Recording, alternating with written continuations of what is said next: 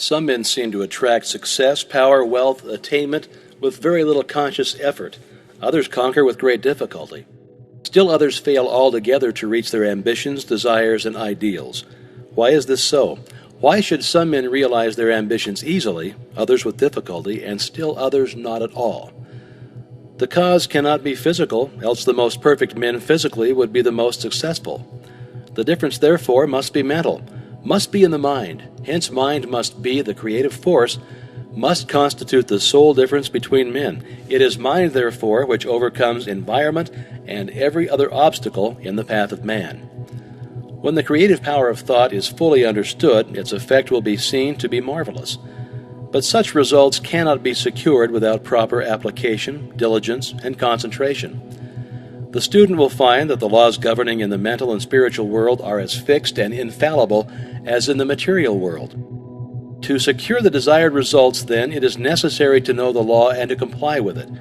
A proper compliance with the law will be found to produce the desired result with invariable exactitude. The student who learns that power comes from within, that he is weak only because he has depended on help from the outside, and who unhesitatingly throws himself on his own thought, instantly rights himself, stands erect, assumes a dominant attitude, and works miracles.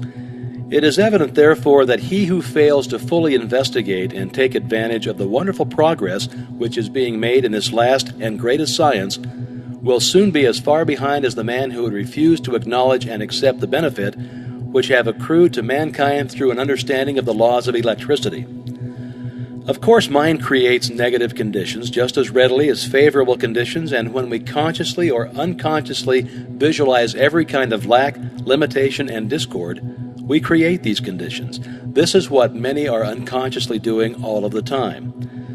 This law, as well as every other law, is no respecter of persons, but is in constant operation and is relentlessly bringing to each individual exactly what he has created. In other words, whatsoever a man soweth, that shall he also reap. Abundance, therefore, depends upon a recognition of the laws of abundance, and the fact that mind is not only the creator, but the only creator of all there is. Certainly nothing can be created before we know that it can be created and then make the proper effort. There is no more electricity in the world today than there was 50 years ago. But until someone recognized the law by which it could be made of service, we receive no benefit. Now that the law is understood, practically the whole world is lit by it. So with the law of abundance, it is only those who recognize the law and place themselves in harmony with it who share in its benefits. The scientific spirit now dominates every field of effort. Relations of cause and effect are no longer ignored. The discovery of a region of law marked an epoch in human progress. It eliminated the element of uncertainty and caprice in men's lives, and substituted law, reason, and certitude. Men now understand that for every result there is an adequate and definite cause, so that when a given result is desired, they seek the condition by which alone this result may be attained. The basis upon which all law rests was discovered by inductive reasoning, which consists of comparing a number of separate instances with one another until the common factor which gives rise to them all is seen. It is the method of study to which the civilized nations owe the greater part of their prosperity and the more valuable part of their knowledge. It has lengthened life, it has mitigated pain, it has spanned rivers, it has brightened the night with the splendor of day. It's extended the range of vision, accelerated motion, annihilated distance, facilitated intercourse, and enabled men to descend into the sea and into the air. What wonder, then, that men soon endeavored to extend the blessing of this system of study to their method of thinking, so that when it became plainly evident that certain results followed a particular method of thinking, it only remained to classify these results. This is method, and it's scientific, and it is the only method by which we shall be permitted to retain that degree of liberty and freedom which we've been accustomed to look upon as an inalienable right, because a people is safe at home and in the world only if national preparedness means such things as growing surpluses of health, accumulated efficiency in public and private business of whatever sort, continuous advance in the science and art of acting together, and the increasingly dominant endeavor to make all of these and all other aspects of national development centers and revolve about ascending life, single and collective, for which science, art, and ethics furnish guidance and controlling motives. The master key is based on absolute scientific truth, and will unfold the possibilities that lie dormant in the individual and teach how they may be brought into powerful action to increase the person's effective capacity, bringing added energy, discernment, vigor, and mental elasticity. The student who gains an understanding of the mental laws which re-unfolded will come into the possession of an ability to secure results hitherto undreamed of, and which has rewards hardly to be expressed in words. It explains the correct use of both the receptive and active elements of the mental nature, and instructs the students in the recognition of opportunity. It strengthens the will and reasoning powers and teaches the cultivation and best uses of imagination, desire, the emotion. It gives initiative, tenacity of purpose, wisdom of choice, intelligent sympathy, and a thorough enjoyment of life on its higher planes. The Master Key teaches the use of mind power, true mind power, not any of the substitutes and perversions. It has nothing to do with hypnotism, magic, or any of the more or less fascinating deceptions by which many are led to think that something can be had for nothing. The Master Key cultivates and develops the understanding which will enable you to control the body and thereby the health. It improves and strengthens the memory. It develops insight, the kind of insight which is so rare, the kind which is the distinguishing characteristic of every successful businessman, the kind which enables men to discern opportunity close at hand.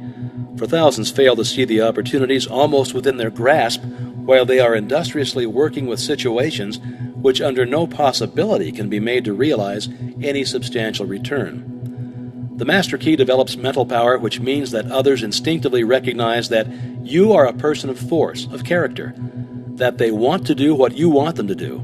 It means that you attract men and things to you, that you are what some people call lucky, and that things just come your way, that you have come into an understanding of the fundamental laws of nature and have put yourself in harmony with them, that you are in tune with the infinite, that you understand the law of attraction, the natural laws of growth, and the psychological laws on which all advantages in the social and business world rest. Mental power is creative power. It gives you the ability to create for yourself. It does not mean the ability to take something away from someone else. Nature never does things that way. Nature makes two blades for grass grow wherever one grew before, and mind power enables men to do the same thing. The Master Key develops insight and sagacity, increased independence, the ability and disposition to be helpful.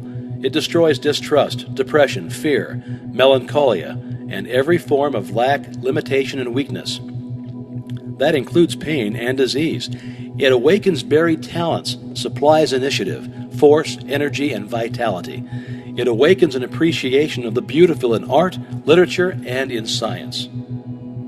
It has changed the lives of thousands of men and women by substituting definite principles for uncertain and hazy methods, and principles for the foundation upon which every system of efficiency must rest. Elbert Gary, the chairman of the United States Steel Corporation, said, "The services of advisors, instructors, efficiency experts in successful management are indispensable to most business enterprises of magnitude. But I deem the recognition and adoption of right principles vastly more important. The Master Key teaches right principles and suggests methods for making a practical application of those very same principles.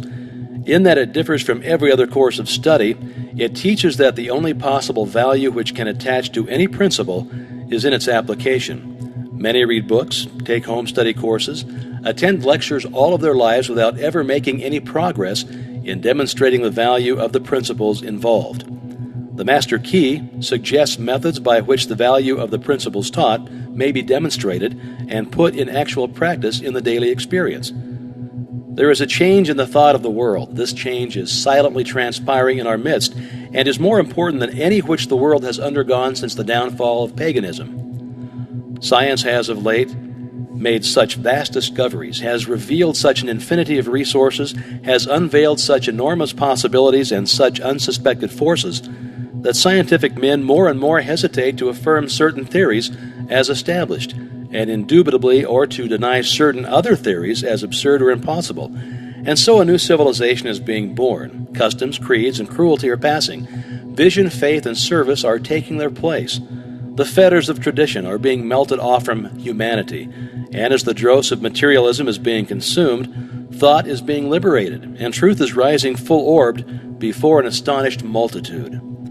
The whole world is on the eve of a new consciousness, a new power, and a new consciousness, a new power, a new realization of the resources within itself. The last century saw the most magnificent material progress in history. The present century will produce the greatest progress in mental and spiritual power. Physical science has resolved matter into molecules, molecules into atoms, and atoms into energy. And it has remained for Sir Ambrose Fleming, in an address before the Royal Institution, to resolve this energy into mind. He says, in its ultimate essence, energy may be incomprehensible by us, except as an exhibition of the direct operation of that which we call mind or will. Now let's see what are the most powerful forces in nature. In the mineral world, everything is solid and fixed. In the animal and vegetable kingdom, it's in a state of flux, forever changing, always being created and recreated. In the atmosphere, we find heat, light, and energy. Each realm becomes finer and more spiritual as we pass from the visible to the invisible, from the coarse to the fine, from the low potentiality to high potential. When we reach the invisible, we find energy in its purest and most volatile state. And as the most powerful forces of nature are the invisible forces, so we find that the most powerful forces of man are his invisible forces, his spiritual force. And the only way in which the spiritual force can manifest is through the process of thinking. Thinking is the only activity which the spirit possesses, and thought is the only product of thinking. Addition and subtraction are therefore a spiritual transaction. Reasoning is a spiritual process. Ideas are spiritual conceptions. Questions are spiritual searchlights, and logic, argument, and philosophy is spiritual machinery. Every thought brings into action certain physical tissue, parts of the brain, nerve, or muscle. This produces an actual physical change in the construction of the tissue. Therefore, it is only necessary to have a certain number of thoughts on a given subject in order to bring about a complete change in the physical organization of a man. This is the process by which failure is changed to success. Thoughts of courage, power, inspiration, harmony are substituted for thoughts of failure, despair, lack, limitation, and discord. And as these thoughts take root, the physical tissue is changed and the individual sees life in a new light. Old things have actually passed away. All things have become new. He is born again, this time born of the Spirit. Life has a new meaning for him. He is reconstructed and is filled with joy, confidence, hope, and energy. He sees opportunities to success to which he was heretofore blind. He recognizes possibilities which before had no meaning for him. The thought of success with which he has been impregnated are radiated to those around him, and they in turn help him onward and upward. He attracts to him new and successful associates, and this in turn changes his environment, so that by this simple exercise of thought, a man changes not only himself, but his environment, circumstances, and conditions. You will see, you must see, that we are at the dawn of a new day, that the possibilities are so wonderful, so fascinating, and so limitless as to be almost bewildering. A century ago, any man with an airplane or even a Gatling gun could have annihilated a whole army equipped with the implements of warfare then in use. And so it is at present. Any man with a knowledge of the possibilities contained in the Master Key has an inconceivable advantage over the multitude. Nature compels us all to move through life. We could not remain stationary however much we wished. Every right-thinking person wants not merely to move through life like a sound-producing, perambulating plant, but to develop, to improve, and to continue the development mentally to the close of physical life. This development can occur only through the improvement of the quality of individual thought and the ideals, actions, and conditions that arise as a consequent. Hence, a study of the creative processes of thought and how to apply them is of supreme importance to each one of us. This knowledge is the means whereby the evolution of human life on earth may be hastened and uplifted in the process. Humanity ardently seeks the truth and explores every avenue to it.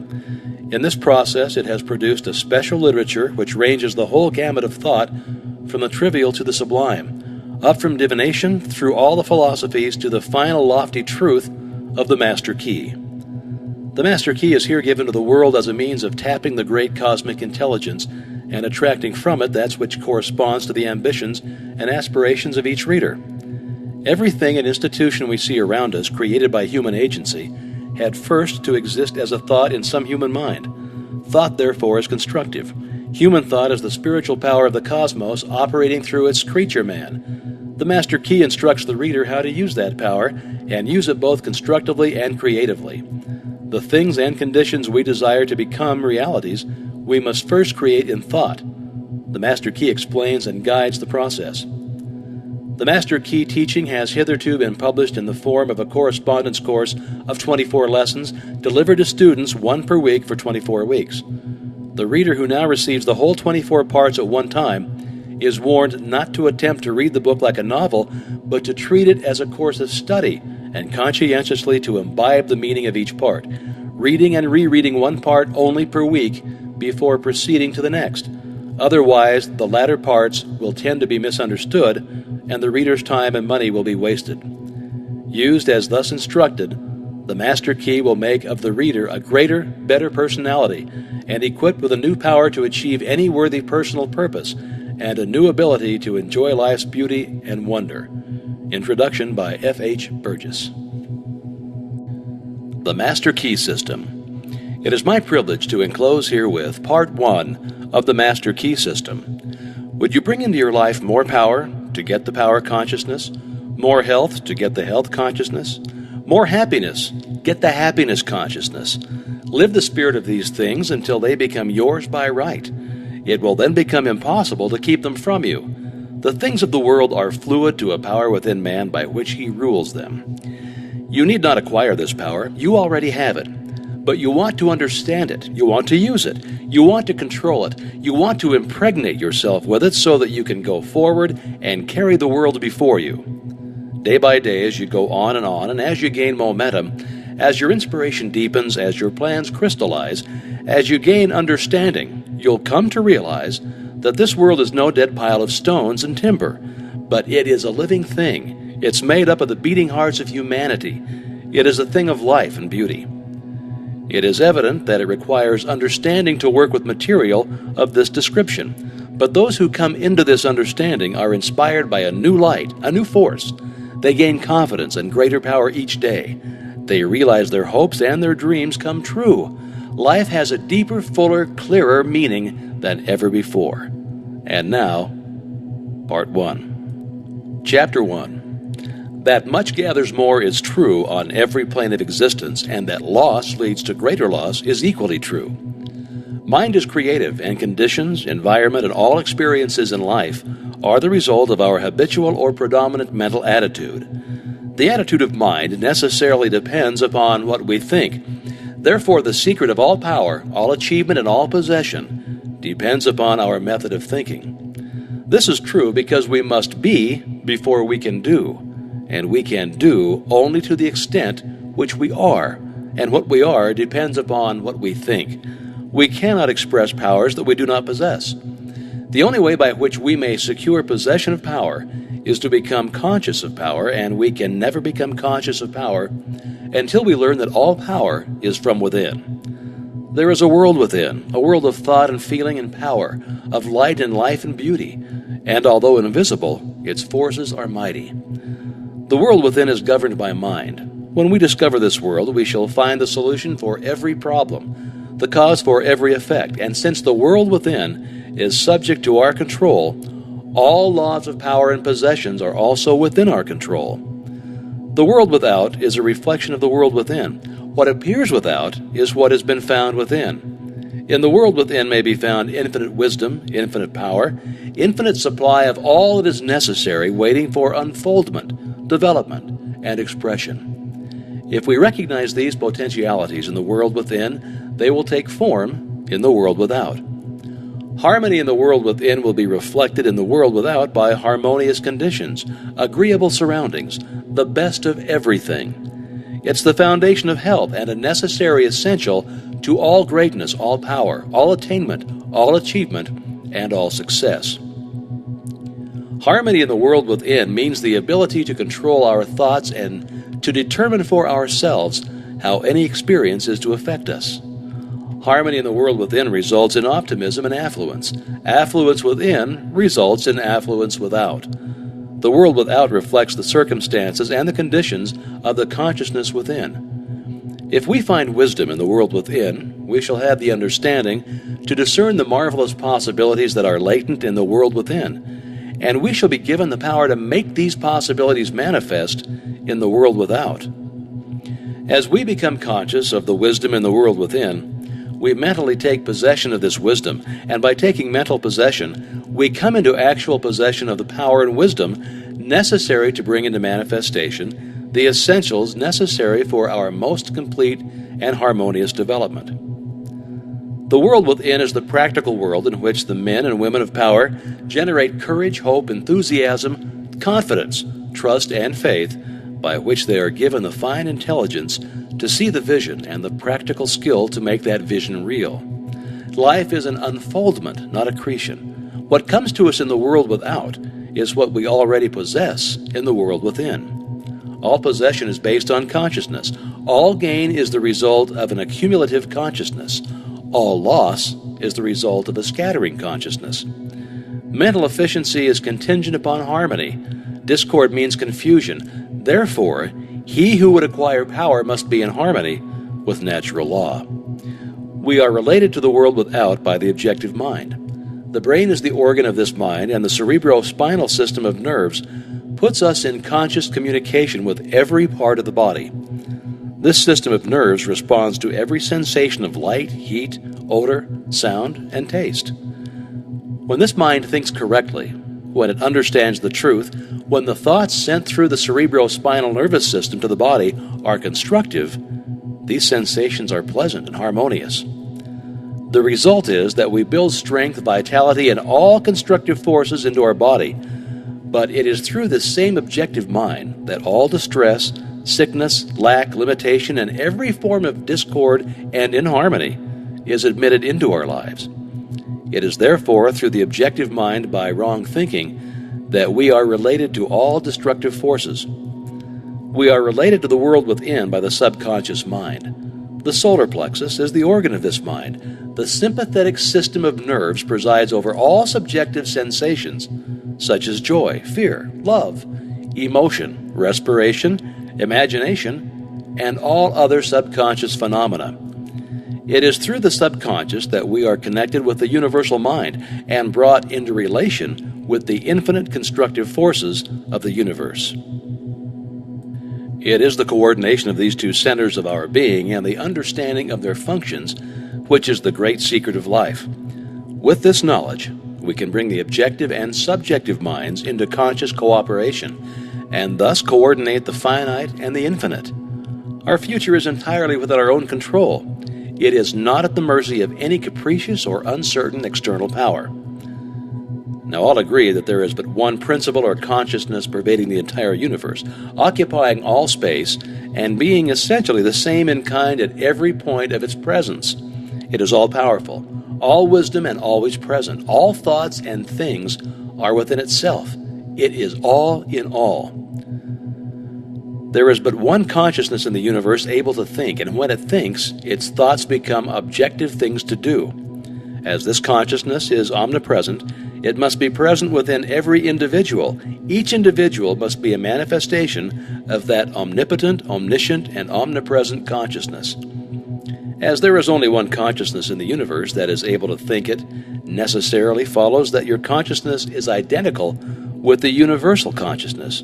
Or in other words, all mind is one mind. There is no dodging this conclusion.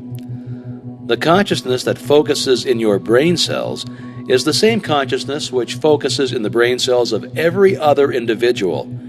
Each individual is but the individualization of the universal, the cosmic mind. The universal mind is static or potential energy. It simply is. It can manifest only through the individual, and the individual can manifest only through the universal. They are one. The ability of the individual to think is his ability to act on the universal and bring it into manifestation. Human consciousness consists only in the ability of man to think. Mind in and of itself is believed to be a subtle form of static energy from which arises the activities called thought, which is the dynamic phase of mind. Mind is static energy. Thought is dynamic energy, the two phases of the same thing. Thought is therefore the vibratory force formed by converting static mind into dynamic mind. As the sum of all attributes are contained in the universal mind, which is omnipotent, omniscient, and omnipresent, these attributes must be present at all times in their potential form in every individual.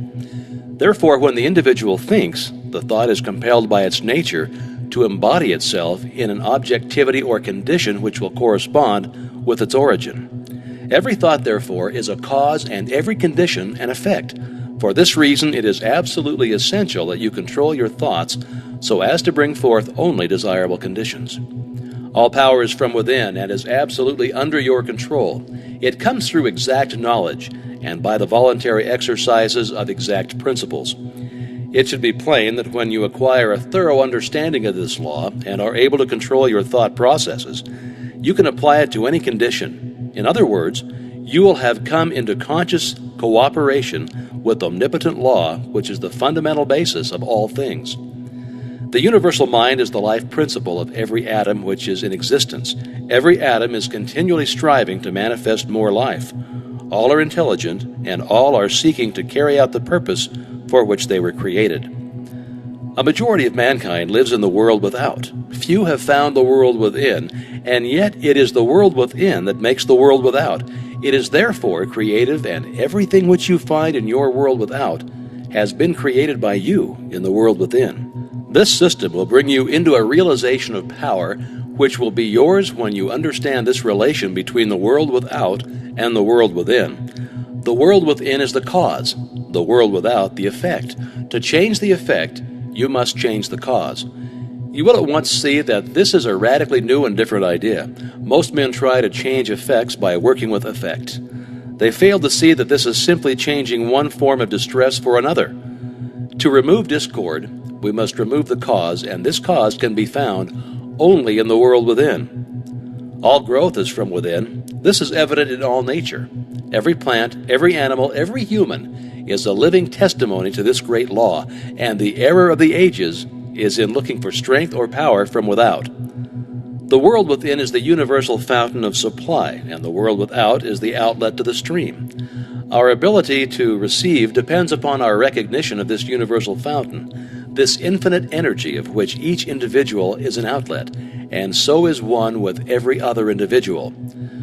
Recognition is a mental process. Mental action is therefore the interaction of the individual upon the universal mind. And as the universal mind is the intelligence which pervades all space and animates all living things, this mental action and reaction is the law of causation. But the principle of causation does not obtain in the individual, but in the universal mind. It is not an objective faculty, but a subjective process, and the results are seen in an infinite variety of conditions and experiences. In order to express life, there must be mind. Nothing can exist without mind. Everything which does exist is some manifestation of this one basic substance from which and by which all things have been created and are continually being recreated. We live in a fathomless sea of plastic mind substance. This substance is ever alive and active.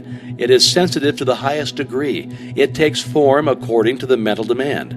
Thought forms the mold or matrix from which the substance expresses. Remember that it is in the application alone that the value consists, and that a practical understanding of this law will substitute abundance for poverty, wisdom for ignorance, harmony for discord, and freedom for tyranny.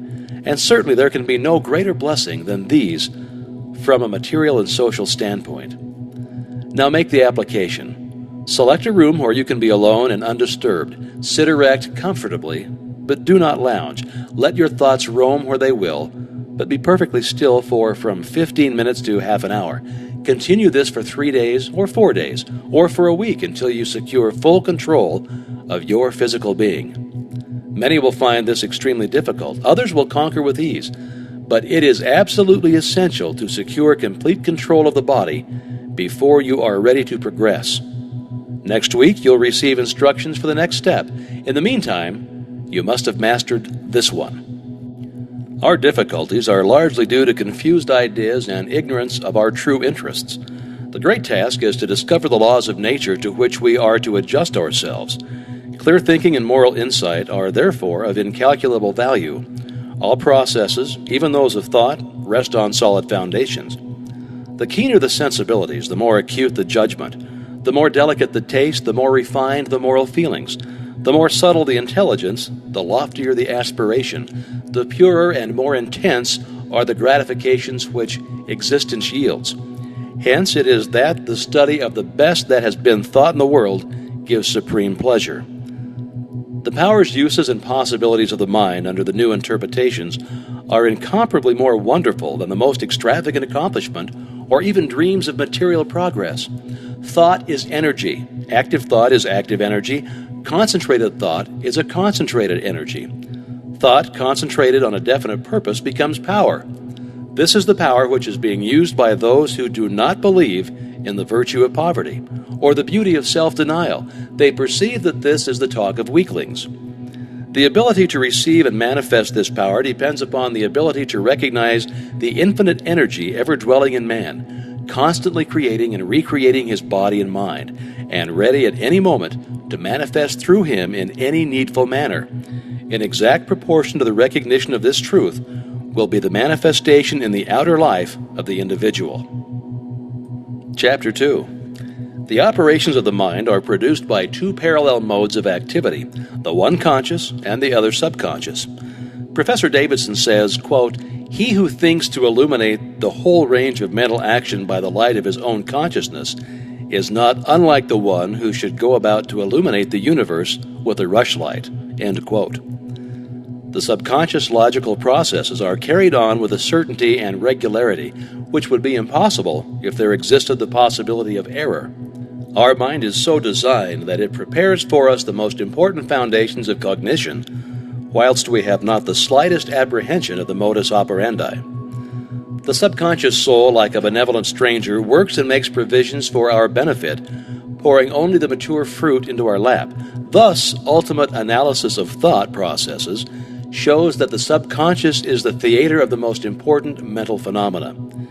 It is through the subconscious that Shakespeare must have perceived, without effort, great truths which are hidden from the conscious mind of the student, that Phidias fashioned marble and bronze, that Raphael painted Madonnas and Beethoven composed symphonies. Ease and perfection depend entirely upon the degree in which we cease to depend upon the consciousness. Playing the piano, skating, operating the typewriter, the skilled trades depend for their perfect execution on the process of the subconscious mind.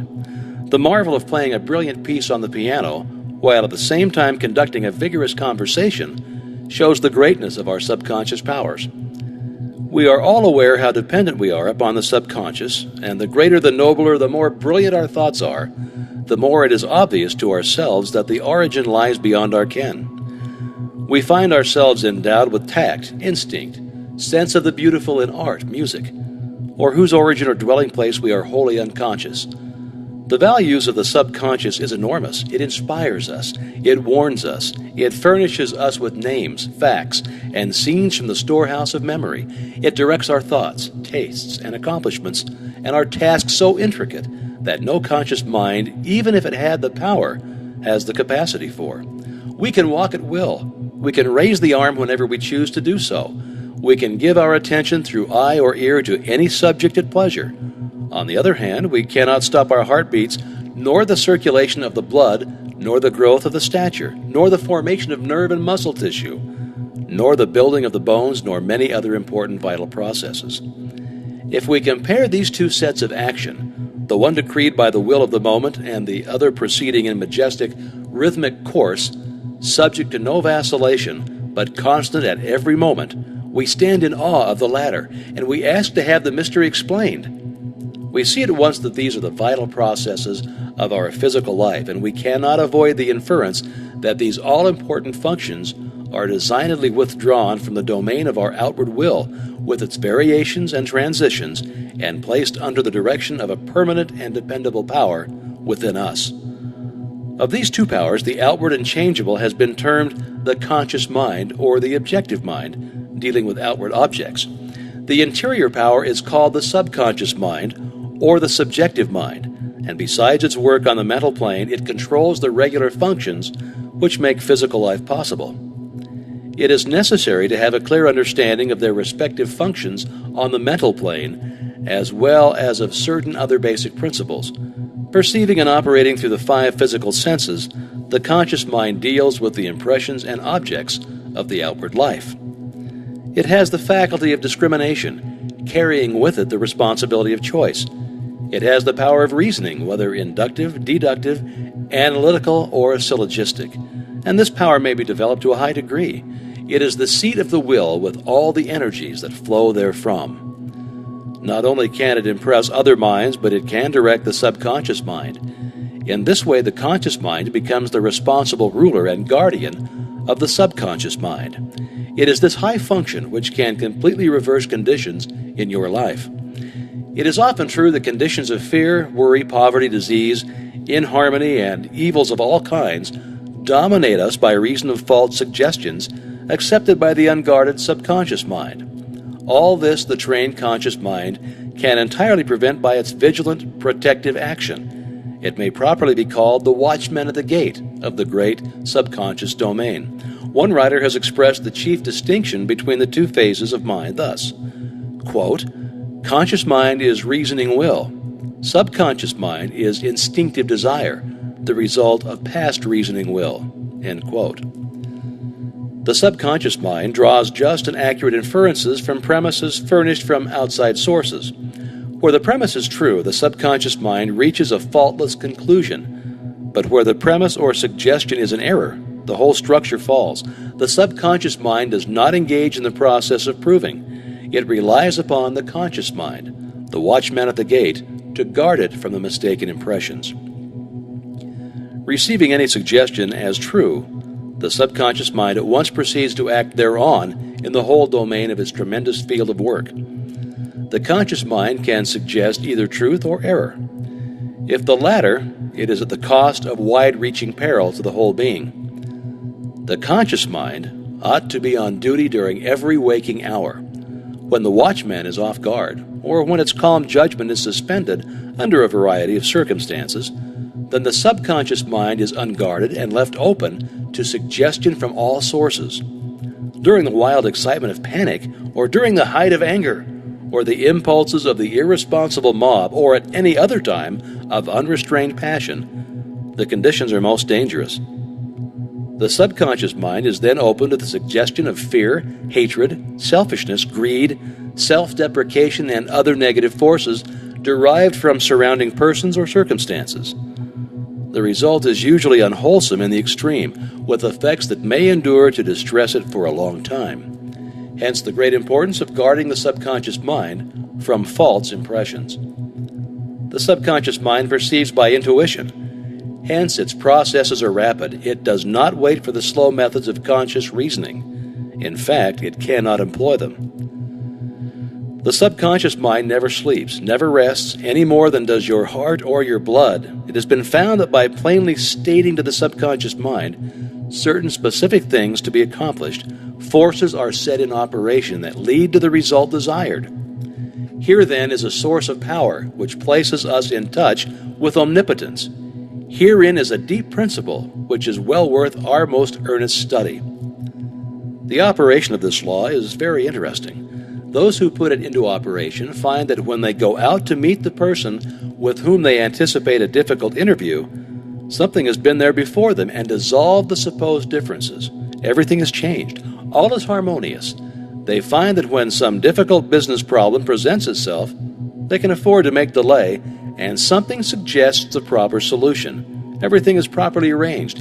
In fact, those who have learned to trust the subconscious find that they have infinite resources at their command. The subconscious mind is the seat of our principles and our aspirations. It is the fount of our artistic and altruistic ideals. These instincts can only be overthrown by an elaborate and gradual process of undermining the innate principles. The subconscious mind cannot argue controversially. Hence, if it has accepted wrong suggestions, the sure method of overcoming them is by the use of a strong counter-suggestion, frequently repeated, which the mind must accept, thus eventually forming new and healthy habits of thought and life. For the subconscious mind is the seat of habit. That which we do over and over becomes mechanical. It is no longer an act of judgment, but has worn its deep grooves into the subconscious mind. This is favorable for us if the habit be wholesome and right. If it be harmful and wrong, the remedy is to recognize the omnipotence of the subconscious mind and suggest present actual freedom. The subconscious, being creative and one with our divine source, will at once create the freedom suggested.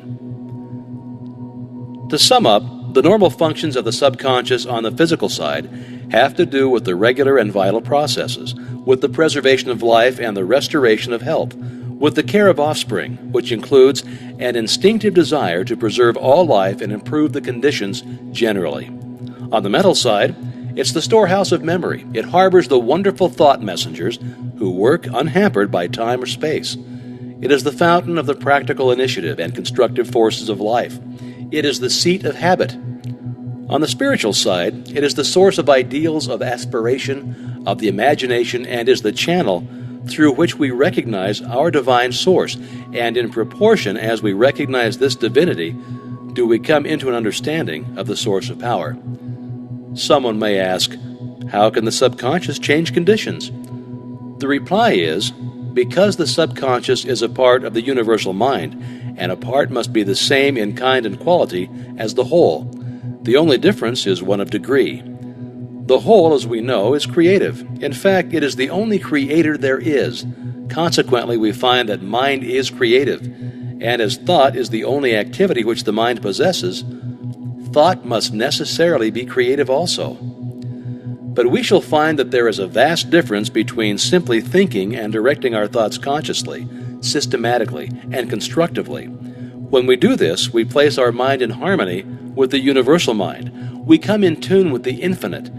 We set in operation the mightiest force in existence, the creative power of the universal mind. This, as in everything else, is governed by natural law, and this law is the law of attraction, which is that mind is creative and will automatically correlate with its object and bring it into manifestation. Now, last time I gave you an exercise for the purpose of securing control of the physical body. If you've accomplished this, you are ready to advance. This time, you'll begin to control your thought. Always take the same room, the same chair, and the same position, if possible. In some cases, it is not convenient to take the same room. In this case, simply make the best use of such conditions as may be available. Now be perfectly still as before, but inhibit all thought. This will give you control over all thoughts of care, worry, and fear, and will enable you to entertain only the kind of thoughts that you desire. Continue this exercise until you gain complete mastery. You'll not be able to do this for more than a few moments at a time, but the exercise is valuable because it will be a very practical demonstration of the great number of thoughts which are constantly trying to gain access into your mental world.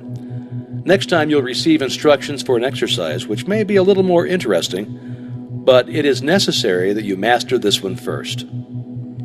You have found that the individual may act on the universal, and that the result of this action and interaction is cause and effect. Thought, therefore, is the cause, and the experiences with which you meet in life are the effect. Eliminate, therefore, any possible tendency to complain of conditions as they have been or as they are, because it rests with you to change them and make them what you would like them to be. Direct your effort to a realization of the mental resources always at your command, from which all real and lasting power comes. Persist in this practice until you come to a realization of the fact that there can be no failure in the accomplishment of any proper object in life if you but understand your power and persist in your object, because the mind forces are ever ready to lend themselves to a purposeful will in the effort to crystallize thought and desire into actions, events, and conditions. Whereas in the beginning of each function of life and each action is the result of conscious thought, the habitual actions become automatic and the thought that controls them passes into the realm of the subconscious. Yet it is just as intelligent as before. It is necessary that it becomes automatic or subconscious in order that the self-conscious mind may attend to other things. The new actions will, however, in their turn, become habitual, then automatic, and then subconscious, in order that the mind again may be freed from this detail and advanced to still other activities.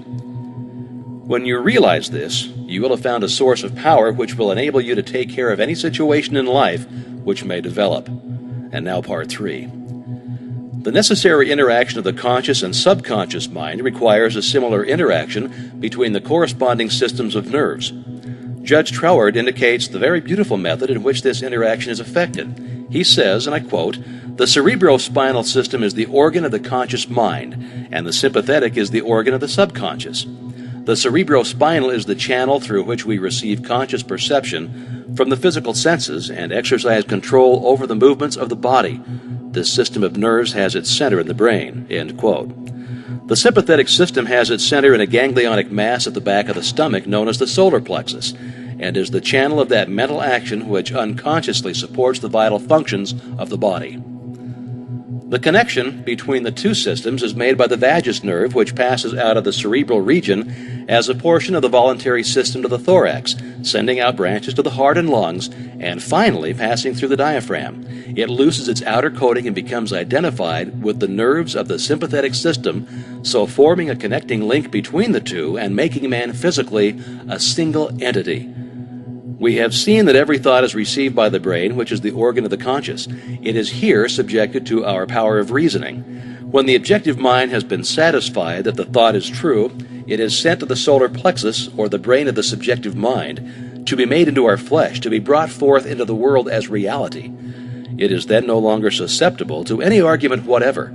The subconscious mind cannot argue, it only acts. It accepts the conclusions of the objective mind as final.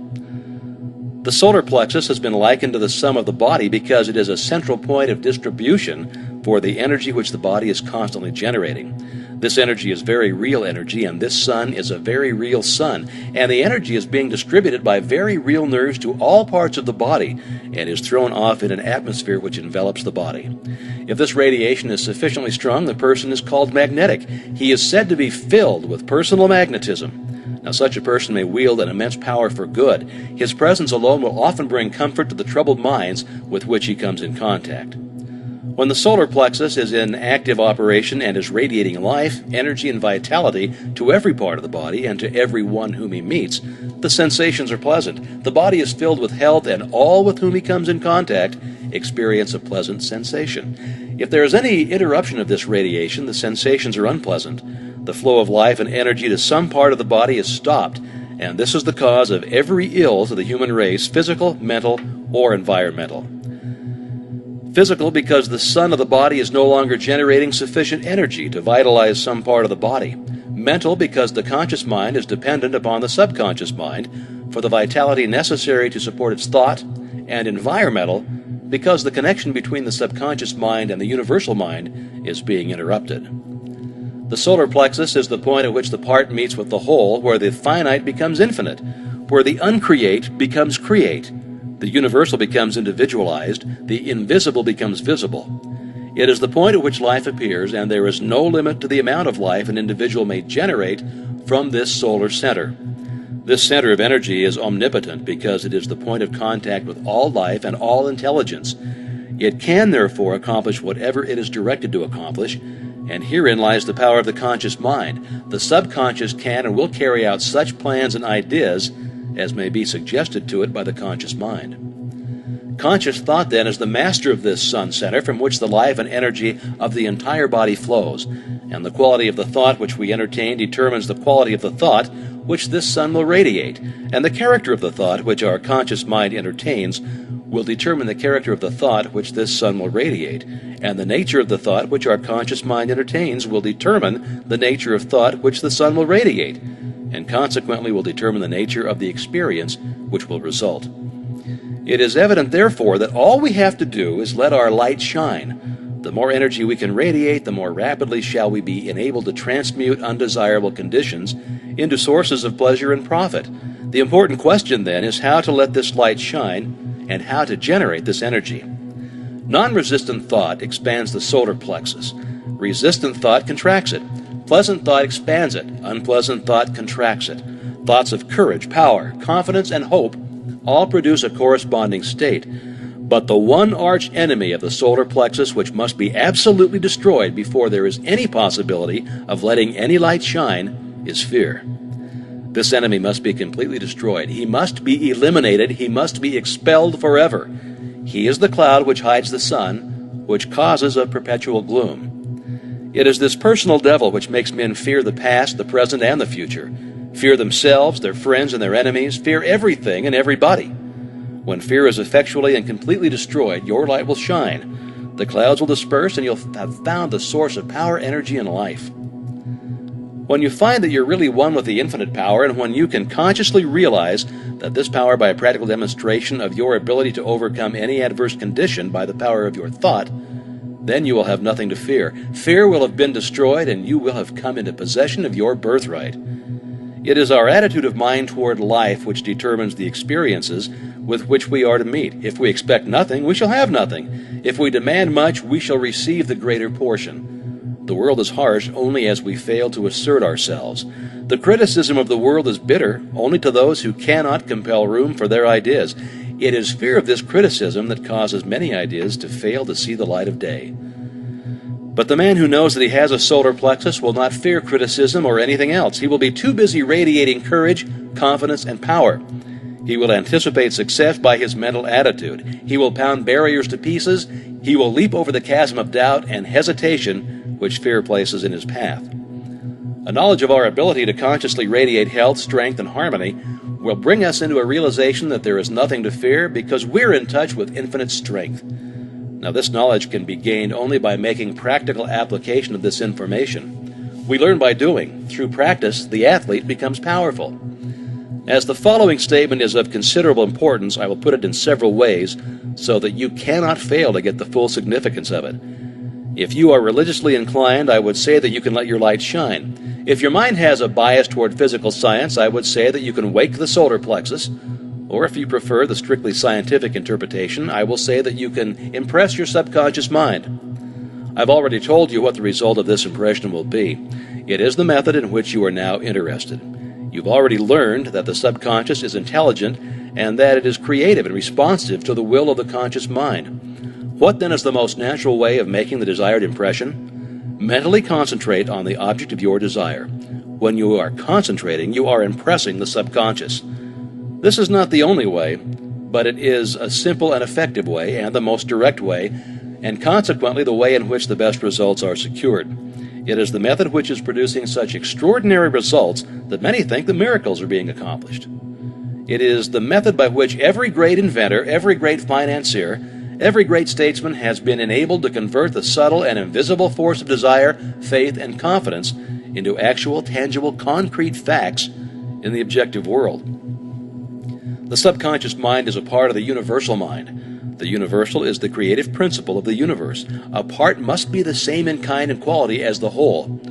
This means that this creative power is absolutely unlimited. It is not bound by precedent of any kind, and consequently has no prior existing pattern by which to apply its constructive principle. We have found that the subconscious mind is responsive to our conscious will, which means that the unlimited creative power of the universal mind is within control of the conscious mind of the individual. When making a practical application of this principle, in accordance with the exercises given in the subsequent lessons, it is well to remember that it is not necessary to outline the method by which the subconscious will produce the results you desire. The finite cannot inform the infinite. You are simply to say what you desire, not how you are to obtain it.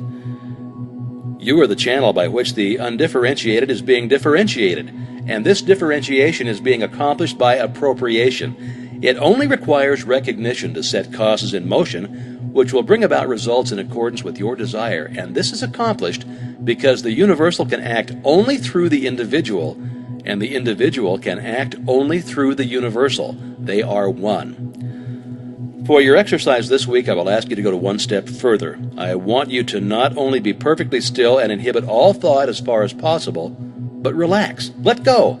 Let the muscles take their normal condition. This will remove all pressure from the nerves and eliminate that tension which so frequently produces physical exhaustion. Physical relaxation is a voluntary exercise of the will, and the exercise will be found to be of great value as it enables the blood to circulate freely to and from the brain and the body. Tension leads to mental unrest and abnormal mental activity of the mind. It produces worry, care, fear, and anxiety. Relaxation is therefore an absolute necessity in order to allow the mental faculties to exercise the greatest freedom. Make this exercise as thorough and complete as possible. Mentally determine that you will relax every muscle and nerve until you feel quiet and restful and at peace with yourself and the world. The solar plexus will then be ready to function, and you're going to be very surprised at the result. Enclosed herewith, I hand you part 4. Now this part will show you why what you think or do or feel is an indication of what you are. Thought is energy, and energy is power, and it is because all the religions, sciences, and philosophies with which the world has heretofore been familiar have been based upon the manifestation of this energy instead of the energy itself, that the world has been limited to effects, while causes have been ignored or misunderstood. For this reason we have God and the devil in religion, positive and negative in science, and good and bad in philosophy. The master key reverses the process. It is interested only in cause, and the letters received from students tell a marvelous story. They indicate conclusively that students are finding the cause, whereby they may secure for themselves health, harmony, abundance, and whatever else may be necessary for their welfare and happiness. Life is expressive, and it is our business to express ourselves harmoniously and constructively. Sorrow, misery, unhappiness, disease, and poverty are not necessities, and we are constantly eliminating them. But this process of eliminating consists in rising above and beyond limitation of any kind. He who has strengthened and purified his thought need not concern himself about microbes, and he who has come into an understanding of the law of abundance will go at once to the source of supply. It is thus that fate, fortune, and destiny will be controlled as readily as a captain controls his ship or an engineer his train. And now part 4. The I of you is not the physical body, that is simply an instrument which the I uses to carry out its purposes. The I cannot be the mind, for the mind is simply another instrument which the I uses with which to think, reason, and plan. The I must be something which controls and directs both the body and the mind, something which determines what they shall do and how they shall act. When you come into a realization of the true nature of this I, you will enjoy a sense of power which you have never before known. Your personality is made up of countless individual characteristics, peculiarities, habits, and traits of character. These are the results of your former method of thinking, but they have nothing to do with the real I. When you say, I think, the I tells the mind what it shall think. When you say, I go, the I tells the physical body where it shall go.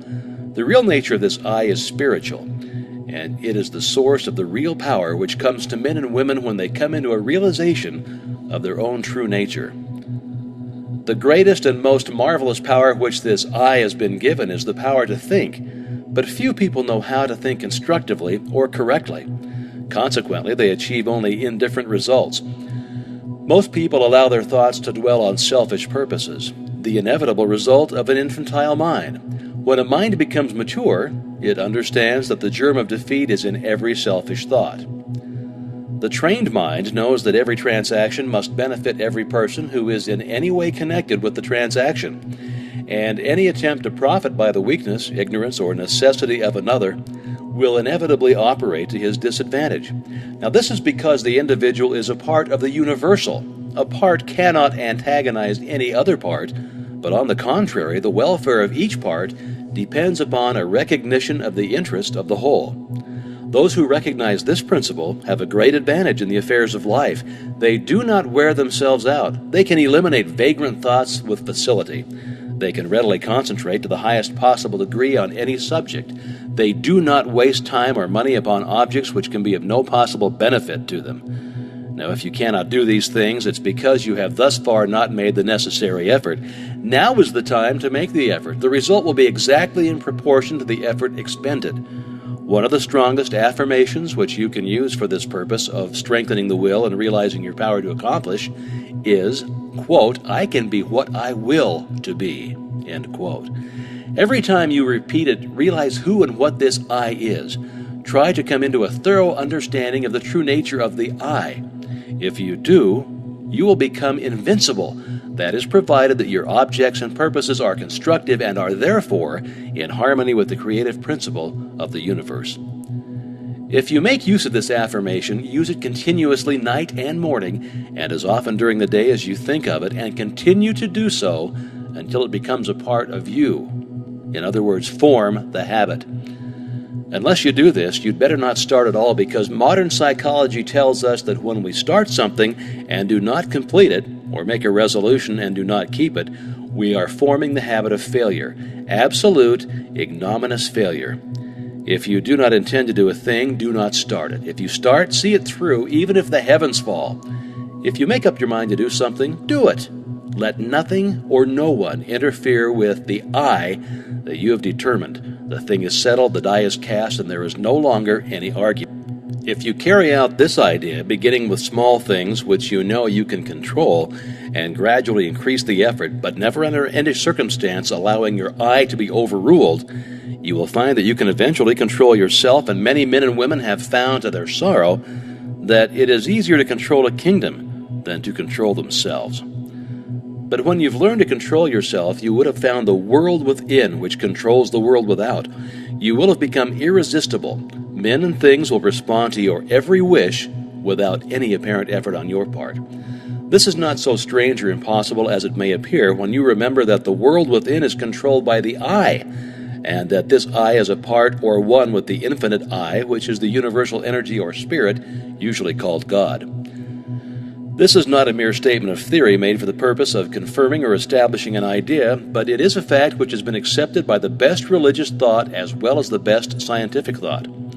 Herbert Spencer said, I quote, "Amid all the mysteries by which we are surrounded, nothing is more certain than that we are ever in the presence of an infinite and eternal energy from which all things proceed." End quote. Lyman Abbott, in an address delivered before the alumni of Bangor Theological Seminary, said, quote, "We are coming to think of God as dwelling in man rather than as operating on men." Science goes a little way in its search and then stops. Science finds the ever-present eternal energy, but religion finds the power behind this energy, and it locates it within man. But this is by no means a new discovery. The Bible says exactly the same thing, and the language is just as plain and convincing. It says, "Know ye not that ye are the temple of the living God?" Here then is the secret of the wonderful creative power of the world within. Here is the secret of power, of mastery. To overcome does not mean to go without things. Self-denial is not success. We cannot give unless we get. We cannot be helpful unless we're strong. The infinite is not bankrupt, and we who are the representatives of infinite power should not be bankrupts either. And if we wish to be of service to others, we must have power and more power, but to get it, we must give it. We must be of service. The more we give, the more we shall get. We must become a channel whereby the universal can express activity. The universal is constantly seeking to express itself, to be of service, and it seeks the channel whereby it can find the greatest activity, where it can do the most good, where it can be of the greatest service to mankind. The universal cannot express through you as long as you're busy with your plans, your own purposes. Quiet the senses, seek inspiration, focus the mental activity on the within. Dwell in the consciousness of your unity with omnipotence. Still water runs deep. Contemplate the multitudinous opportunities to which you have spiritual access by the omnipresence of power. Visualize the events, circumstances, and conditions which these spiritual connections may assist in manifesting. Realize the fact that the essence and soul of all things is spiritual, and that the spiritual is the real, because it is the life of all there is. When the spirit is gone, the life is gone. It is dead. It has ceased to exist. These mental activities pertain to the world within, to the world of cause and conditions and circumstances, which result are the effect. It is thus that you become a creator. Now this is important work, and the higher, loftier, grander, and more noble ideals which you can conceive, the more important the work will become. Overwork or overplay or over-bodily activity of any kind produces conditions of mental apathy, and also stagnation, which makes it impossible to do the more important work, which results in a realization of conscious power. We should, therefore, seek the silence frequently. Power comes through repose.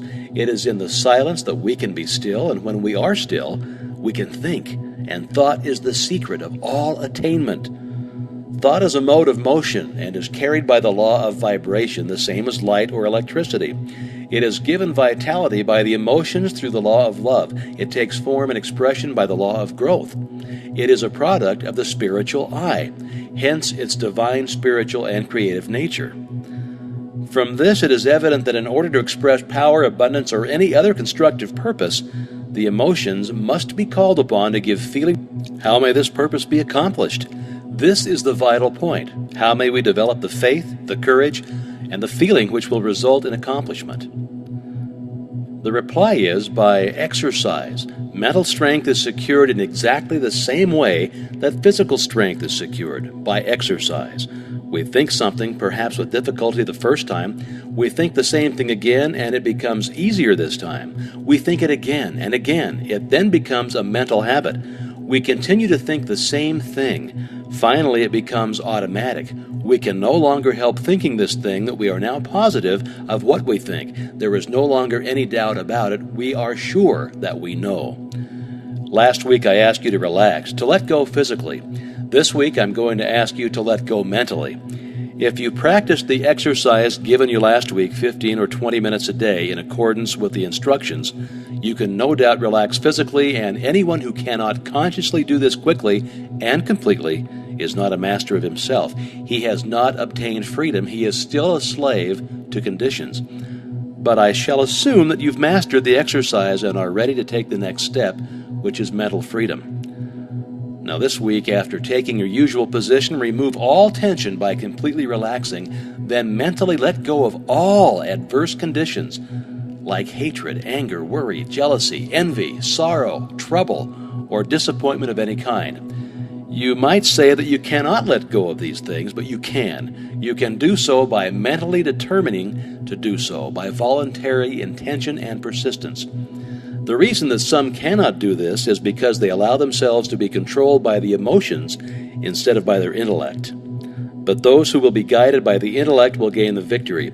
You will not succeed the first time you try, but practice makes perfect. In this, as in everything else, you must succeed in dismissing, eliminating, and completely destroying these negative and destructive thoughts, because they are the seed which is constantly germinating into discordant conditions of every conceivable kind and description. There is nothing truer than that the quality of thought which we entertain correlates certain externals in the outside world. This is the law from which there is no escape, and it is the law, this correlative of the thought with its object, that from time immemorial has led the people to believe in special providence. And now enclosed you will find Part 5.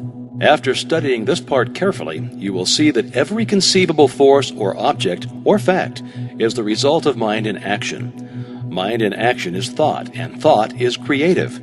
Men are thinking now as they have never thought before. Therefore, this is a creative stage, and the world is awarding its richest prizes to the thinkers. Matter is powerless, passive, and inert. Mind is force, energy, and power. Mind shapes and controls matter. Every form from which matter takes is but the expression of some pre-existing thought. But thought works no magic transformations. It obeys natural laws. It sets in motion natural forces. It releases natural energies. It manifests in your conduct and actions, and these in turn react upon your friends and acquaintances, and eventually upon the whole of your environment. You can originate thought, and since thoughts are creative, you can create for yourself the very things you desire. And now Part 5. At least 90% of our mental life is subconscious, so that those who fail to make use of this mental power live within very narrow limits. The subconscious can and will solve any problem for us if we know how to direct it. The subconscious processes are always at work. The only question is, are we to be simply passive recipients of this activity, or are we to consciously direct the work? Shall we have a vision of the destination to be reached, the dangers to be avoided, or shall we simply drift? We have found that mind pervades every part of the physical body and is always capable of being directed or impressed by authority coming from the objective or from the more dominant portion of the mind. The mind which pervades the body is largely the result of heredity, which in turn is simply the result of all the environments of all past generations on the responsive and ever-moving life forces. An understanding of this fact will enable us to use our authority when we find some undesirable trait of character manifesting. We can consciously use all of the desirable characteristics with which we have been provided, and we can repress and refuse to allow the undesirable ones to manifest. Again, this mind which pervades our physical body is not only the result of hereditary tendencies, but it is the result of home, business, and social environment where countless thousands of impressions, ideas, prejudices, and similar thoughts have been received. Much of this has been received from others. The result of opinions, suggestions, or statements, much of it is the result of our own thinking, but nearly all of it has been accepted with little or no examination or consideration. The idea seemed plausible. The conscious received it, passed it on to the subconscious, where it was taken up by the sympathetic system and passed on to be built into our physical body. The Word has become flesh. This, then, is the way we are consistently creating and recreating ourselves. We are today the result of our past thinking, and we shall be what we're thinking today. The law of attraction is bringing to us not the things we should like or the things we wish for, or even the things someone else has, but it brings us our own, the things which we have created by our thought processes, whether consciously or unconsciously. Unfortunately, many of us are creating these things unconsciously. Now, if either of us were building a home for ourselves, how careful would we be in regard to the plans? How would we study every detail? How we should watch the material and select only the best of everything, and yet how careless we are when it comes to building our mental home, which is infinitely more important than any physical home, as everything which can possibly enter into our lives depends upon the character of the material which enters into the construction of our own mental home. So what is the character of this material? We've seen that it is the result of the impressions which we have accumulated in the past and stored away in our subconscious mentality. If these impressions have been of fear, of worry, of care, or of anxiety, or if they've been despondent, negative, doubtful, well, then the texture of the material which we are weaving today will be of the same negative material. Instead of being any value, it will be mildewed and rotten, and will bring us only more toil and care and anxiety. We shall be forever busy trying to patch it up and make it appear at least genteel. But if we've stored away nothing but courageous thought, if we've been optimistic, positive, and have immediately thrown any kind of negative thought on the scrap pile, have refused to have anything to do with it, have refused to associate with it, or become identified with it in any way, what then is the result? Our mental material is now of the best kind. We can weave any kind of material we want. We can use any color we wish. We know that the texture is firm, that the material is solid, that it will not fade, and we will have no fear, no anxiety concerning the future. There is nothing to cover, there are no patches to hide. These are psychological facts. There is no theory or guesswork about these thinking processes at all. There's nothing secret about them. In fact, they are so plain that everyone can understand them. The thing to do is have a mental house cleaning, and to have this house cleaning every day, and keep the house clean. Mental, moral, and physical cleanliness are absolutely indispensable if we're to make progress of any kind. When this mental house cleaning process has been completed, the material which is left will be suitable for the making of the kind of ideals or mental images which we desire to realize. There is fine estates awaiting a claimant. Its broad acres with abundant crops, running water, and fine timber stretch away as far as the eye can see. There is a mansion, spacious and cheerful, with rare pictures, a well-stocked library, rich hangings, and every comfort and luxury. All the heir has to do is assert his heirship, take possession, and use the property. He must use it. He must not let it decay, for use is the condition on which he holds it. To neglect it is to lose possession. In the domain of mind and spirit, in the domain of practical power, such an estate is yours. You are the heir. You can assert your heirship and possess and use this rich inheritance. Power over circumstances is one of its fruits. Health, harmony, and prosperity are assets upon its balance sheet. It offers you poise and peace. It costs you only the labor of studying and harvesting its great resources. It demands no sacrifice except the loss of your limitations, your servitudes, your weakness. It clothes you with self-honor and puts a scepter in your hands. To gain this estate, 3 processes are necessary. First, you must earnestly desire it. Second, you must assert your claim. And third, you must take possession. You admit that those are not burdensome conditions. You're familiar with the subject of heredity. Darwin, Huxley, Haeckel, and other physical scientists have piled evidence mountain high that heredity is a law attending progressive creation. It is progressive heredity which gives man his erect attitude, his power of motion, the organs of digestion, blood circulation, nerve force, muscular force, bone structure, and a host of other faculties on the physical side.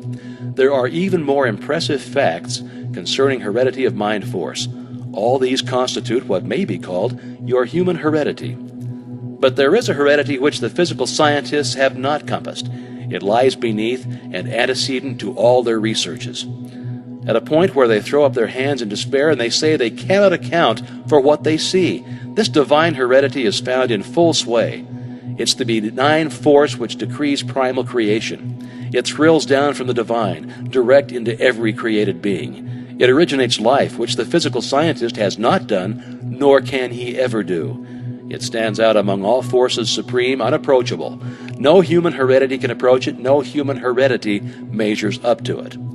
This infinite life flows through you. It is you. Its doorways are but the faculties which comprise your consciousness. To keep open these doors is the secret of power. Is it not worthwhile to make that effort? The great fact is that the source of all life and all power comes from within. Persons, circumstances, and events may suggest need and opportunities, but the inside strength and power to answer these needs will be found within. Avoid counterfeits. Build firm foundations for your consciousness upon forces which flow direct from the infinite source, the universal mind of which you are the image and likeness. Those who have come into possession of this inheritance are never quite the same. They have come into possession of a sense of power hitherto undreamed of. They can never again be timid, weak, vacillating, or fearful. They are indissolubly connected with omnipotence, and something in them has been aroused. They have suddenly discovered that they possess a tremendous latent ability of which they were heretofore entirely unconscious. This power is from within, but we cannot receive it unless we give it. Use is the condition upon which we hold this inheritance. We are each of us but the channel through which the omnipotent power is being differentiated into form. Unless we give the channel and is obstructed and we can receive no more. This is true on every plane of existence and in every field of endeavor and all walks of life. The more we give, the more we get. The athlete who wishes to get strong must make use of the strength he has, and the more he gives, the more he gets. The financier who wishes to make money must make use of the money he has, for only by using it can he get more. Now, the merchant who does not keep his goods going out will soon have none coming in. The corporation which fails to give efficient service will soon lack customers. The attorney who fails to get results will soon lack clients, and so it goes everywhere. Power is contingent upon a proper use of the power already in our possession. What is true in every field of endeavor, every experience in life, is true of the power from which every other power known among men is begotten. Spiritual power. Take away the spirit, and what is left? Nothing. If then the spirit is all there is, upon the recognition of this fact must depend the ability to demonstrate all power, whether physical, mental, or spiritual. All possession is the result of the accumulative attitude of mind or the money consciousness. This is the magic wand which will enable you to receive the idea, and it will formulate plans for you to execute, and you will find as much pleasure in the execution as in the satisfaction of attainment and achievement. Now go to your room, take the same seat, the same position as heretofore, and mentally select a place which has pleasant associations. Make a complete mental picture of it. See the buildings, the grounds, the trees, see your friends, associations, everything complete. At first you'll find yourself thinking of everything under the sun except the ideal upon which you desire to concentrate. But don't let that discourage you. Persistence will win, but persistence requires that you practice these exercises every day without fail. And now it's my privilege to enclose Part 6. This part will give you an excellent understanding of the most wonderful piece of mechanism which has ever been created. A mechanism whereby you may create for yourself strength, health, success, prosperity, or any other condition which you desire. Necessities are demands, and demands create action, and actions bring about results. The process of evolution is constantly building our tomorrows out of our todays. Individual development, like universal development, must be gradual with an ever-increasing capacity and volume. The knowledge that if we infringe upon the rights of others, we become moral thorns and find ourselves entangled at every turn of the road should be an indication that success is contingent upon the highest moral ideal, which is the greatest good to the greatest number. Aspiration, desire, and harmonious relations constantly and persistently maintained will accomplish results. The greatest hindrance is erroneous and fixed ideas.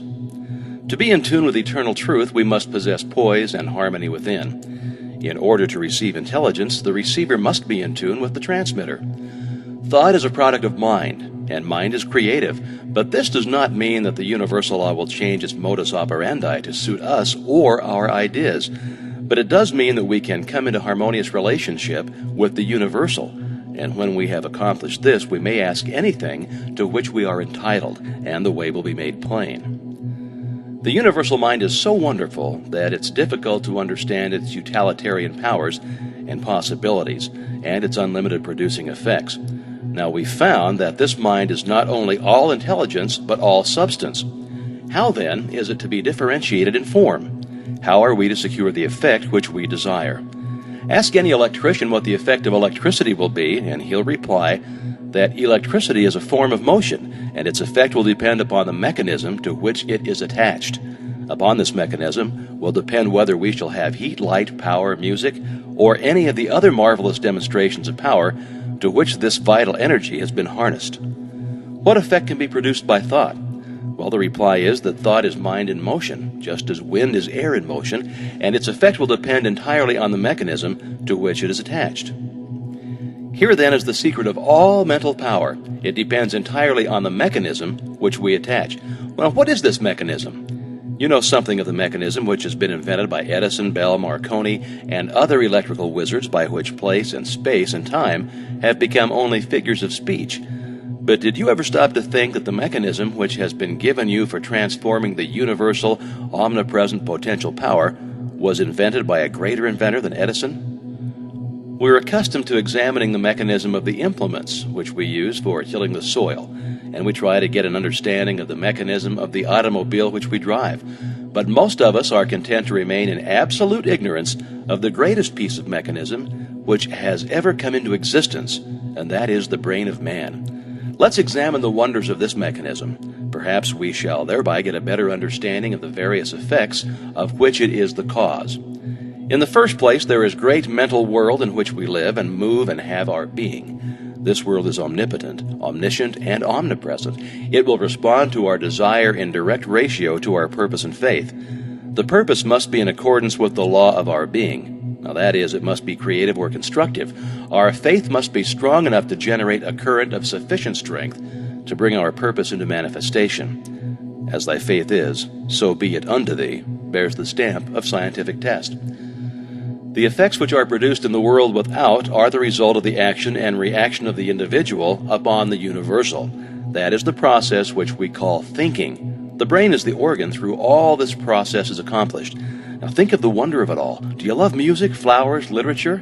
Or are you inspired by the thought of ancient or modern genius? Remember, every beauty to which you respond must have its corresponding outline in your brain before you can appreciate it. There's not a single virtue or principle in the storehouse of nature which the brain cannot express. The brain is an embryonic world, ready to develop at any time as necessity may arise. If you can comprehend that this is a scientific truth and one of the wonderful laws of nature, it will be easier for you to get an understanding of the mechanism by which these extraordinary results are being accomplished.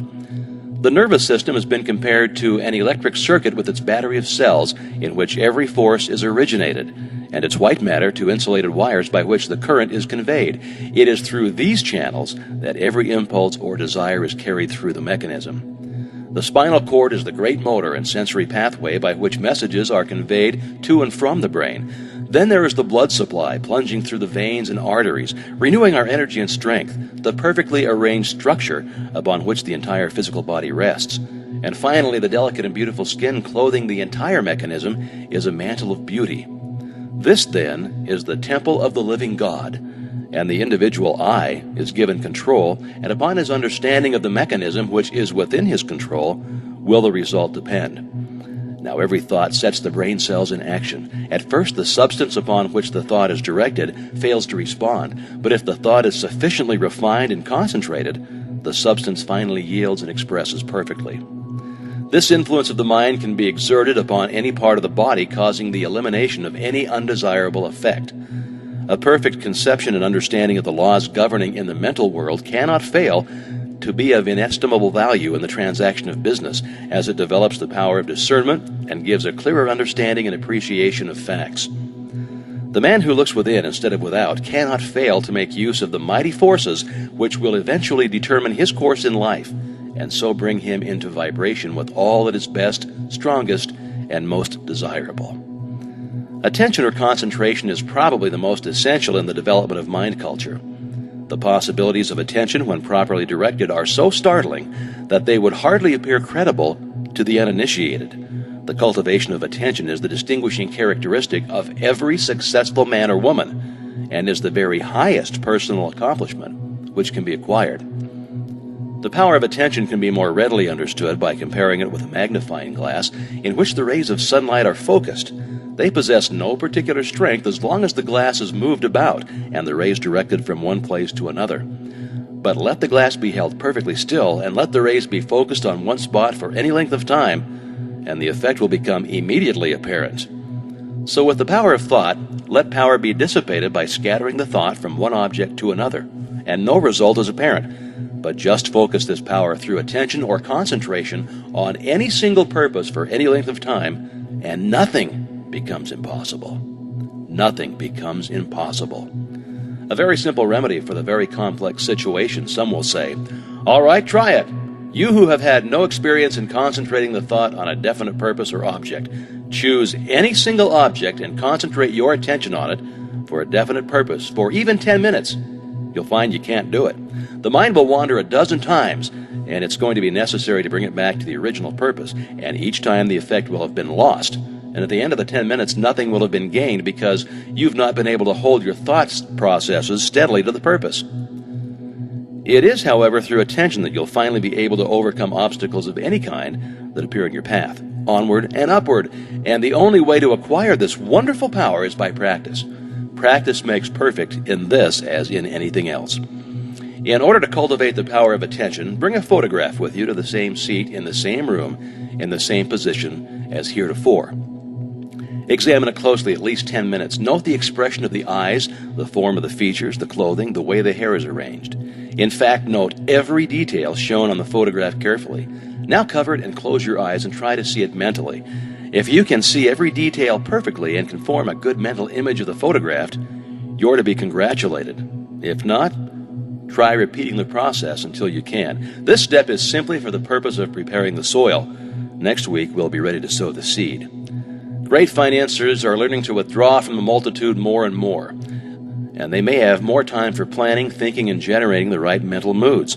Successful businessmen are constantly demonstrating the fact that it pays to keep in touch with the thought of other successful businessmen. A single idea may be worth millions of dollars, and these ideas can only come to those who are receptive, who are prepared to receive them, and who are in successful frames of mind.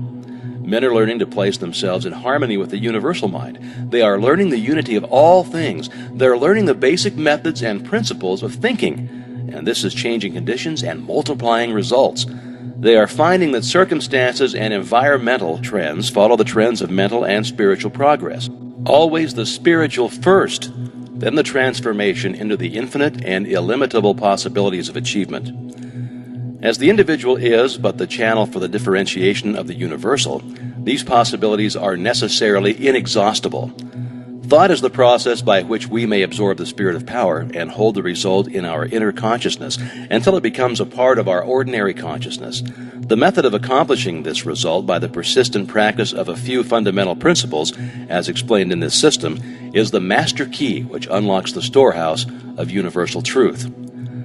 These two great sources of human suffering at present are bodily disease and mental anxiety.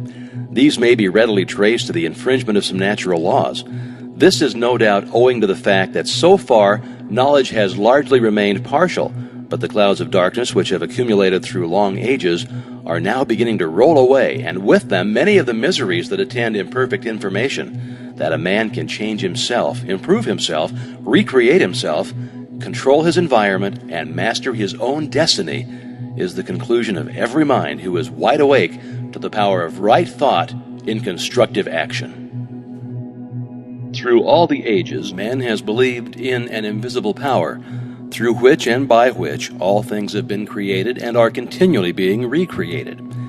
We may personalize this power and call it God, or we may think of it as the essence or spirit which permeates all things, but in either case the effect is still the same. So far as the individual is concerned, the objective, the physical, the visible, is the personal, that which can be cognized by the senses. It consists of body, brain, and nerves. The subjective is the spiritual, the invisible, the impersonal. The personal is conscious because it is a personal entity. The impersonal being, the same in kind and quality as all other beings, is not conscious of itself and has therefore been termed the subconscious. The personal or conscious has the power of will and choice, and can therefore exercise discrimination in the selection of methods whereby to bring about the solution of difficulties.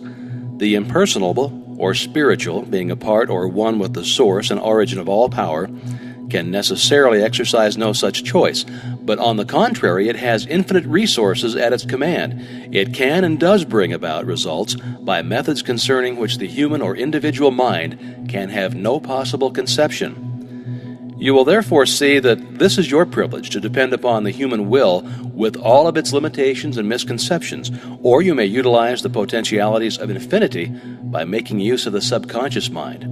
Here then is the scientific explanation of the wonderful power which has been put within your control, if you but understand, appreciate, and recognize it. One method of consciously utilizing this omnipresent power is outlined now in Part 7. Visualization is the process of making mental images, and the image is the mold or the model which will serve as a pattern from which your future will emerge. Make the pattern clear and make it beautiful. Don't be afraid. Make it grand. Remember that no limitation can be placed upon you by anyone but yourself. You are not limited as to cost or material. Draw on the infinite for your supply. Construct it in your imagination. It will have to be there before it will ever appear anywhere else. Make the image clear and clean-cut. Hold it firmly in the mind, and you will gradually and constantly bring the thing nearer to you. You can be what you will to be. This is another psychological fact which is well known, but unfortunately, reading about it will not bring about any result which you may have in mind. It won't even help you to form the mental image, much less bring it into manifestation. Work is necessary. Labor, hard mental labor, the kind of effort which so few are willing to put forth. The first step is idealization. It is likewise the most important step because it is the plan on which you are going to build. It must be solid. It must be permanent. The architect, when he plans a 30-story building, has every line and detail pictured in advance. The engineer, when he spans a chasm, first ascertains the strength requirements of 1,000,000 separate parts. They see the end before a single step is taken. So you are to picture in your mind what you want. You are sowing the seed, but before sowing any seed, you want to know what the harvest is to be. This is idealization. If you're not sure, return to the chair daily until the picture becomes plain. It will gradually unfold. First, the general plan will be dim, but it will take shape. The outline will take form, then the details, and you will gradually develop the power by which you will be enabled to formulate plans which will eventually materialize in the objective world. You will come to know what the future holds for you. Then comes the process of visualization. You must see the picture more and more complete, see the detail, and as the details begin to unfold, the ways and means for bringing it into manifestation will develop. One thing will lead to another. Thought will lead to action. Action will develop methods. Methods will develop friends, and friends will bring about circumstances, and finally the third step, or materialization, will have been accomplished. We all recognize the universe must have been thought into shape before it could ever have become a material fact, and if we're willing to follow along the lines of the great architect of the universe, we shall find our thoughts taking form just as the universe took concrete form. It's the same mind operating through the individual. There is no difference in kind or quality. The only difference is one of degree. The architect visualizes his buildings. He sees it as he wishes it to be. His thought becomes a plastic mold from which the building will eventually emerge, a high one or a low one, a beautiful one or a plain one. His vision takes form on paper, and eventually the necessary material is utilized and the building stands complete. The inventor visualizes his idea in exactly the same manner. For instance, Nikola Tesla, he with the giant intellect, one of the greatest inventors of all ages, the man who has brought forth the most amazing realities, always visualizes his inventions before attempting to work them out. He did not rush to embody them in form and then spend his time in correcting defects. Having first built up the idea in his imagination, he held it there as a mental picture, to be reconstructed and improved by his thought. In this way, he writes in The Electrical Experimenter, I am enabled to rapidly develop and perfect a conception without touching anything. When I have gone so far as to embody in the invention every possible improvement I can think of, and see no fault anywhere, I put it into concrete, the product of my brain. Invariably, my device works, and as I conceived it should. In 20 years, there's not been a single exception. Now, if you can consciously follow these directions, you'll develop faith, the kind of faith that is the substance of things hoped for, the evidence of things not seen. You will develop confidence, the kind of confidence that leads you to endurance and courage. You'll develop the power of concentration, which will enable you to exclude all thoughts except for the ones which are associated with your purpose. The law is that thought will manifest in form, and only one who knows how to be the divine thinker of his own thoughts can ever take a master's place and speak with authority. Clearness and accuracy are obtained only by repeatedly having the image in mind. Each repeated action renders the image more clear and accurate than the preceding, and in proportion to the clearness and accuracy of the image, it will outline toward manifestation. You must build it firmly and securely in your mental world, the world within, before it can take form in the world without, and you can build nothing of value, even in the mental world, unless you have the proper material. When you have the material, you can build anything you wish, but make sure of your material. You cannot make broadcloth from shoddy. This material will be brought out by millions of silent mental workers and fashioned into the form of the image which you have in mind. Now think of it. You have over 5 million of these mental workers ready and in active use. They're called brain cells. Besides this, there's another reserve force of at least an equal number, ready to be called into action at the slightest need. Your power to think, then, is almost unlimited, and this means that your power to create the kind of material which is necessary to build for yourself any kind of environment which you desire is practically unlimited. In addition to these millions of mental workers, you have billions of mental workers in the body, every one of which is endowed with sufficient intelligence to understand and act upon any message or suggestion given. These cells are all busy creating and recreating the body, but in addition to this, they are endowed with psychic activity whereby they can attract to themselves the substance necessary for perfect development. They do this by the same law and in the same manner that every form of life attracts to itself the necessary material for growth. The oak, the rose, the lily, they all require certain material for their most perfect expression, and they secure it by silent demand. The law of attraction, the most certain way for you to secure what you require for your most complete development. Make the mental image, make it clear, distinct, perfect. Hold it firmly. The ways and means will develop. Supply will follow. The demand you will be led to do the right thing at the right time and in the right way. Earnest desire will bring about confident expectation, and this in turn must be reinforced by firm demand. These three cannot fail to bring about attainment because the earnest desire is the feeling, the confident expectation is the thought, and the firm demand is the will. And as we've seen, feeling gives vitality to thought, and the will holds it steadily until the law of growth brings it into manifestation. Is it not wonderful that man has such tremendous power within himself, such transcendental faculties concerning which he had no conception? Is it not strange that we have always been taught to look for strength and power without? We've been taught to look everywhere but within, and whenever this power manifested in our lives, we were told that it was something supernatural. There are many who have come to an understanding of this wonderful power, and who make more serious and conscientious efforts to realize health, power, and other conditions, and they seem to fail. They don't seem to be able to bring the law into operation. The difficulty in nearly every case is that they're dealing with externals. They want money, power, health, and abundance, but they fail to realize that these are the effects and can come only when the cause is found. Those who will give no attention to the world without will seek only to ascertain the truth. They will look only for wisdom, and they will find that this wisdom will unfold and disclose the source of all power, that it will manifest in thought and purpose, which will create the external conditions desired. This truth will find expression in noble purpose and courageous action. Create ideals only. Give no thought to the external conditions. Make the world within beautiful and opulent, and the world without will express and manifest the condition which you have within. You will come into a realization of your power to create ideals, and these ideals will be projected into the world of effect. For instance, a man is in debt. He will continually be thinking about the debt, concentrating on it, and his thoughts are causes. The result is that he not only fastens the debt closer to him, but he actually creates more debt. He's putting the great law of attraction into operation with the usual and inevitable result. Loss leads to greater loss. So what then is the correct principle? Concentrate on the things you want, not on the things you don't want. Think of abundance. Idealize the methods and plans for putting the law of abundance into operation. Visualize the condition which the law of abundance creates. This will result in manifestation. If the law operates perfectly to bring about poverty, lack, and every form of limitation for those who are continually entertaining thoughts of lack and fear, it will operate with the same certainty to bring about conditions of abundance and opulence for those who entertain thoughts of courage and of power. This is a difficult problem for many.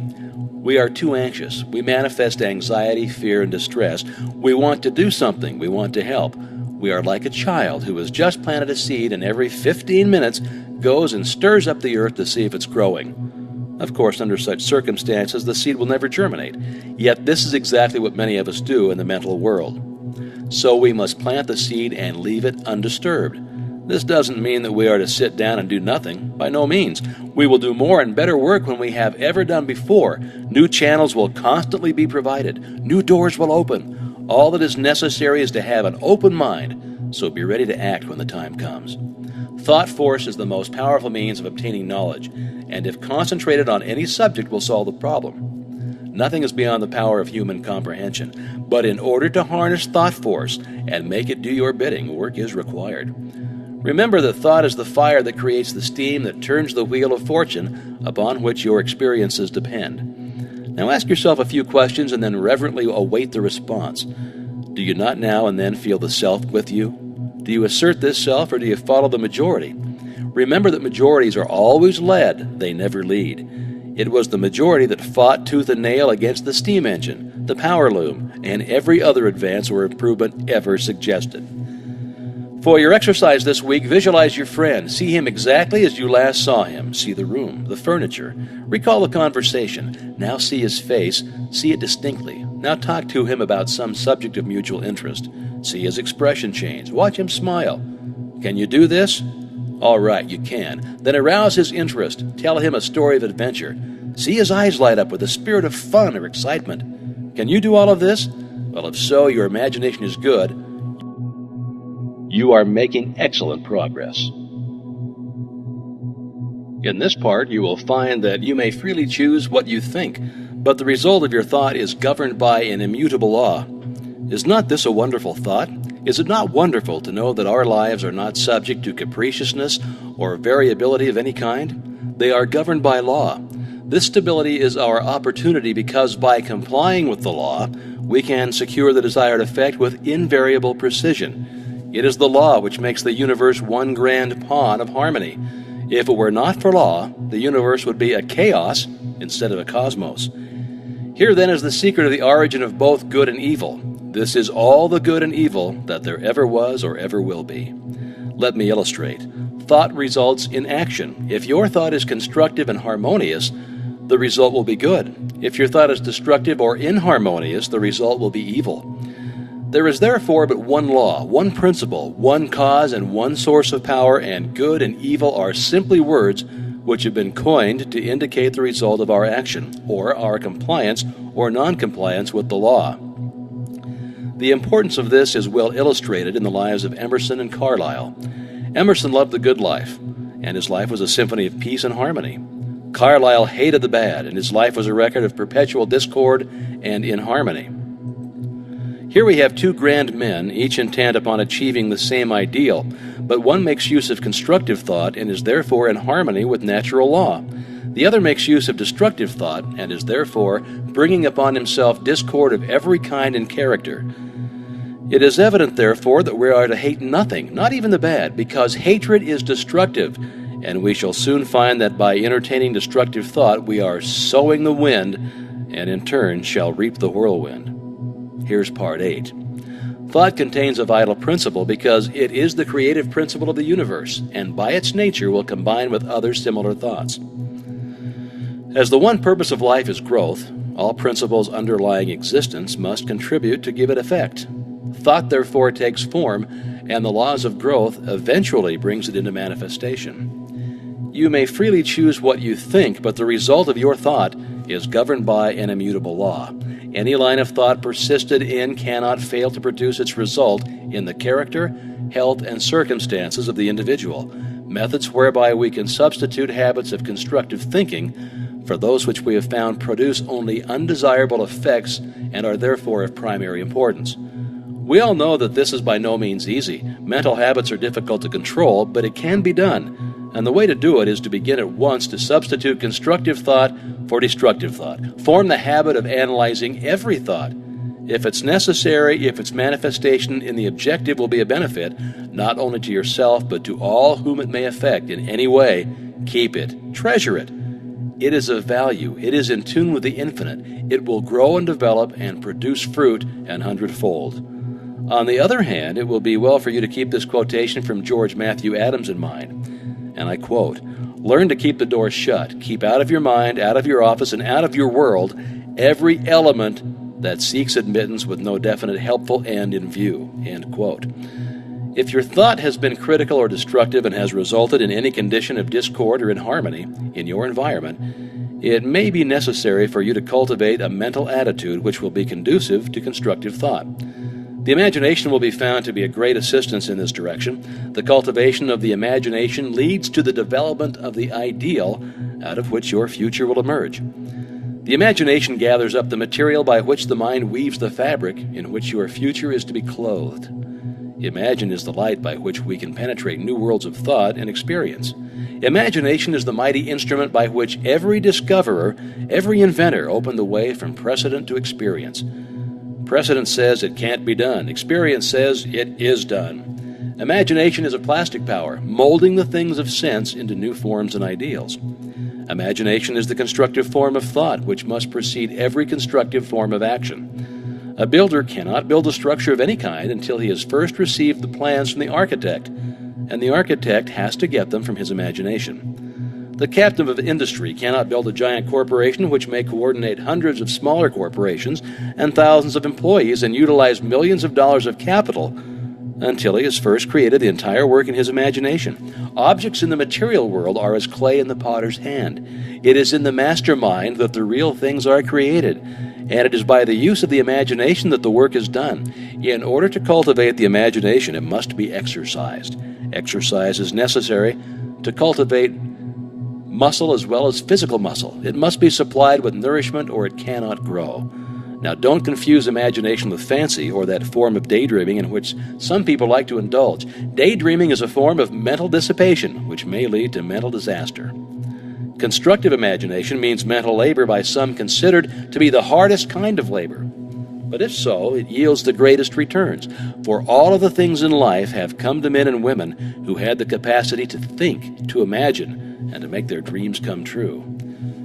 When you've become thoroughly conscious of the fact that mind is the only creative principle, that it is omnipotent, omniscient, and omnipresent, and that you can consciously come into harmony with this omnipotence through your power of thought, then you will have taken a long step in the right direction. The next step is to place yourself in position to receive this power. As it is omnipresent, it must be within you. We know that this is so because we know that all power is from within, but it must be developed, unfolded, cultivated, and in order to do this, we must be receptive. And this receptivity is acquired just as physical strength is gained by exercise. The law of attraction will certainly and unerringly bring to you the conditions, environment, and experiences in life corresponding with your habitual characteristic, predominant mental attitude. Not what you think once in a while when you're in church or have just read a good book, but your predominant mental attitude is what counts. You can't entertain weak, harmful, negative thoughts 10 hours a day and expect to bring about beautiful, strong, and harmonious conditions by 10 minutes of strong, positive, creative thought.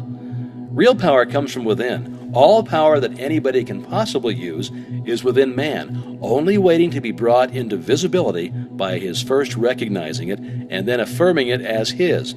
working it into his consciousness until he becomes one with it. Now, people say they desire abundant life, and so they do, but so many interpret this to mean that if they will exercise their muscles or breathe scientifically, eat certain foods in certain ways, drink so many glasses of water every day of just a certain temperature, keep out of drafts, they will attain the abundant life they seek. Now, the result of such methods is but indifferent. However, when a man awakens to the truth and affirms his oneness with all life, he finds that he takes on the clear eye, the elastic step, the vigor of youth. He finds that he has discovered the source of all power. All mistakes are but the mistakes of ignorance. Knowledge gaining and consequent power is what determines growth and evolution. The recognition and demonstration of knowledge is what constitutes power, and this power is spiritual power, and this spiritual power is the power which lies at the heart of all things. It is the soul of the universe. This knowledge is the result of man's ability to think. Thought is therefore the germ of man's conscious evolution. When man ceases to advance in his thoughts and ideals, his forces immediately begin to disintegrate, and his countenance gradually registers these changing conditions. Successful men make it their business to hold ideals of the conditions which they wish to realize. They constantly hold in mind the next step necessary to the ideal for which they are striving. Thoughts are the materials with which they build, and the imagination is their mental workshop. Mind is the ever-moving force with which they secure the persons and circumstances necessary to build their success structure, and imagination is the matrix in which all great things are fashioned. If you've been faithful to your ideal, you will hear the call when circumstances are ready to materialize your plans, and results will correspond in the exact ratio of the fidelity to your ideal. The ideal steadily held is what predetermines and attracts the necessary conditions for its fulfillment. It is thus that you may weave a garment of spirit and power into the web of your entire existence. It is thus that you may lead a charmed life and be forever protected from all harm. It is thus that you may become a positive force, whereby conditions of opulence and harmony may be attracted to you. This is the leaven which is gradually permeating the general consciousness and is largely responsible for the conditions of unrest which are everywhere evident. In the last part, you created a mental image. You brought it from the invisible into the visible. This week, I want you to take an object and follow it back to its origination. See of what it really consists. If you do this, you will develop imagination, insight, perception, and sagacity. These come not by the superficial observation of the multitude, but by a keen, analytical observation which sees below the surface. It is the few who know that the things which they see are only effects, and understand the causes by which these effects were brought into existence. Take the same position as heretofore and visualize a battleship. See the grim monster floating on the surface of the water. There appears to be no life anywhere about. All is silence. You know that by far the largest part of the vessel is underwater out of sight. You know that the ship is as large and as heavy as a 20-story skyscraper. You know that there are hundreds of men ready to spring to their appointed task instantly. You know that every department is in charge of able, trained, skilled officials who have proven themselves competent to take charge of this marvelous piece of mechanism. You know that although it lies apparently oblivious to everything else, it has eyes which see everything for miles around, and nothing is permitted to escape its watchful vision. You know that while it appears quiet, submissive, and innocent, it is prepared to hurl a steel projectile weighing thousands of pounds at an enemy many miles away. This and much more you can bring to mind with comparatively no effort whatsoever. But how did the battleship come to be where it is? How did it come into existence in the first place? All of this you want to know if you're a careful observer. Now follow the great steel plates through the foundries. See the thousands of men employed in their production. Go still further back and see the ore as it comes from the mine. See it loaded on barges or cars. See it melted and properly treated. Go back still further and see the architect and engineers who planned the vessel. Let the thought carry you back still further in order to determine why they planned the vessel. You'll see that you're now so far back that the vessel is something intangible. It no longer exists. It is now only a thought that exists in the brain of the architect. But from where did the order plan come? Probably from the Secretary of Defense. But probably this vessel was planned long before the war was thought of, and the Congress had to pass a bill appropriating the money. Possibly there was opposition and speeches for or against the bill. Now, whom do these congressmen represent?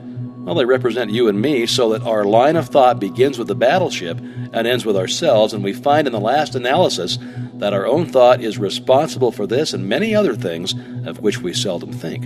And a little further reflection will develop the most important fact of all, and that is, if someone had not discovered the law by which this tremendous mass of steel and iron could be made to float upon the water, instead of immediately going to the bottom of the sea, the battleship could not have come into existence at all. This law is that the specific gravity of any substance is the weight of any volume of it, compared with an equal volume of water. The discovery of this law revolutionized every kind of ocean travel, commerce, and warfare, and it made the existence of the battleship, aircraft carriers, and cruise ships possible. You'll find exercises of this kind invaluable. When the thought has been trained to look below the surface, everything takes on a different appearance. The insignificant becomes significant, the uninteresting, interesting. The things which we suppose to be of no importance are seen to be the only really vital things in existence. Here's a message called Look to This Day. For it is life, the very life of life. In its brief course lie all the verities and realities of your existence. The bliss of growth, the glory of action, the splendor of beauty. For yesterday is but a dream, and tomorrow is only a vision. But today well lived makes every yesterday a dream of happiness, and every tomorrow a vision of hope. Look well, therefore, to this day. That's from the Sanskrit. In this part, you may learn to fashion the tools by which you may build for yourself any condition you desire. If you wish to change conditions, you must change yourself. Your whims, your wishes, your fancies, your ambitions may be thwarted at every step, but your inmost thoughts will find expression, just as certainly as the plant springs from seed. Suppose then we desire to change conditions. How are we to bring about this? The reply is simple: by the law of growth. Cause and effect are as absolute and undeviating in the hidden realm of thought as in the world of material things. Hold in mind the condition desired. Affirm it as an already existing fact. This indicates the value of a powerful affirmation. By constant repetition, it becomes a part of ourselves. We are actually changing ourselves. We're making ourselves what we want to be. Character is not a thing of chance, but it is the result of continued effort. If you are timid, vacillating, self-conscious, or if you are over-anxious or harassed by thoughts of fear or impending danger, remember that it is axiomatic that the two things cannot exist in the same place at the same time. Exactly the same thing is true in the mental and spiritual world, so that your remedy is plainly to substitute thoughts of courage, power, and self-reliance, as well as confidence, for those of fear, lack, and limitation. The easiest and most natural way to do this is to select an affirmation which seems to fit your particular case. The positive thought will destroy the negative as certainly as light destroys darkness, and the results will be just as effectual. Act is the blossom of thought, and conditions are the result of action, so that you constantly have in your possession the tools by which you will certainly and inevitably make or unmake yourself, and joy or suffering will be the reward. Part 9. There are only 3 things which can possibly be desired in the world without, and each of them can be found in the world within. The secret of finding them is simply to apply the proper mechanism of attachment to the omnipotent power to which each individual has access. The 3 things which all mankind desires and which are necessary for his highest expression and complete development are health, wealth, and love. All will admit that health is absolutely essential, so no one can be happy if the physical body is in pain.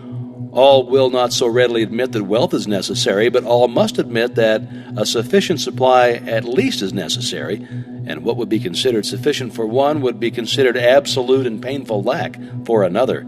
And as nature provides, not only enough but abundantly, wastefully, lavishly, we realize that any lack or limitation is only the limitation. All will probably admit that love is the third, or maybe some will say the first, essential, necessary to the happiness of mankind. At any rate, those who possess all 3, health, wealth, and love, find nothing else which can be added to their cup of happiness.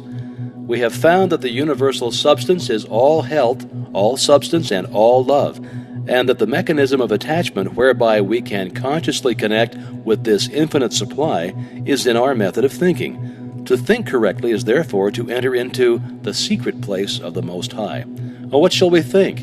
If we know this, we shall have found the proper mechanism of attachment which will relate to us. Whatsoever things we desire. This mechanism may seem very simple when I give it to you, but read on. You will find that it is in reality the master key, the Aladdin's lamp, if you please.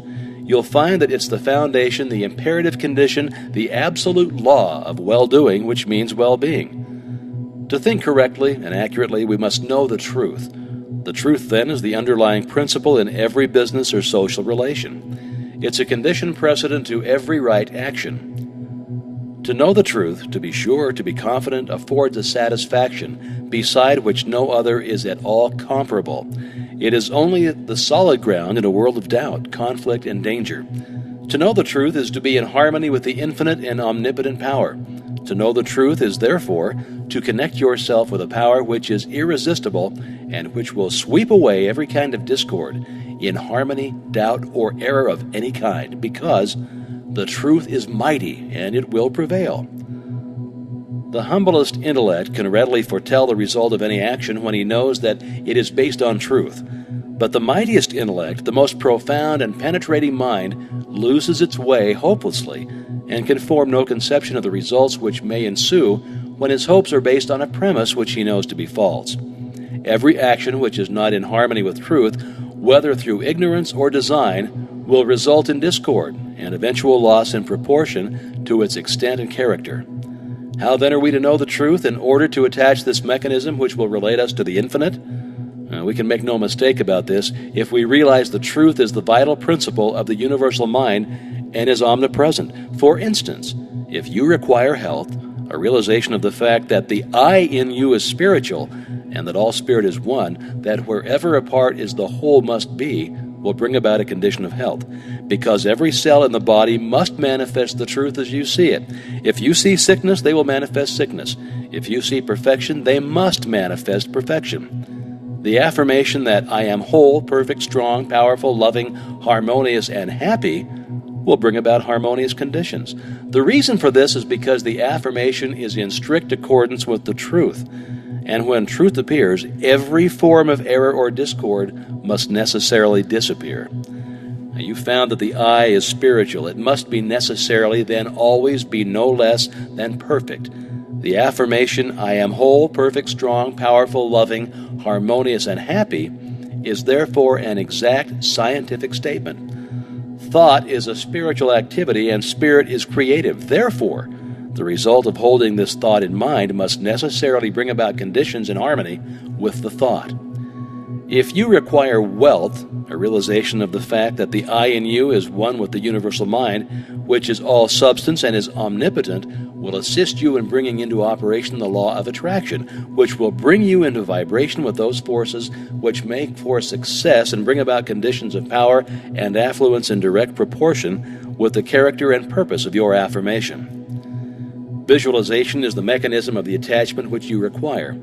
Visualization is a very different process from seeing. Seeing is physical, and it's therefore related to the objective world, the world without. But visualization is a product of the imagination, and is therefore a product of the subjective mind, the world within. It is therefore possessing vitality, and it will grow. The thing visualized will manifest itself in form. The mechanism is perfect. It was created by the master architect, who doeth all things well.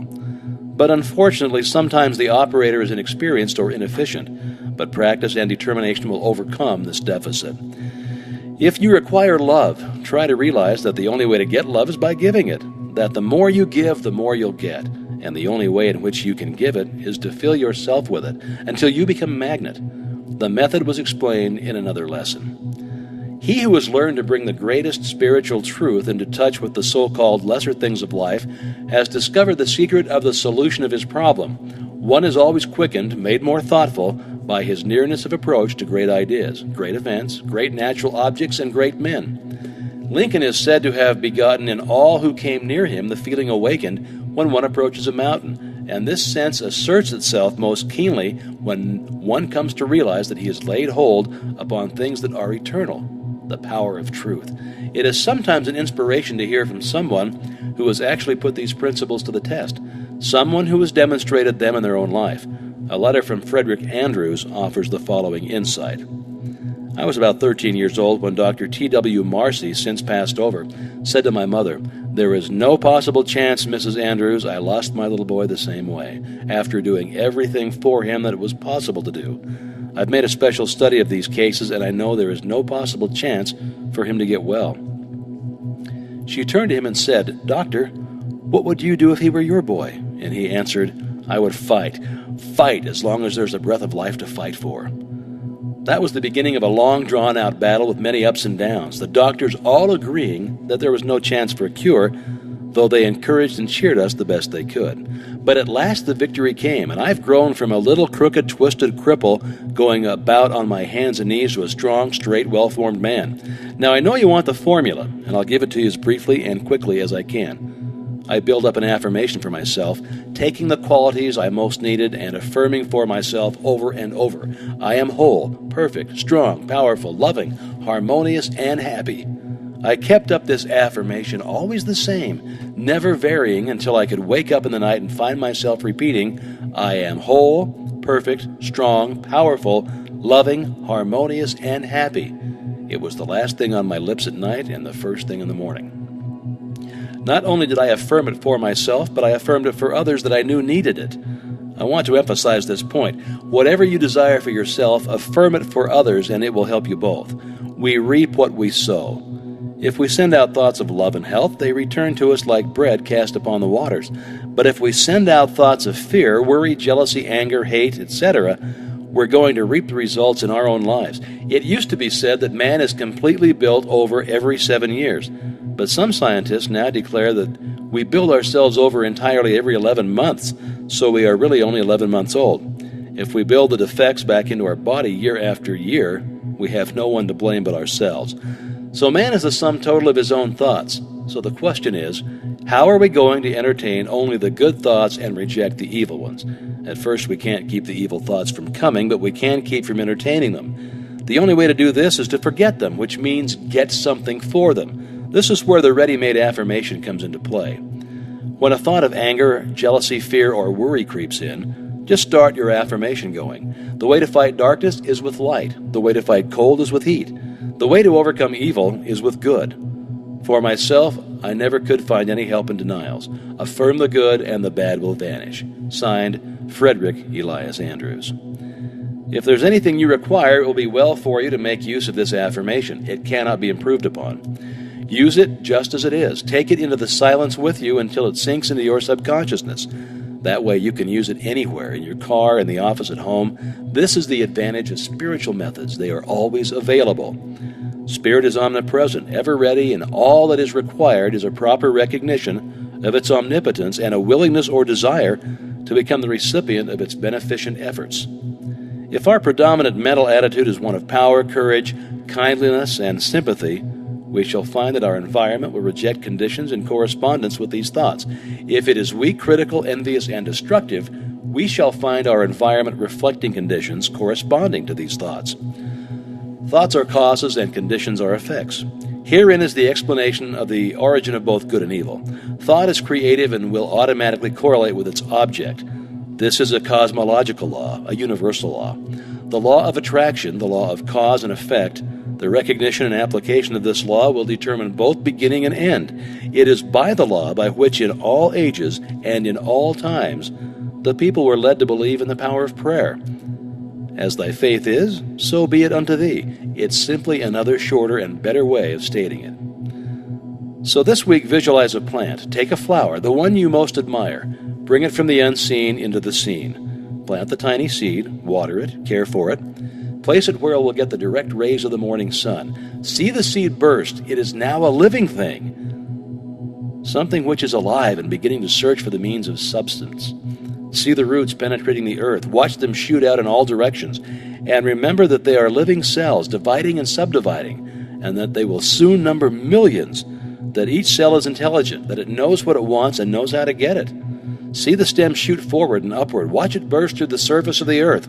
See it divide and form branches. See how perfect and symmetrical each branch is formed. See the leaves begin to form. And then the tiny stems, each one holding aloft a bud. And as you watch, you see the bud begin to unfold and your favorite flower comes to view. And now, if you will concentrate intently, you'll become conscious of a fragrance. It's the fragrance of the flower as the breeze gently sways the beautiful creation which you have just visualized. When you are enabled to make your decision and vision clear and complete, you'll be enabled to enter into the spirit of a thing. It will become very real to you. You will be learning to concentrate, and the process is the same whether you're concentrating on health, a favorite flower, an ideal, a complicated business proposition, or any other problem of life. And remember, every success has been accomplished by persistent concentration upon the object in view. If you get a thorough understanding, or the thought contained in Part 10, you will have learned that nothing happens without a definite cause. You will be enabled to formulate your plans in accordance with exact knowledge. You will then know how to control any situation by bringing adequate causes into play. When you win, as you will know exactly why. The ordinary man who has no definite knowledge of cause and effect is governed by his feelings or emotions. He thinks chiefly to justify his action. If he fails as a businessman, he says that luck is against him. If he dislikes music, he says that music is an expensive luxury. If he is a poor office man, he says that he could succeed better at some outdoor work. Or if he lacks friends, he says his individuality is too fine to be appreciated. He never thinks his problem through to the end. In short, he does not know that every effect is the result of a certain definite cause, but he seeks to console himself with explanations and excuses. He thinks only in self-defense. On the contrary, the man who understands that there is no effect without an adequate cause thinks impersonally. He gets down to bedrock facts regardless of consequences. He is free to follow the trail of truth wherever it may lead. He sees the issue clear to the end, and he meets the requirements fully and fairly, and the result is that the world gives him all that it has to give in friendship, honor, love, and approval. Part 10. Abundance is a natural law of the universe. The evidence of this law is conclusive. We see it on every hand. Everywhere nature is lavish, wasteful, extravagant. Nowhere is economy observed in any created thing. Profusion is manifested in everything. The millions and millions of trees and flowers and plants and animals and the vast scheme of reproduction, where the process of creating and recreating is forever going on, all indicates the lavishness with which nature has made provision for man. That there is an abundance for everyone is evident, but that many fail to participate in this abundance is also evident. They've not yet come into a realization of the universality of all substance, and that mind is the active principle whereby we are related to the things we desire. All wealth is the offspring of power. Possessions are of value only as they confer power. Events are significant only as they affect power. All things represent certain forms and degrees of power. Knowledge of cause and effect, as shown by the laws governing electricity, chemical affinity, and gravitation, enables man to plan courageously and execute fearlessly. These laws are called natural laws because they govern in the physical world, but all power is not physical power. There is also mental power, and there is moral and spiritual power.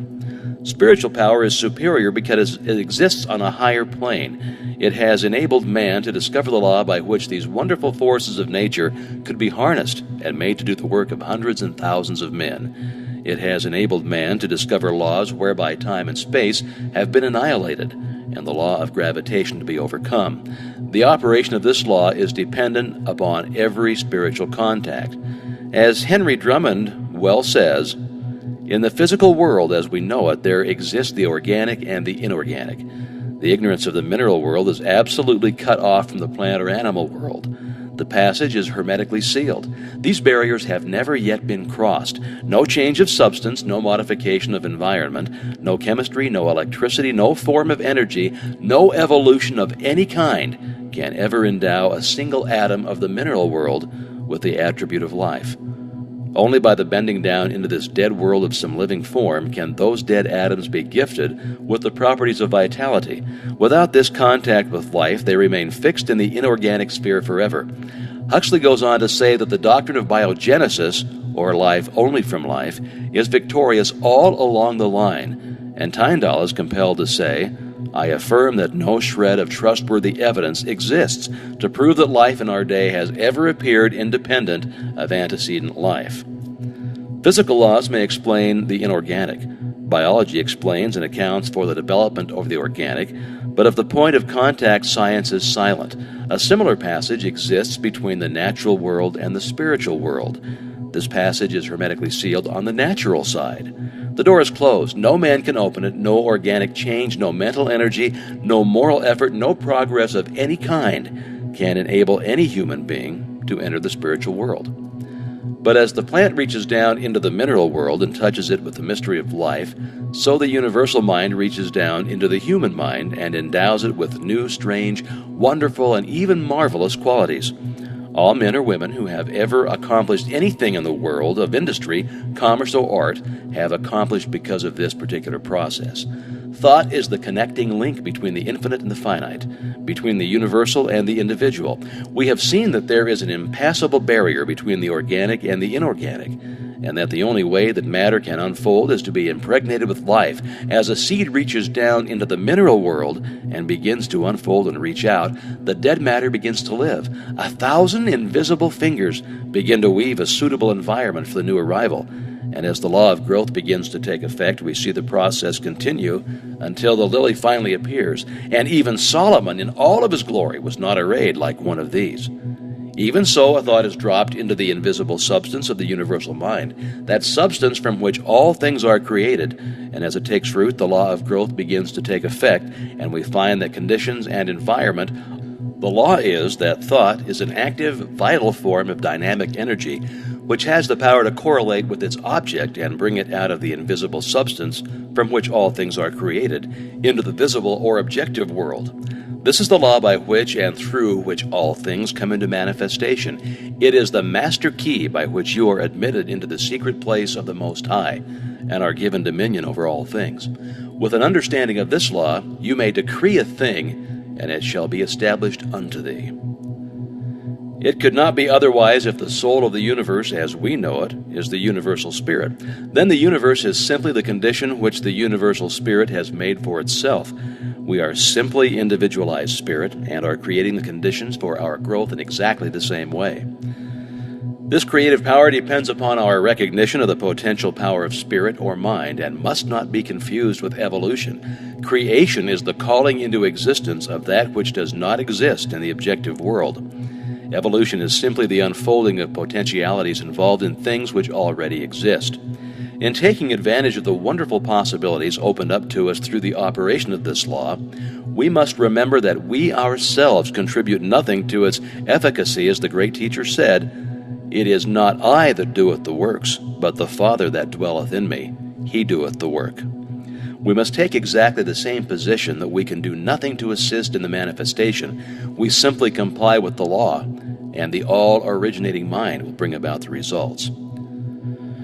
The great error of the present day is the idea that man has to originate the intelligence whereby the infinite can proceed to bring about a specific purpose or result. Nothing of this kind is necessary. The universal mind can be depended upon to find the ways and the means for bringing about any necessary manifestation. We must, however, create the ideal, and this ideal should be perfect. We know that the laws governing electricity have been formulated in such a way that this invisible power can be controlled and used for our benefit and comfort in thousands of ways. We know that messages are carried around the world, that ponderous machinery does its bidding, that it now illuminates practically the whole world. But we know, too, that if we consciously or ignorantly violate its law by touching a live wire when it is not properly insulated, the result is going to be unpleasant and possibly disastrous. A lack of understanding of the laws governing in the invisible world has the same result, and many are suffering the consequences all of the time. It's been explained that the law of causation depends upon polarity. A circuit must be formed. Now, this circuit cannot be formed unless we operate in harmony with the law. How shall we operate in harmony with the law unless we know what the law is? How shall we know what the law is? It's simple, by study and by observation. We see the law in operation everywhere. All nature testifies to the operation of the law by silently, constantly expressing itself in the law of growth. Where there is growth, there must be life. Where there is life, there must be harmony, so that everything that has life is constantly attracting to itself the conditions and the supply which is necessary for its most complete expression. If your thought is in harmony with the creative principle of nature, it is in tune with the infinite mind, and it will form the circuit. It will not return you to void, but it is possible for you to think thoughts that are not in tune with the infinite, and when there is no polarity, the circuit is not formed. What then is the result? What is the result when a dynamo is generating electricity? The circuit is cut off and there is no outlet. The dynamo stops. It's exactly the same with you. If you entertain thoughts which are not in accordance with the infinite, and cannot therefore be polarized, there is no circuit. You are isolated. The thoughts cling to you, harass you, worry you, and finally bring about disease and possibly death. The physician may not diagnose the case exactly in this way. He may give it some fancy name which has been manufactured for the various ills which are the result of wrong thinking. But nevertheless, the cause is just the same. Constructive thought must necessarily be creative, but creative thought must be harmonious, and this eliminates all destructive or competitive thought. Wisdom, strength, courage, and all harmonious conditions are the result of power, and we have seen that all power is from within. Likewise, every lack, limitation, or adverse circumstance is the result of weakness, and weakness is simply absence of power. It comes from nowhere. It is nothing. The remedy, then, is simply to develop power, and this is accomplished in exactly the same manner that all power is developed, by exercise. This exercise consists in making an application of your knowledge. Knowledge will not apply itself. You must make the application. Abundance will not come to you out of the sky, neither will it drop into your lap, but a conscious realization of the law of attraction and the intention to bring it into operation for a certain, definite, and specific purpose, and the will to carry out this purpose will bring about the materialization of your desires by a natural law of transference.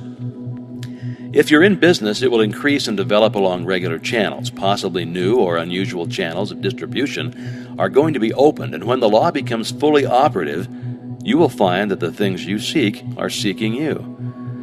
This week, select a blank space on the wall or any other convenient spot from where you usually sit. Mentally draw a black horizontal line about 6 inches long and try to see the line as plainly as though it were painted on the wall.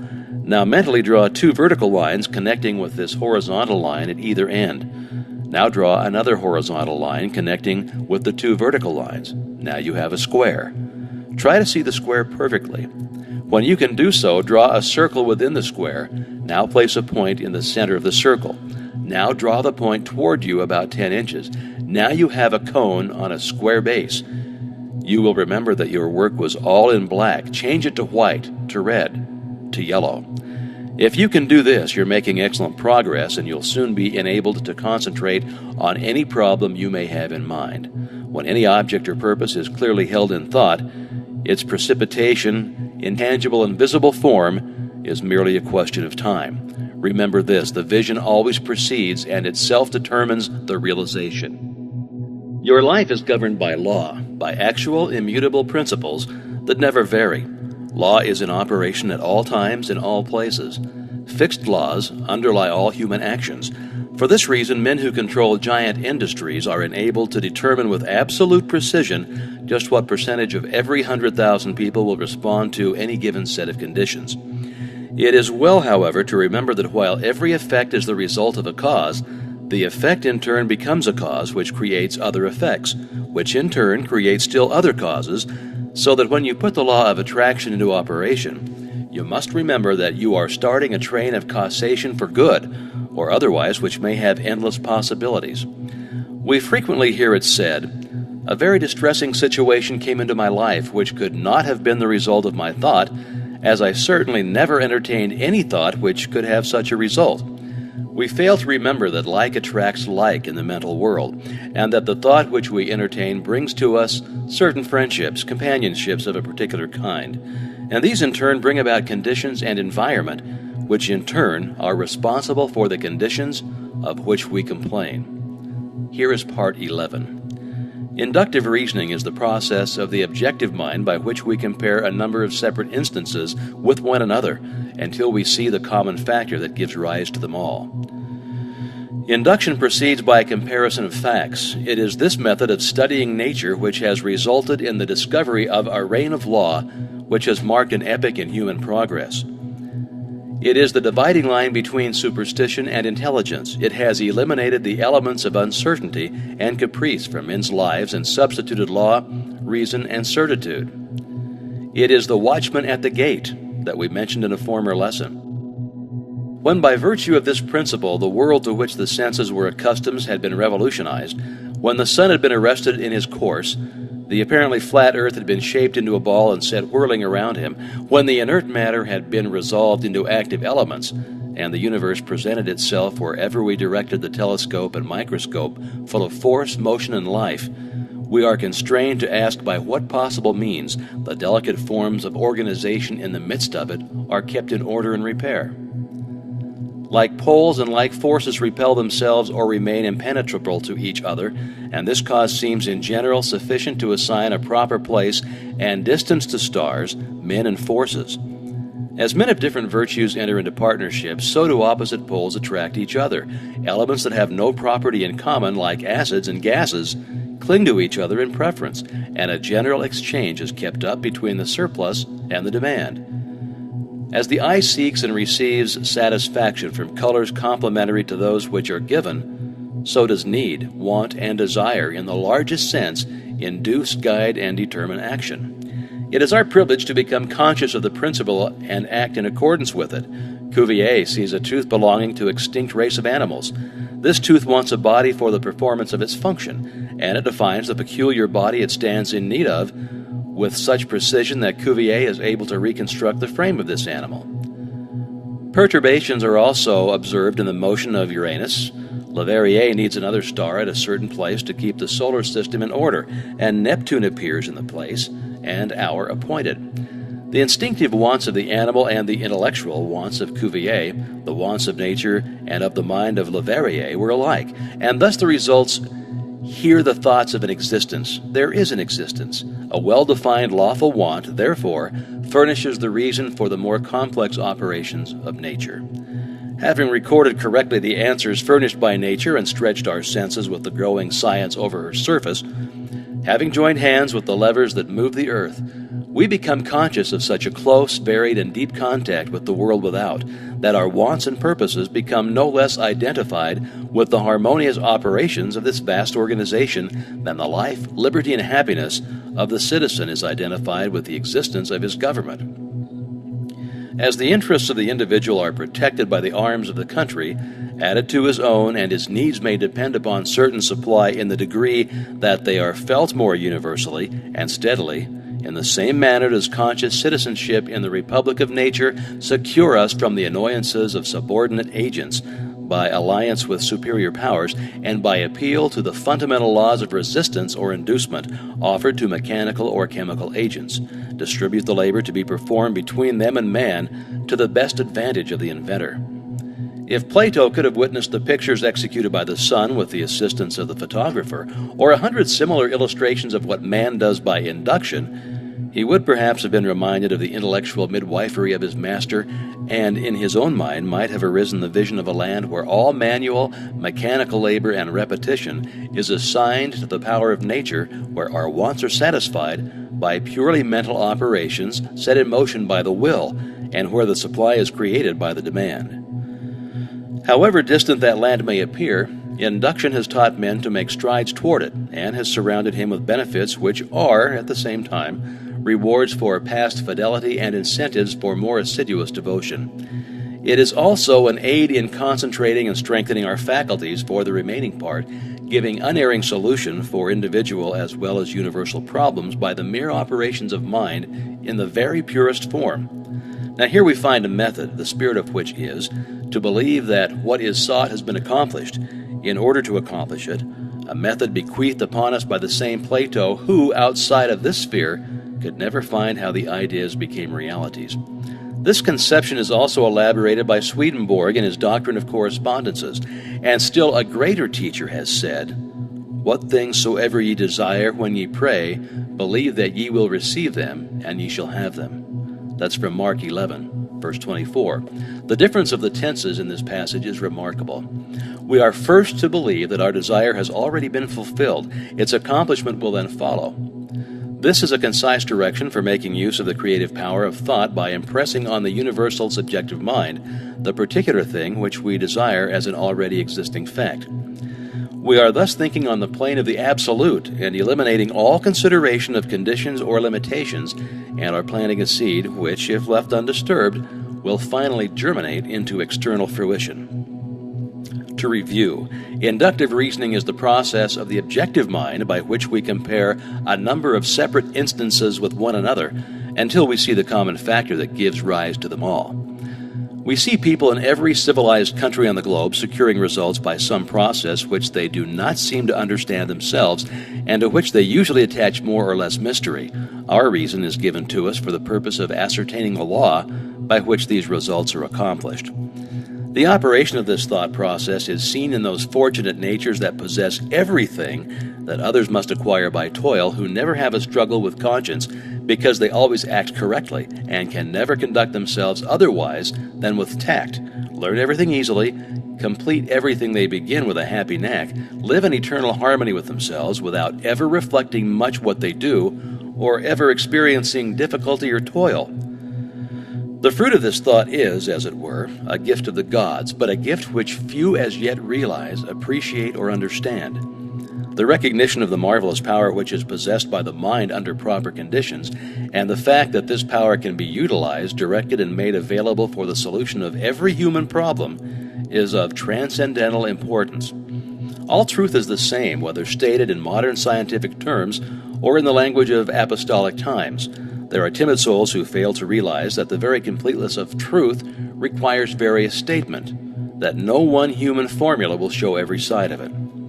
Changing emphasis, new language, novel interpretations, unfamiliar perspectives are not, as some people suppose, signs of departure from truth, but on the contrary, they are evidence that the truth is being apprehended in new relations to human needs and is becoming more generally understood. The truth be told to each generation and to every people in new and different terms, so that when the great teacher said, "Believe that ye receive, and ye shall receive," or when Paul said, "Faith is the substance of things hoped for, the evidence of things not seen," or when modern science tells us that the law of attraction is the law by which thought correlates with its object, each statement, when subjected to analysis, is found to contain exactly the same truth, the only difference being in the form of presentation. We're standing on the threshold of a new era. The time has arrived when man has learned the secrets of mastery, and the way is being prepared for a new social order more wonderful than anything ever heretofore dreamed of. The conflict of modern science with theology, the study of comparative religions, the tremendous power of new social movements, all of these are but clearing the way for the new order. They may have destroyed traditional forms which have become antiquated and impotent, but nothing of value has been lost. A new faith has been born, a faith which demands a new form of expression, and this faith is taking form in a deep consciousness of power which is being manifested in the present spiritual activity found on every hand. The spirit which sleeps in the mineral breathes in the vegetable, moves in the animal, and reaches its highest development in man. That's the universal mind, and it behooves us to span the gulf between being and doing, theory and practice, by demonstrating our understanding of the dominion which we've been given. By far the greatest discovery of all the centuries is the power of thought. The importance of this discovery has been a little slow in reaching the general consciousness, but now it has arrived, and it's already in every field of research. The importance of this greatest of all great discoveries is being demonstrated. You ask, in what does the creative power of thought consist? It consists in creating ideas, and these in turn objectify themselves by appropriating, inventing, observing, discerning, discovering, analyzing, ruling, governing, combining, and applying matter and force. It can do this because it is an intelligent, creative power. Thought reaches its loftiest activity when plunged into its own mysterious depth, when it breaks through the narrow compass of self and passes from truth to the region of eternal light, where all which is, was, or ever will be, melt into one grand harmony. From this process of self-contemplation comes inspiration, which is creative intelligence, and which is undeniably superior to every element, force, or law of nature, because it can understand, modify, govern, and apply them to its own ends and purposes, and therefore possess them. Wisdom begins with the dawn of reason, and reason is but an understanding of the knowledge and principles whereby we may know the true meaning of things. Wisdom, then, is illuminated reason, and this wisdom leads to humility, for humility is a large part of wisdom. We all know many who have achieved the seemingly impossible, who have realized lifelong dreams, who have changed everything, including themselves.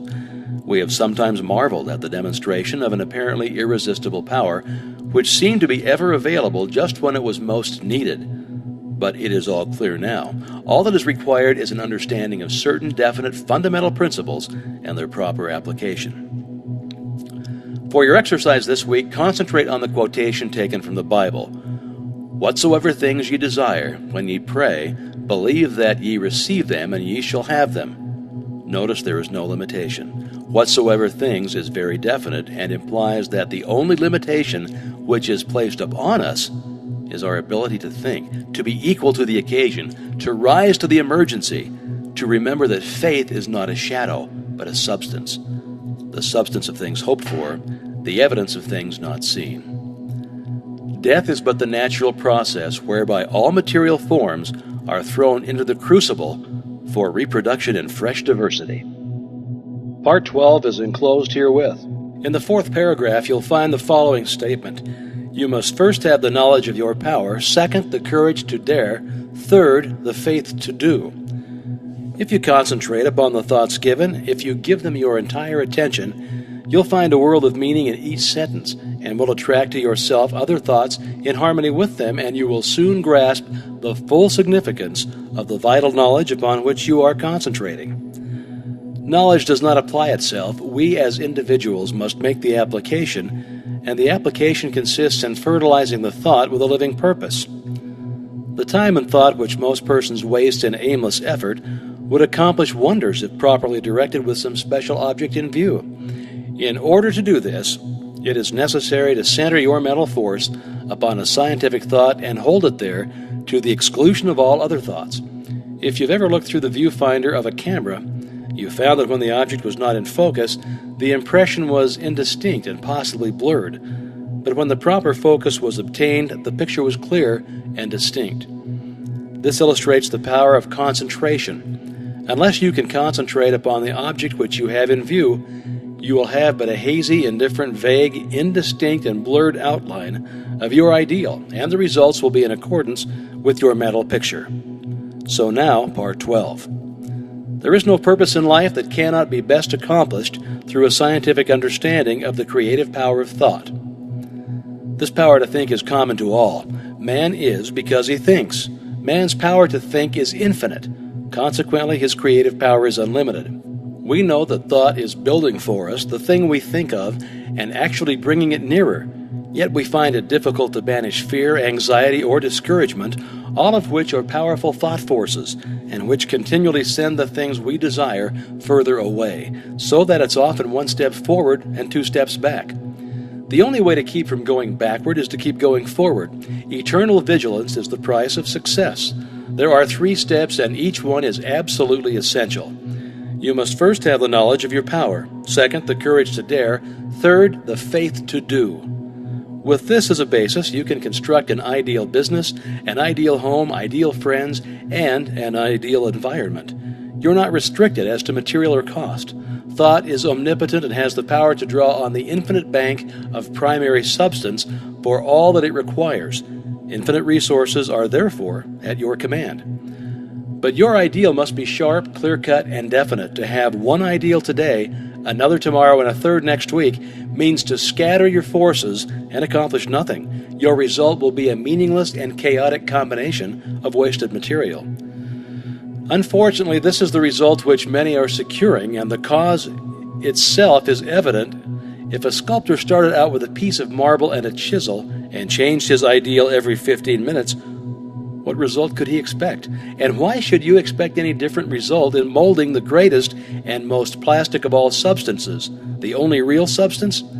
The result of this indecision and negative thought is often found in the loss of material wealth. Supposed independence, which required many years of toil and effort, suddenly disappears. It is often found then that money and property are not independence at all.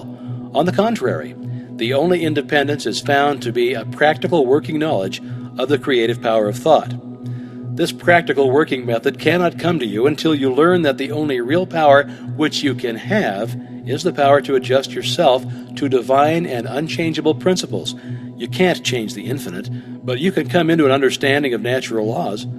The reward of this understanding is a conscious realization of your ability to adjust your thought faculties with the universal thought which is omnipresent. Your ability to cooperate with this omnipotence will indicate the degree of success with which you meet. The power of thought has many counterfeits, which are more or less fascinating, but the results are harmful instead of helpful. Of course, worry, fear, and all negative thoughts produce a crop after their kind. Those who harbor thoughts of this kind must inevitably reap what they have sown. Again, there are the phenomena seekers who gormandize on the so-called proofs and demonstration obtained at materializing seances. They throw open their mental doors and soak themselves in the most poisonous currents which can be found in the psychic world. They don't seem to understand that it is the ability to become negative, receptive, and passive, and thus drain themselves of all their vital force, which enables them to bring about these vibratory thought forms. There are also the Hindu worshippers who see in the materializing phenomena which are performed by the so-called adepts a source of power, forgetting or never seeming to realize that as soon as the will is withdrawn, the forms wither, and the vibratory forces of which they are composed vanish. Telepathy or thought transference has received considerable attention, but as it requires a negative mental state on the part of the receiver, the practice can be harmful.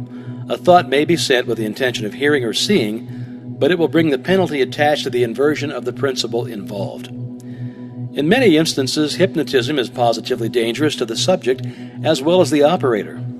No one familiar with the laws governing in the mental world would think of attempting to dominate the will of another, for by so doing he will gradually, but surely, divest himself of his own power. All of these perversions have their temporary satisfaction, and for some a keen fascination. But there is an infinitely greater fascination in a true understanding of the world of power within. A power which increases with use, is permanent instead of fleeing, which not only is potent as a remedial agency to bring about the remedy for past error or results of wrong thinking, but it's a prophylactic agency protecting us from all manner and form of danger, and finally is an actual creative force with which we can build new conditions and new environments. The law is that thought will correlate with its object and bring forth in the material world the correspondence of the thing thought or produced in the mental world. We then discern the absolute necessity of seeing that every thought has the inherent germ of truth, in order that the law of growth will bring into manifestation good, for good alone can confer any permanent power. The principle which gives the thought the dynamic power to correlate with its object and therefore to master every adverse human experience is the law of attraction, which is another name for love.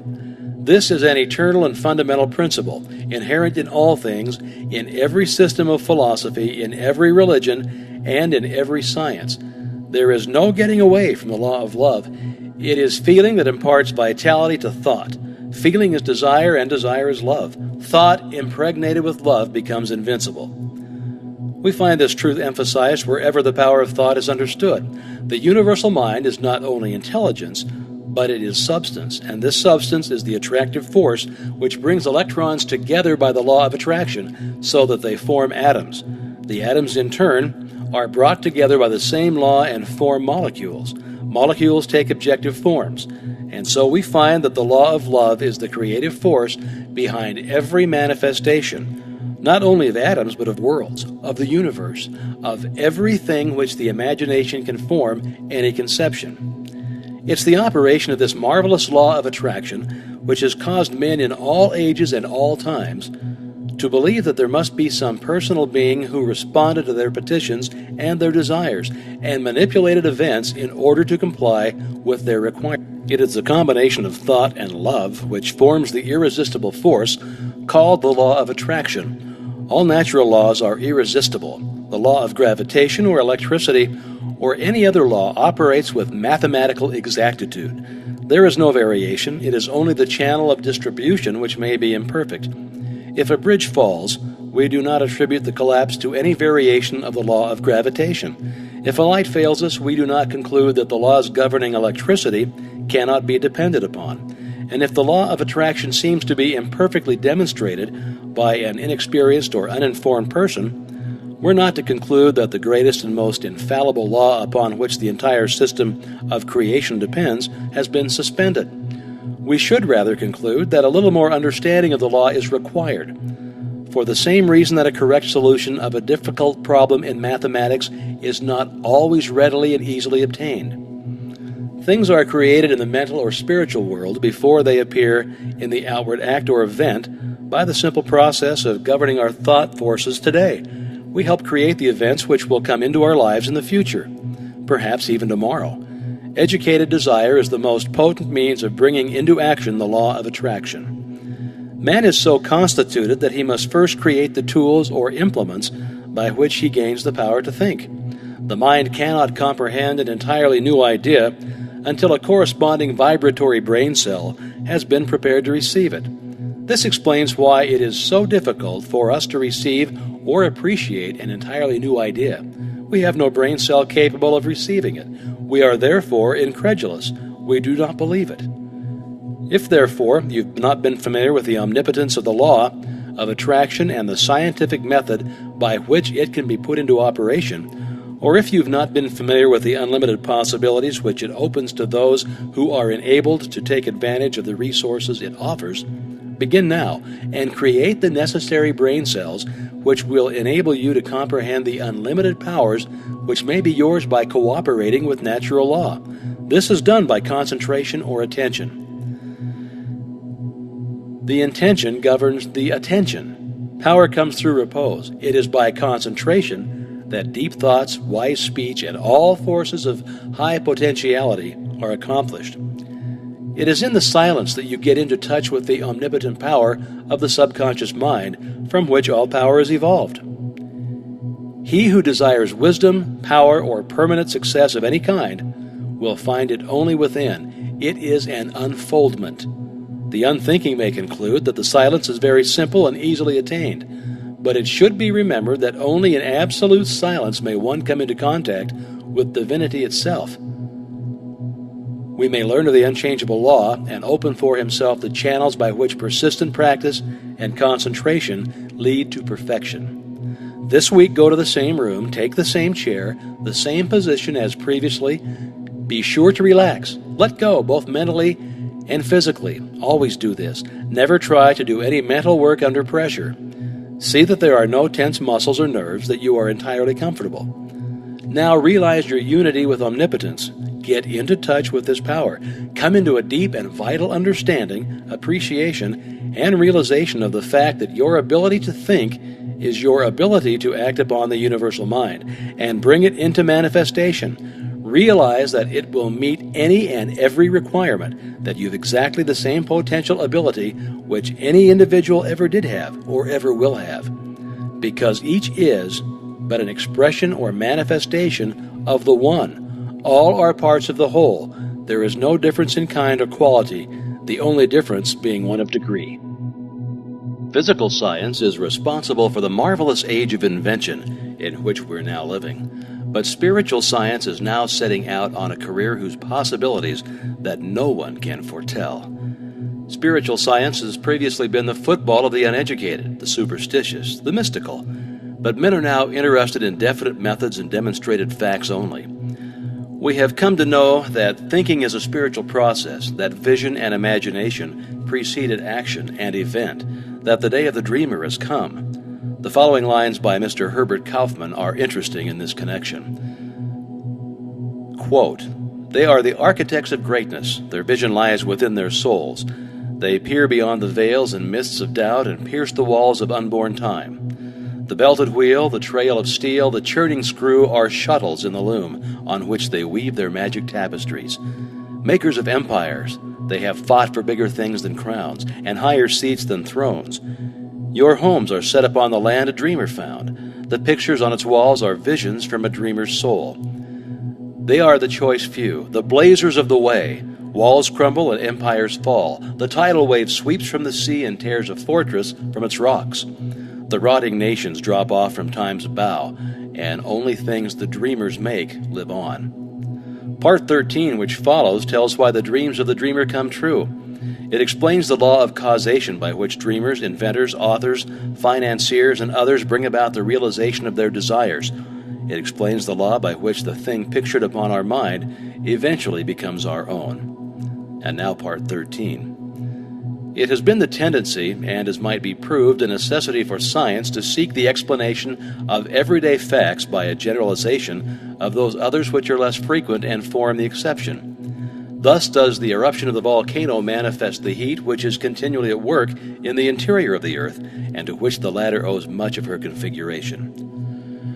Thus does the lightning reveal a subtle power, constantly busy to produce changes in the inorganic world. And as dead languages now seldom heard were once ruling among the nations, so does a giant tooth in Siberia or a fossil in the depth of the earth not only bear record of the evolution of past ages, but thereby explains to us the origin of the hills and valleys which we inhabit today. In this way, a generalization of facts which are rare, strange, or form the exception has been the magnetic needle guiding to all the discoveries of inductive science.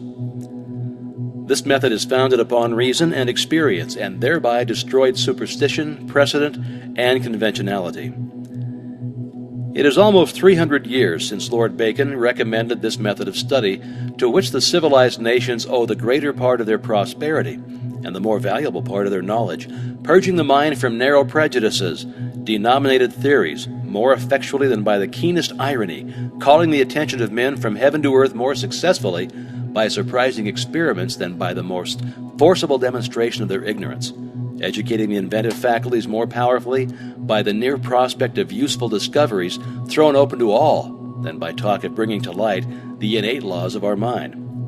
The method of Bacon has seized the spiritual and aim of the great philosophers of Greece and carried them into effect by the new means of observation which another age offered, thus gradually revealing a wondrous field of knowledge in the infinite space of astronomy, in the microscopic egg of embryology, and the dim age of geology disclosing an order of the pulse which the logic of Aristotle could never have unveiled, and analyzing into formerly unknown elements the material combinations which no dialectic of the scholastics could ever force apart. It has lengthened life, it has mitigated pain, it has extinguished diseases, it has increased the fertility of the soil, it has given new securities to the mariner, it has spanned great rivers with bridges of form unknown to our fathers, it has guided the thunderbolt from heaven to earth, it has lighted up night with the splendor of day, it has extended the range of human vision, it has multiplied the power of the human muscles, it has accelerated motion, it has annihilated distance, it has facilitated intercourse, correspondence, all friendly offices, all dispatch of business. It has enabled men to descend into the depths of the sea, to soar into the air, to penetrate securely into the noxious recesses of the earth. This, then, is the true nature and scope of induction. But the greater the success which men have achieved in the inductive science, the more does the whole tenor of their teachings and example impress us with the necessity of observing carefully, patiently, accurately, and with all the instruments and resources at our command, the individual facts before venturing upon a statement of general laws. To ascertain the bearing of the spark drawn from the electric machine under every variety of circumstance, that we may thus be emboldened with Franklin to address, in the form of a kite, the question to the cloud about the nature of lightning, to assure ourselves of the manner in which bodies fall with the exactness of a Galileo, that with Newton we may dare to ask the moon about the force that fastens it to the earth. In short, by the value we set upon truth, by our hope in a steady and universal progress, not to permit a tyrannical prejudice to neglect or mutilate unwelcome facts, but to rear the superstructure of science upon the broad and unchangeable basis of full attention paid to the most isolated as well as the most frequent phenomena. An ever-increasing material may be collected by observation, but the accumulated facts are of very different value for the explanation of nature, and as we esteem most highly those useful qualities of men which are of the rarest occurrence, So does natural philosophy sift the facts and attach a preeminent importance to that striking class, which cannot be accounted for by the usual and daily observation of life. If then we find that certain persons seem to possess unusual power, what are we to conclude? Well, first we may say it's not so, which is simply an acknowledgement of our lack of information, because every honest investigator admits that there are many strange and previously unaccountable phenomena constantly taking place. Those, however, who become acquainted with the creative power of thought will no longer consider them unaccountable. Second, we may say that they are the result of supernatural interference, but a scientific understanding of natural laws will convince us that there is nothing supernatural. Every phenomenon is the result of an accurate, definite cause, and the cause is an immutable law or principle which operates with invariable precision, whether the law is put into operation consciously or unconsciously. Third, we may say that we're on forbidden ground, that there are some things which we just should not know. Well, this objection was used against every advance in human knowledge. Every individual who ever advanced a new idea, whether a Columbus, a Darwin, a Galileo, a Fulton, or an Emerson, was subjected to ridicule or persecution, so that this objection should receive no serious consideration. But on the contrary, we should carefully consider every fact which is brought to our attention. By doing this, we will more readily ascertain the law upon which it is based. It will be found that the creative power of thought will explain every possible condition or experience, whether physical, mental, or spiritual. Thought will bring about conditions in correspondence with the predominant mental attitude. Therefore, if we fear disaster, as fear is a powerful form of thought, disaster will be the certain result of our thinking. It is this form of thought which frequently sweeps away the result of many years of toil and effort. If we think of some form of material wealth, we may secure it. By concentrated thought, the required conditions will be brought about, and the proper effort put forth, which will result in bringing about the circumstances necessary to realize our desires. But we often find that when we secure the things we thought we wanted, they don't have the effect we expected. That is, the satisfaction is only temporary, or possibly is the reverse of exactly what we expected. What then is the proper method of procedure? What are we to think in order to secure what we really desire? What you and I desire, what we all desire, what everyone is seeking, is happiness and harmony. If we can truly be happy, we shall have everything the world can give. If we're happy ourselves, we can make others happy. But we cannot be happy unless we have health, strength, congenial friends, pleasant environment, sufficient supply, not only to take care of our necessities, but to provide for those comforts and luxuries to which we are entitled. The old orthodox way of thinking was to be a worm, to be satisfied with our portion, whatever it is. But the modern idea is to know that we are entitled to the best of everything, that the Father and I are one, and that the Father is the universal mind, the Creator, the original substance from which all things proceed. Now, admitting that His is all true in theory, and it has been taught for 2,000 years, and is the essence of every system of philosophy or religion, how are we to make it practical in our lives? How are we to get the actual tangible results here and now? In the first place, we must put our knowledge into practice. Nothing can be accomplished in any other way. The athlete may read books and lessons on physical training all of his life, but unless he begins to give out strength by actual work, he will never receive any strength. He will eventually get exactly what he gives, but he will have to give it first. It's exactly the same with us. We will get exactly what we give, but we shall have to give it first. It will then return to us many-fold, and the giving is simply a mental process, because thoughts are causes and conditions are effects. Therefore, in giving thoughts of courage, inspiration, health, or help of any kind, we're setting causes in motion which will bring about their effect. Thought is a spiritual activity and is therefore creative. But make no mistake, thought will create nothing unless it is consciously, systematically, and constructively directed. And herein is the difference between idle thinking, which is simply a dissipation of effort, and constructive thinking, which means practically unlimited achievement. We found that everything we get comes to us by the law of attraction. A happy thought cannot exist in unhappy consciousness. Therefore, the consciousness must change, and as the consciousness changes, all conditions necessary to meet the changed consciousness must gradually change in order to meet the requirements of the new situation. In creating a mental image or an ideal, we are projecting thought into the universal substance from which all things are created. This universal substance is omnipresent, omnipotent, and omniscient. Are we to inform the omniscient as to the proper channel to be used to materialize our demand? Can the finite advise the infinite? This is the cause of failure, of every failure.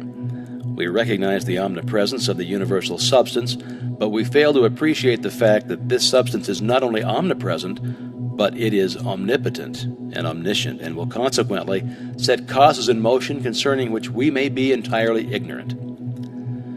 We can best conserve our interests by recognizing the infinite power and infinite wisdom of the universal mind, and in this way become a channel whereby the infinite can bring about the realization of our desire.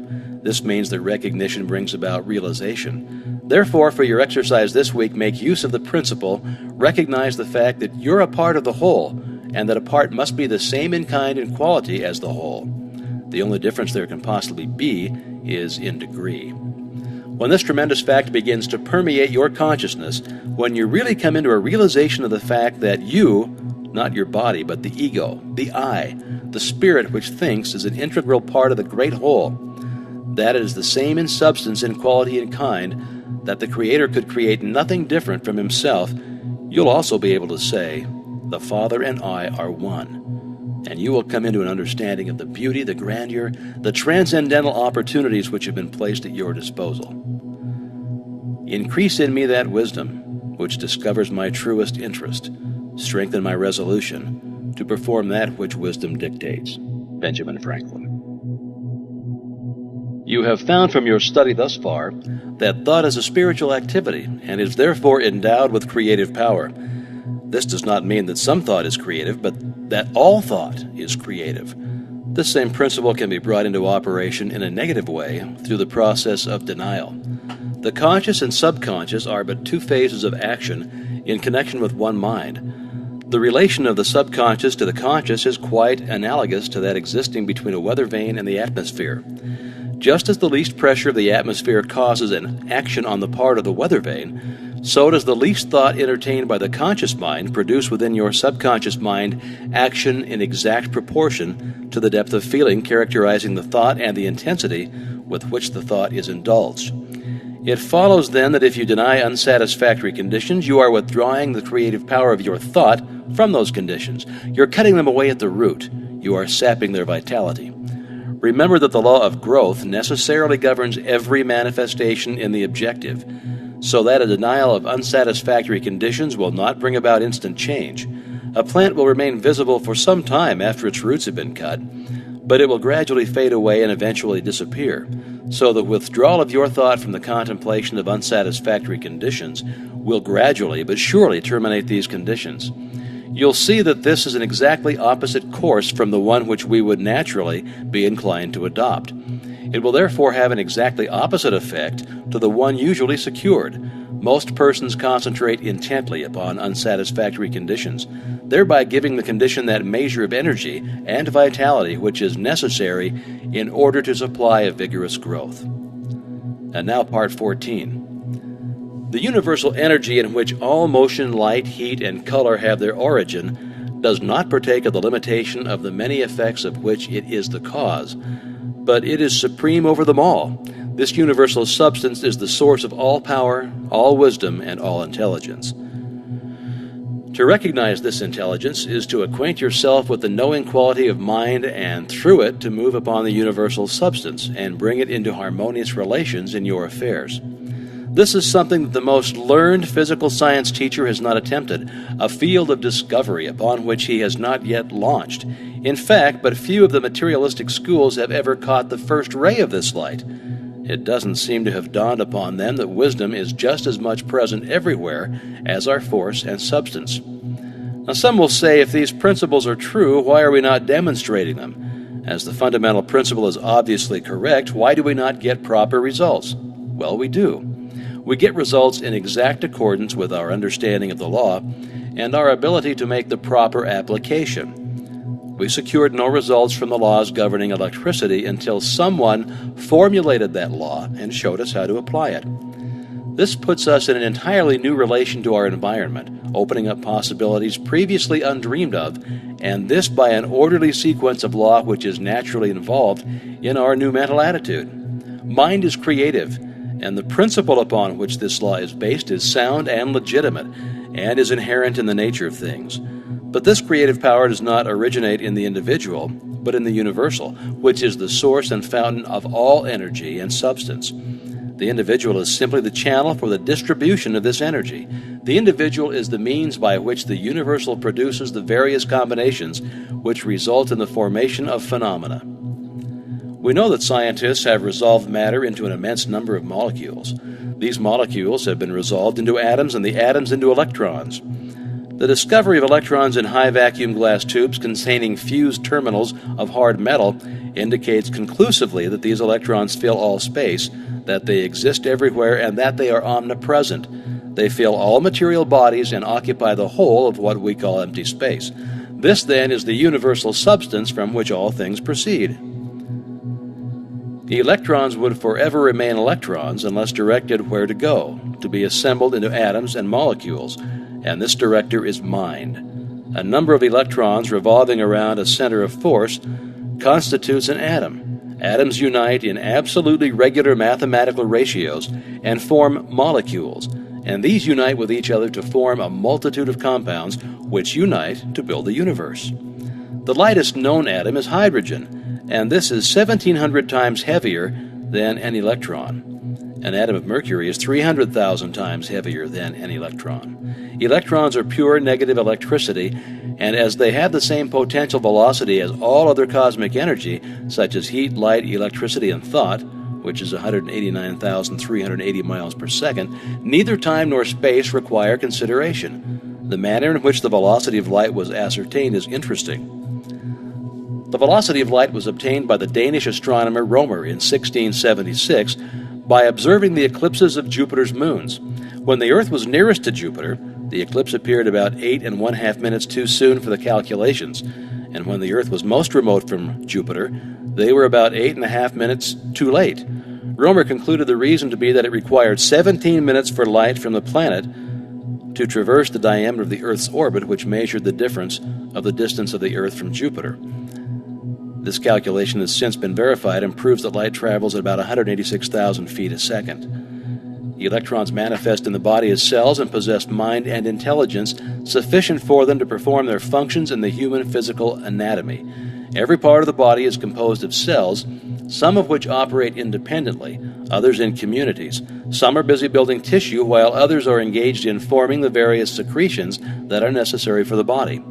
Some act as carriers of material. Others are the surgeons whose work it is to repair damage.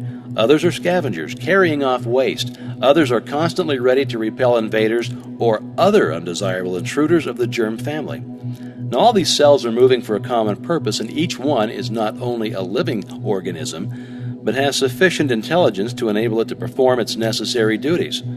It is also endowed with sufficient intelligence to conserve the energies and perpetuate its own life. It must, therefore, secure sufficient nourishment, and it has been found that it exercises a choice in the selection of such nourishment. Each cell is born, reproduces itself, dies, and is absorbed. The maintenance of health and life itself depends upon the constant regeneration of these cells. It is therefore apparent that there is mind in every atom of the body. This mind is negative mind, and the power of the individual to think makes him positive, so that he can control this negative mind. This is the scientific explanation for metaphysical healing, and will enable anyone to understand the principle upon which this remarkable phenomenon rests. This negative mind, which is contained in every cell of the body, has been called the subconscious mind because it acts without our conscious knowledge.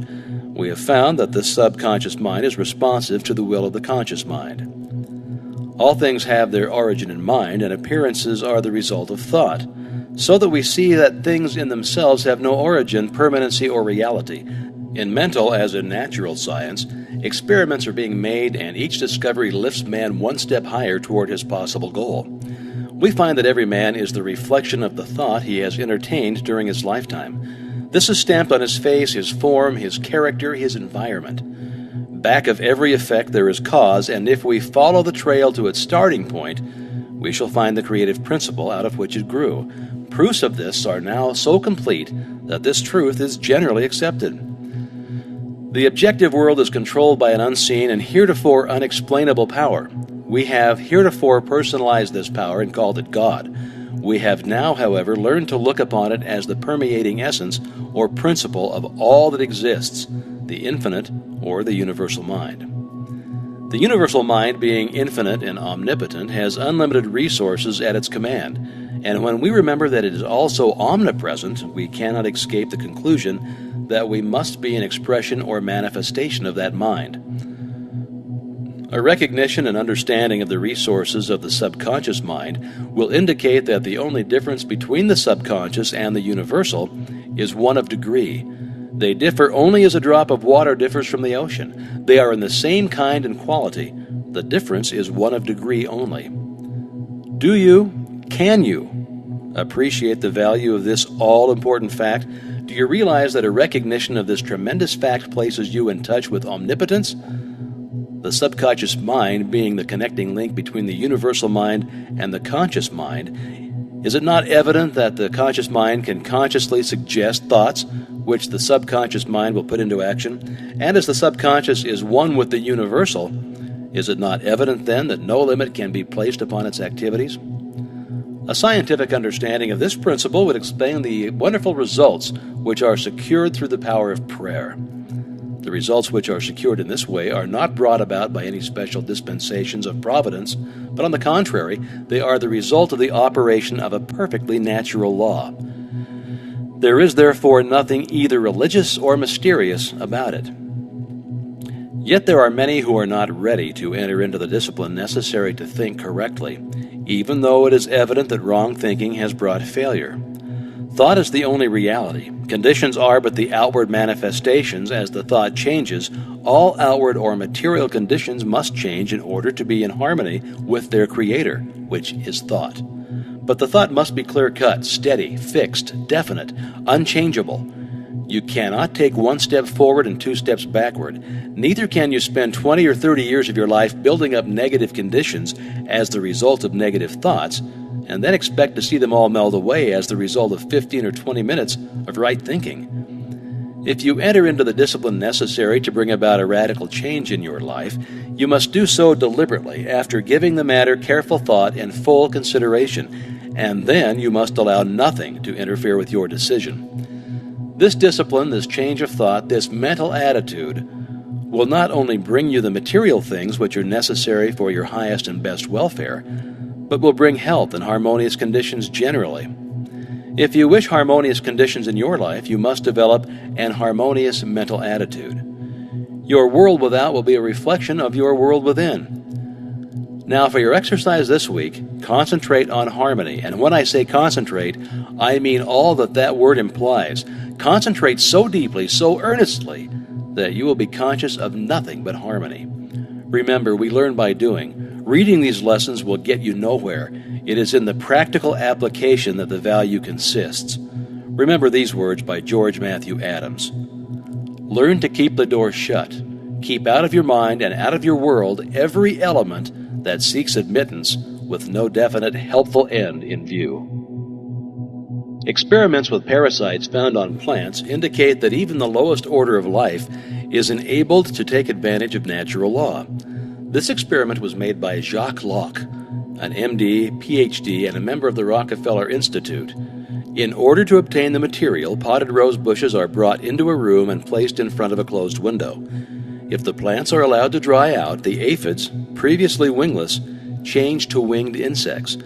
After the metamorphosis, the animals leave the plants, fly to the window, and then creep upward on the glass. It's evident that these tiny insects found that the plants on which they'd been thriving were dead, and they could therefore secure nothing more to eat and drink from this source. The only method by which they could save themselves from starvation was to grow temporary wings and fly, and that's exactly what they did.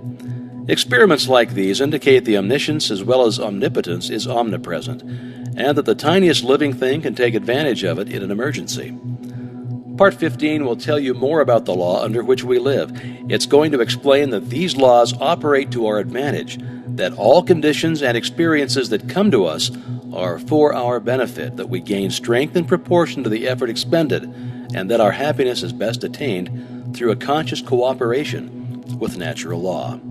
Part 15. The laws under which we live are designed solely for our advantage.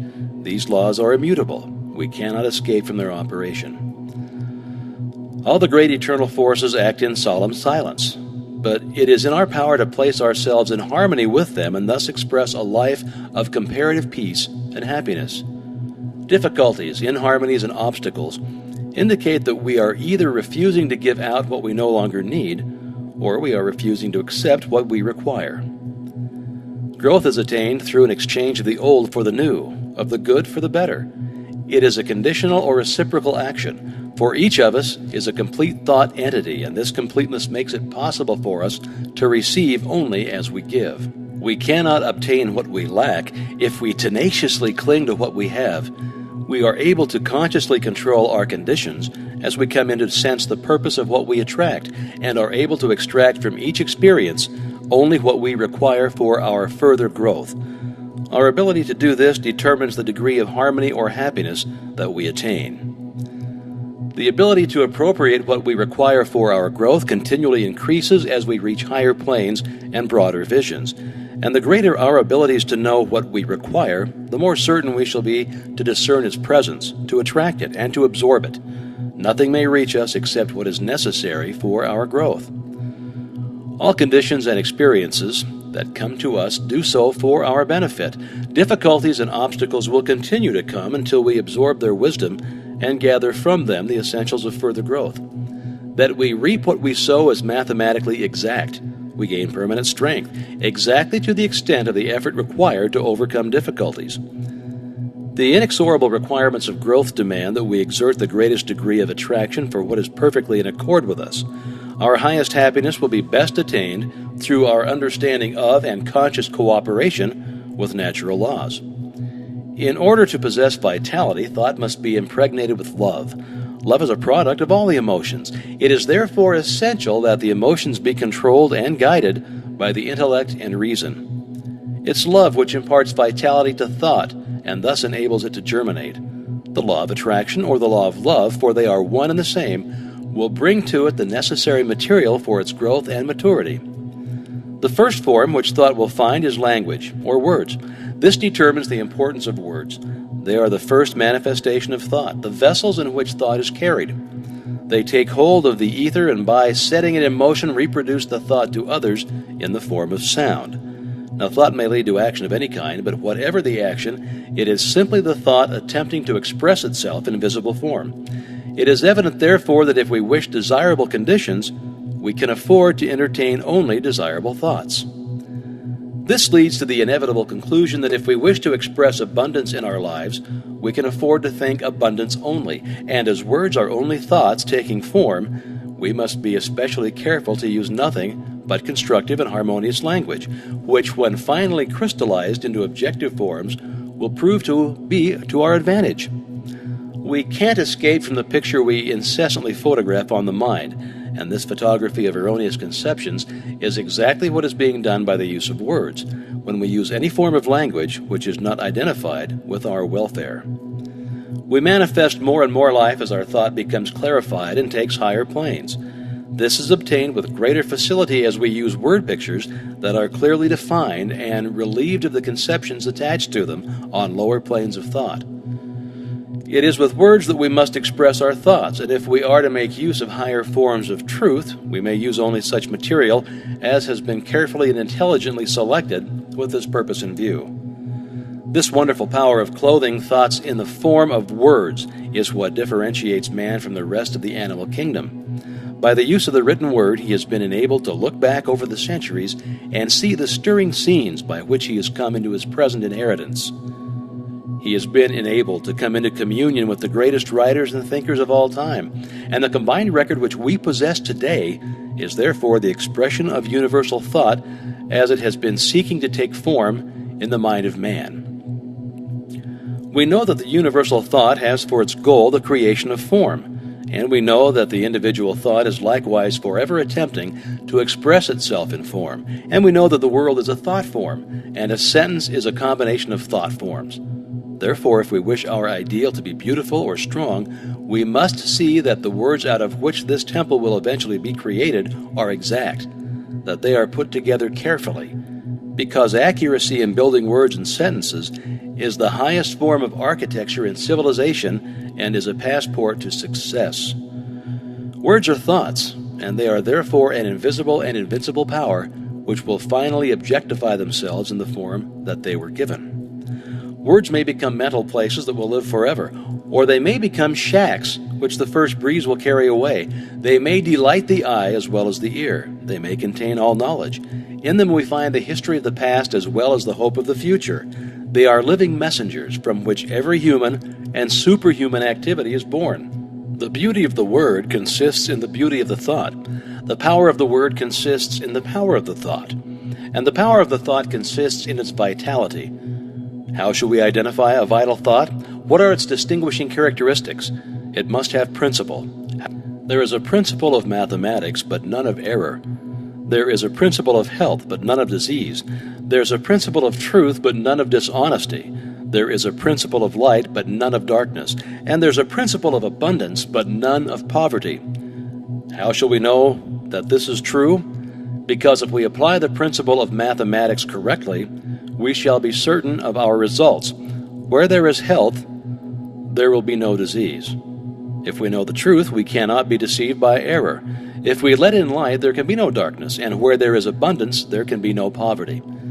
Now these are self-evident facts, but the all-important truth that a thought containing principle is vital and therefore contains life and consequently takes root and eventually but surely and certainly displaces the negative thoughts, which by their very nature can contain no vitality, is the one which seems to have been overlooked.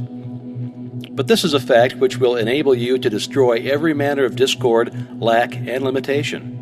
There can be no question but that he who is wise enough to understand will readily recognize that the creative power of thought places an invincible weapon in his hands and makes him a master of destiny.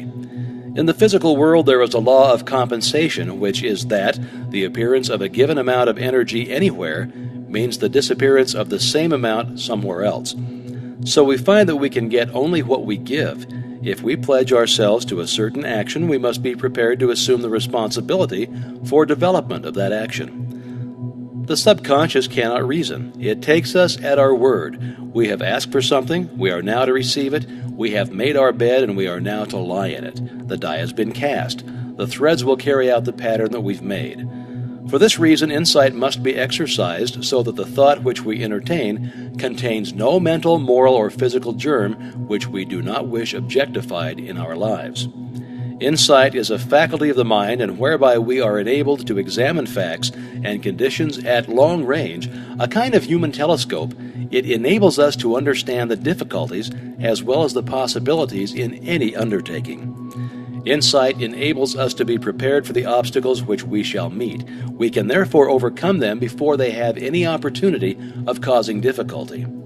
Insight enables us to plan to advantage and turn our thought and attention in the right direction instead of into channels which can yield no possible return. Insight is therefore absolutely essential for the development of any great achievement, but with it we may enter, explore, and possess any mental field.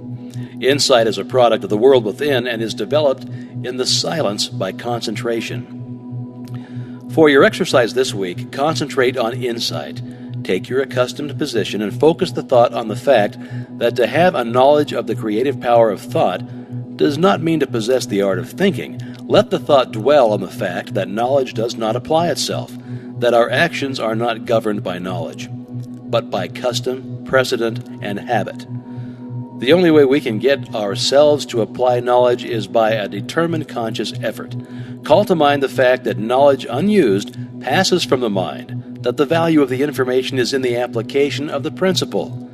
Continue this line of thought until you gain sufficient insight to formulate a definite program for applying this principle to your own particular problem. The following is a thought by Horatio Bonar.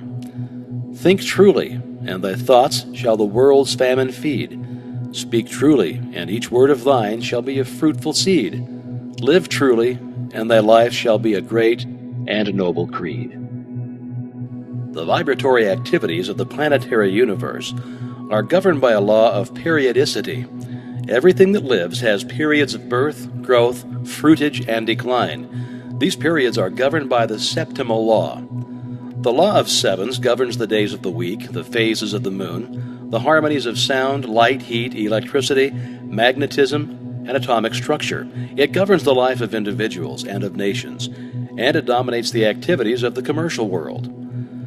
Life is growth, and growth is change. Each 7 years period takes us into a new cycle. The first 7 years is the period of infancy. The next 7, the period of childhood, representing the beginning of individual responsibility. The next 7 represents the period of adolescence. The 4th period marks the attainment of full growth. The 5th period is the constructive period, when men begin to acquire property, possessions, a home, and a family. The next, from 35 to 42, is a period of reactions and changes, and this in turn is followed by a period of reconstruction, adjustment, and recuperation, so as to be ready for a new cycle of sevens beginning with the 50th year. There are many who think that the world is just about to pass out of the 6th period, that it will soon enter into the 7th period, the period of readjustment, reconstruction, and harmony, the period which is frequently referred to as the millennium. Those familiar with these cycles will not be disturbed when things seem to go wrong, but can apply the principle outlined in these lessons with the full assurance that a higher law will invariably control all other laws, and that through an understanding and conscious operation of spiritual laws, we can convert every seeming difficulty into a blessing. So here's part 16. Wealth is a product of labor. Capital is an effect, not a cause, a servant, not a master, a means, not an end. The most commonly accepted definition of wealth is that it consists of all useful and agreeable things which possess exchange value. It is this exchange value which is the predominant characteristic of wealth. When we consider the small addition made by wealth to the happiness of the possessor, we find that the true value consists not in its utility, but in its exchange. This exchange value makes it a medium for securing the things of real value whereby our ideals may be realized. Wealth should then never be desired as an end, but simply as a means of accomplishing an end. Success is contingent upon a higher ideal than the mere accumulation of riches, and he who aspires to such success must formulate an ideal for which he is willing to strive. With such an ideal in mind, the ways and means can and will be provided, but the mistake must not be made of substituting the means for the end. There must be a definite fixed purpose, an ideal. Prentice Mulford said, "The man of success is the man possessed of the greatest spiritual understanding, and every great fortune comes of superior and truly spiritual power. Unfortunately, there are those who fail to recognize this power. They forget that Andrew Carnegie's mother had to help support the family when they came to America, that Harriman's father was a poor clergyman with a salary of only $200 a year, that Sir Thomas Lipton started with only 25 cents. These men had no other power to depend upon, but it still did not fail them. The power to create depends entirely upon spiritual power. There are 3 steps: idealization, visualization, and materialization. Every captain of industry depends upon this power exclusively. In an article in Everybody's Magazine, Henry M. Flagler, the Standard Oil multimillionaire, admitted that the secret of his success was his power to see a thing in its completeness. The following conversation with the reporter shows his power of idealization, concentration, and visualization, all of which are spiritual powers. Did you actually vision to yourself the whole thing? I mean, did you or could you really close your eyes and see the tracks and the trains running and hear the whistles? Did you go as far as that? Yes. How clearly? Very clearly. Here we have a vision of the law. We see cause and effect. We see that thought necessarily precedes and determines action. If we are wise, we shall come into a realization of the tremendous fact that no arbitrary condition can exist for a moment, and that human experience is the result of an orderly and harmonious sequence. The successful businessman is far more often than not an idealist, and is ever striving for higher and higher standards. The subtle forces of thought, as they crystallize in our daily moods, is what constitutes life. Thought is the plastic material with which we build images of our growing conception of life. Use determines its existence. As in all other things, our ability to recognize it and use it properly is the necessary condition for attainment. Premature wealth is but the forerunner of humiliation and disaster, because we can't permanently retain anything which we do not merit or which we have not earned. The conditions with which we meet in the world without correspond to the conditions which we find in the world within. This is brought about by the law of attraction. How then shall we determine what it is to enter into the world within? Whatever enters the mind through the senses or the objective mind will impress the mind and result in a mental image which will become a pattern for the creative energies. These experiences are largely the result of environment, chance, past thinking, and other forms of negative thought, and they must be subjected to careful analysis before being entertained.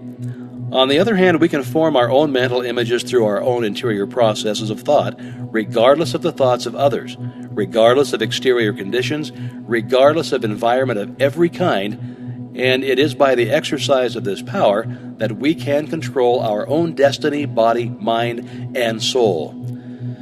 It is by the exercise of this power that we take our fate out of the hands of chance and consciously make for ourselves the experiences which we desire.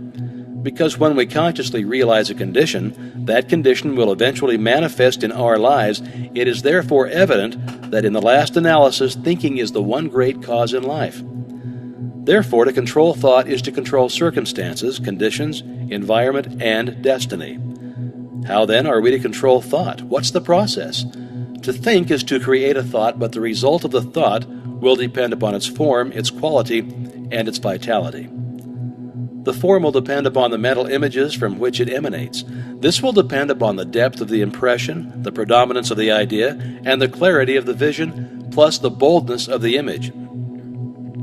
The quality depends upon its substance, and this depends upon the material of which the mind is composed. If this material has been woven from thoughts of vigor, strength, courage, and determination, the thought will possess these qualities. And finally, the vitality depends upon the feeling with which the thought is impregnated. If the thought is constructive, it will possess vitality. It will have life. It will grow, develop, expand. It will be creative. It will attract to itself everything necessary for its complete development. If the thought is destructive, it will have within itself the germ of its own dissolution. It will die. But in the process of dying, it will bring sickness, disease, and every other form of discord. This we call evil, and when we bring it upon ourselves, some of us are disposed to attribute our differences to a supreme being. But this supreme being is simply mind in equilibrium. It is neither good nor bad. It simply is. Our ability to differentiate it into form is our ability to manifest good or evil. Good and evil, therefore, are not entities. They are simply words which we use to indicate the result of our actions. And these actions are in turn predetermined by the character of our thought. If our thought is constructive and harmonious, we manifest good. If it is destructive and discordant, well, then we manifest evil. If you desire to visualize a different environment, the process is simply to hold the ideal in mind until your vision has been made real. Give no thought to persons, places, or things. These have no places in the absolute. The environment you desire will contain everything necessary. The right persons and the right things will come at the right time and in the right place. It is sometimes not plain how character, ability, attainment, achievement, environment, and destiny can be controlled through the power of visualization, but this is an exact scientific fact. You will readily see that what we think determines the quality of mind, and that the quality of mind in turn determines our ability and mental capacity, and you can readily understand that the improvement in our ability will naturally be followed by increase in attainment and a greater control of circumstances. It will thus be seen that natural laws work in a perfectly natural and harmonious manner. Everything seems to just happen. If you want any evidence of this fact, simply compare results of your efforts in your own life, when your actions were prompted by high ideals, and when you had a selfish or ulterior motive in mind. You'll need no further evidence. If you wish to bring about the realization of any desire, form a mental picture of success in your mind by consciously visualizing your desire. In this way, you'll be compelling success. You will be externalizing it in your life by scientific methods. We can only see what already exists in the objective world, but what we visualize already exists in the spiritual world. And this visualization is a substantial token of what will one day appear in the objective world if we are but faithful to our ideal. The reason for this is not difficult. Visualization is a form of imagination. This process of thinking forms impressions on the mind, and these impressions in turn form concepts and ideals, and they in turn are the plans from which the master architect will weave the future. The psychologists have come to the conclusion that there is but one sense, the sense of feeling, and that all other senses are but modifications of this one sense. This being true, we know why feeling is the very fountainhead of power, why the emotions so easily overcome the intellect, and why we must put feeling into our thought if we wish results. Thought and feeling is the irresistible combination. Visualization must, of course, be directed by the will. We are to visualize exactly what we want. We must be careful not to let the imagination run wild. Imagination is a good servant but a poor master, and unless it is controlled, it may easily lead us into all kinds of speculations and conclusions which have no basis or foundation of fact whatever. Every kind of plausible opinion is liable to be accepted without any analytical examination, and the inevitable result is mental chaos. We must therefore construct only such mental images as are known to be scientifically true. Subject every idea to a searching analysis and accept nothing which is not scientifically exact. When you do this, you will attempt nothing but what you know. You can carry that out, and success will crown your efforts. This is what businessmen call far-sightedness. It is much the same as insight, and is one of the great secrets of success in all important undertakings. For your exercise this week, try to bring yourself to a realization of the important fact that harmony and happiness are states of consciousness, and don't depend upon the possession of things. That things are effects and come as a consequence of correct mental states, so that if we desire material possession of any kind, our chief concern should be to acquire the mental attitude which will bring about the result desired. This mental attitude is brought about by a realization of our spiritual nature and our unity with the universal mind, which is the substance of all things.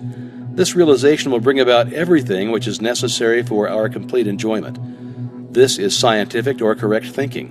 When we succeed in bringing about this mental attitude, it is comparatively easy to realize our desire as an already accomplished fact. When we can do this, we shall have found the truth which makes us free from every lack or limitation of any kind. H.W. Beecher said, "A man might frame and let loose a star to roll in its orbit, and yet not have done so memorable a thing before God as he who lets a golden orbed thought to roll through the generations of time." Chapter 17.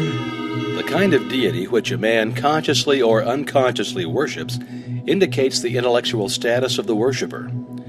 Ask the Indian of God, and he will describe to you a powerful chieftain of a glorious tribe. Ask the pagan of God, and he'll tell you of a god of fire, a god of water, a god of this, that, and the other. Ask the Israelite of God, and he will tell you of the God of Moses, who conceived it expedient to rule by coercive measures, hence the 10 Commandments. Or of Joshua, who led the Israelites into battle, confiscated property, murdered the prisoners, and laid waste to cities. The so-called heathen made graven images of their gods, whom they were accustomed to worship. But among the most intelligent, at least, these images were but the visible fulcrums with which they were enabled to mentally concentrate on the qualities which they desired to externalize in their lives. We of the 21st century worship a God of love in theory, but in practice, we make for ourselves graven images of wealth, power, fashion, custom, and conventionality. We fall down before them and worship them. We concentrate on them, and they are thereby externalized in our lives. The student who masters the contents of Part 17 will not mistake the symbols for the reality. He will be interested in causes rather than effects. He will concentrate on the realities of life and will then not be disappointed in the results. We are told that man has dominion over all things. This dominion is established through mind. Thought is the activity which controls every principle beneath it. The highest principle, by reason of its superior essence and qualities, necessarily determines the circumstances, aspects, and relation of everything with which it comes in contact. The vibrations of mental forces are the finest and consequently the most powerful in existence. To those who perceive the nature and transcendency of mental force, all physical power sinks into insignificance. We're accustomed to look upon the universe with a lens of five senses, and from these experiences our anthropomorphic conceptions originate. But true conceptions are only secured by spiritual insight. This insight requires a quickening of the vibrations of the mind, and is only secured when the mind is continuously concentrated in a given direction. Continuous concentration means an even, unbroken flow of thought, and is the result of patient, persistent, persevering, and well-regulated systems. Great discoveries are the result of long-continued investigation. The science of mathematics requires years of concentrated effort to master it, and the greatest science, that of the mind, is revealed only through concentrated effort. Concentration is much misunderstood. There seems to be an idea of effort or activity associated with it, when just the contrary is necessary. The greatness of an actor lies in the fact that he forgets himself in the portrayal of his character, becoming so identified with it that the audience is swayed by the realism of the performance. This will give you a good idea of true concentration. You should be so interested in your thought, so engrossed in your subject, as to be conscious of nothing else. Such concentration leads to intuitive perception and immediate insight into the nature of all knowledge is the result of concentration of this kind. It is thus that the secrets of heaven and earth have been wrested. It is thus that the mind becomes a magnet, and the desire to know draws the knowledge, irresistibly attracts it, and makes it your own. Desire is largely subconscious. Conscious desire rarely realizes its object when the latter is out of immediate reach. Subconscious desire arouses the latent faculties of the mind, and difficult problems seem to solve themselves. The subconscious mind may be aroused and brought into action in any direction, and made to serve us for any purpose by concentration. The practice of concentration requires the control of the physical, mental, and physical being. All modes of consciousness, whether physical, mental, or physical, must be under control. Spiritual truth is therefore the controlling factor. It is this which will enable you to grow out of limited attainment and reach a point where you'll be able to translate modes of thought into character and consciousness.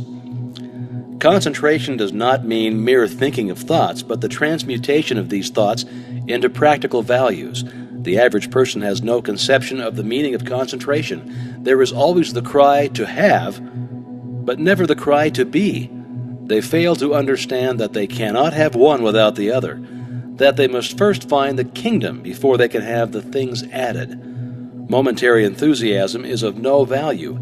It is only with unbounded self-confidence that the goal is reached. The mind may place the ideal a little too high and fall short of the mark. It may attempt to soar on untrained wings, and instead of flying, fall to earth. But that is not a reason for making another attempt. Weakness is the only barrier to mental attainment. Attribute your weakness to physical limitations or mental uncertainties, and try again. Ease and perfection are gained by repetition. The astronomer centers his mind on the stars, and they give forth their secrets. The geologist centers his mind on the construction of the earth, and we have geology. So with all things. Men center their minds on the problems of life, and the result is apparent in the vast and complex social order of the day. All mental discovery and attainment are the result of desire plus concentration. Desire is the strongest mode of action. The more persistent the desire, the more authoritative the revelation. Desire added to concentration will wrench any secret from nature. In realizing great thoughts, in experiencing great emotions that correspond with great thoughts, the mind is in a state where it appreciates the value of higher things. The intensity of one moment's earnest concentration and the intense longing to become and to attain may take you further than years of slow, normal, and forced effort. It will unfasten the prison bars of unbelief, weakness, impotence, and self-belittlement, and you will come into a realization of the joy of overcoming. The spirit of initiative and originality is developed through persistence and continuity of mental effort. Business teaches the value of concentration and encourages decision of character. It develops practical insight and quickness of conclusion. The mental element in every commercial pursuit is dominant as the controlling factor, and desire is the predominating force. All commercial relations are the externalization of desire.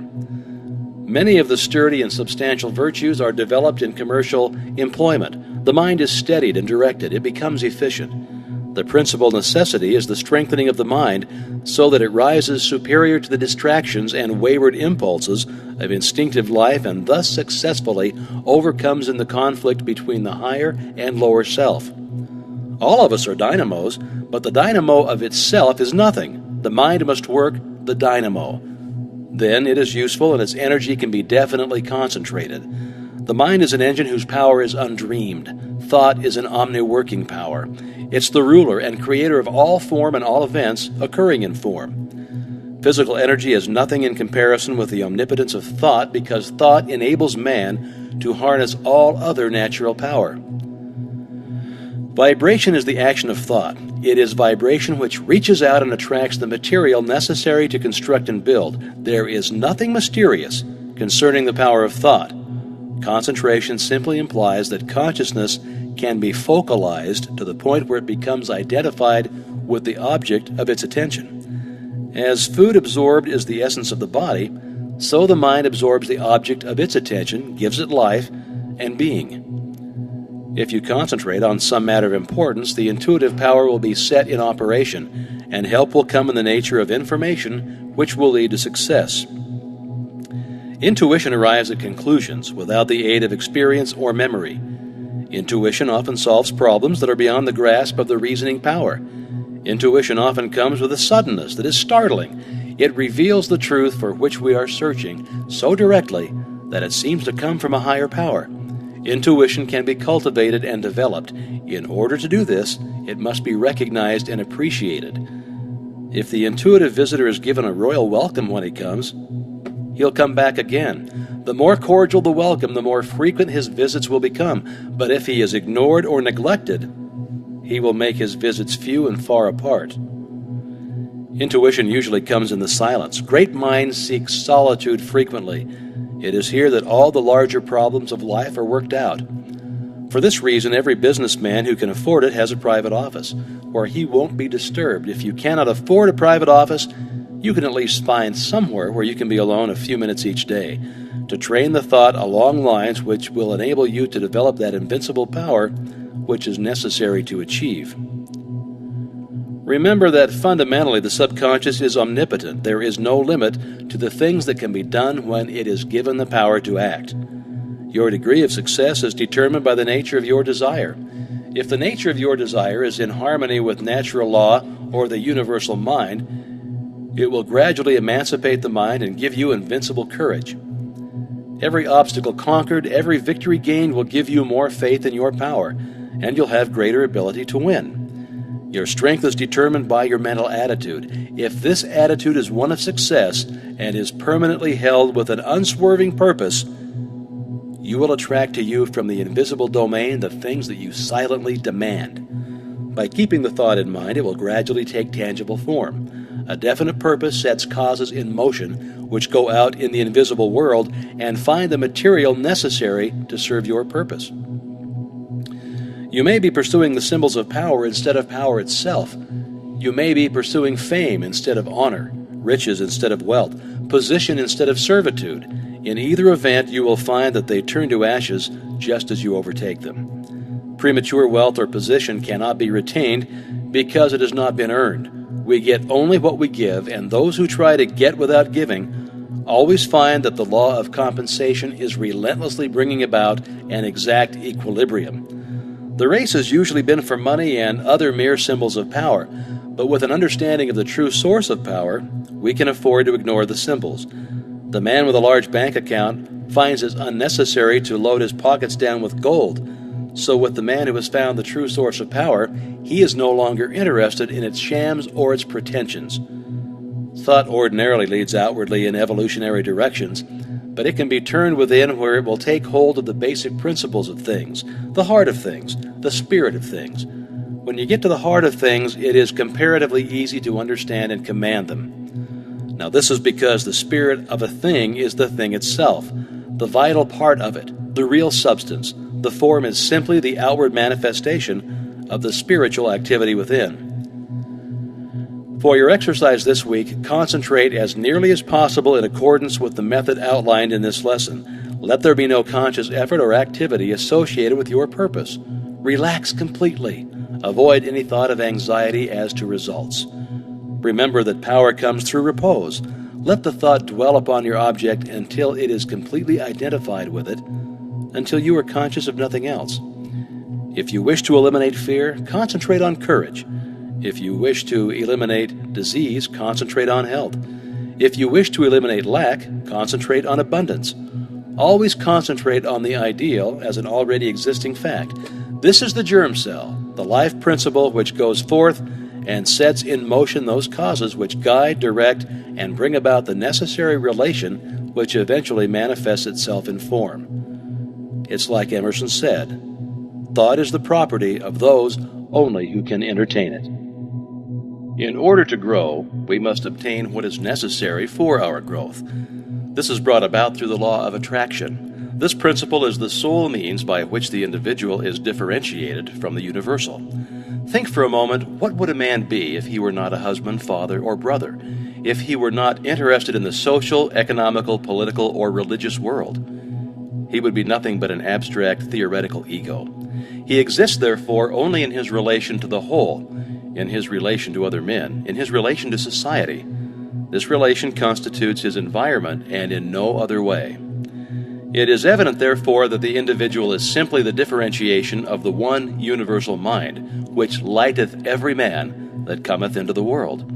And his so-called individuality or personality consists of nothing but the manner in which he relates with the whole. This we call his environment, and is brought about by the law of attraction. Part 18, which follows, has something more to say concerning this important law. There is a change in the thought of the world. This change is silently transpiring in our midst and is more important than any which the world has undergone since the downfall of paganism. These present revolutions in the opinions of all classes of men, the highest and most cultured of men, as well as those of the laboring class, stands unparalleled in the history of the world. Science has of late made such vast discoveries, has revealed such an infinity of resources, has unveiled such enormous possibilities and such unsuspected forces that scientific men more and more hesitate to affirm certain theories as established and beyond doubt, or to deny other theories as absurd or impossible. A new civilization is being born. Customs, creeds, and precedent are passing. Vision, faith, and service are taking their place. The fetters of tradition are being melted off from humanity, and as the impurities of materialism are being consumed, thought is being liberated, and truth is rising full, robed before an astonished multitude. The whole world is on the eve of a new consciousness, a new power, and a new realization within the self. Physical science has resolved matter into molecules, molecules into atoms, and atoms into energy, and it has remained for Mr. J.A. Fleming, in an address before the Royal Institution, to resolve this energy into mind. He says, "In its ultimate essence, energy, man may be incomprehensible by us except as an exhibition of the direct operation of that which we call mind or will. And this mind is the indwelling and ultimate. It is immanent in matter as in spirit. It is the sustaining, energizing, all-pervading spirit of the universe. Every living thing must be sustained by this omnipotent intelligence, and we find the difference in individual lives to be largely measured by the degree of this intelligence which they manifest. It is greater intelligence that places the animal in a higher scale of being than the plant, the man higher than the animal, and we find that this increased intelligence is again indicated by the power of the individual to control modes of action and thus to consciously adjust himself to his environment. It is this adjustment that occupies the attention of the greatest minds, and this adjustment consists in nothing else than the recognition of an existing order in the universal mind, for it is well known that this mind will obey us precisely in proportion as we first obey it. It is the recognition of natural laws that has enabled us to annihilate time and space, to soar in the air and to make iron float, And the greater the degree of intelligence, the greater will be our recognition of these natural laws, and the greater will be the power that we can possess. It is the recognition of the self as an individualization of this universal intelligence that enables the individual to control those forms of intelligence which have not yet reached this level of self-recognition. They do not know that this universal intelligence permeates all things ready to be called into action. They do not know that it is responsive to every demand, and they are therefore in bondage to the law of their own being. Thought is creative, and the principle on which the law is based is sound and legitimate, and is inherent in the nature of things. But this creative power does not originate in the individual, but in the universal, which is the source and foundation of all energy and substance. The individual is simply the channel for the distribution of this energy. The individual is simply the means by which the universal produces the various combinations which result in the formation of phenomena, which depends upon the law of vibration, whereby various rates of rapidity of motion in the primary substance form new substances only in certain exact numerical ratios. Thought is the invisible link by which the individual comes into communication with the universal, the finite with the infinite, the seen with the unseen. Thought is the magic by which the human is transformed into a being who thinks and knows and feels and acts. As the proper apparatus has enabled the eye to discover worlds without number millions of miles away, so with the proper understanding, man has been enabled to communicate with the universal mind, which is the source of all power. The understanding which is usually developed is about as valuable as a VCR without a videotape. In fact, it is usually nothing more than a belief, which means nothing at all. The savages of the Cannibal Islands believe something, but that proves nothing.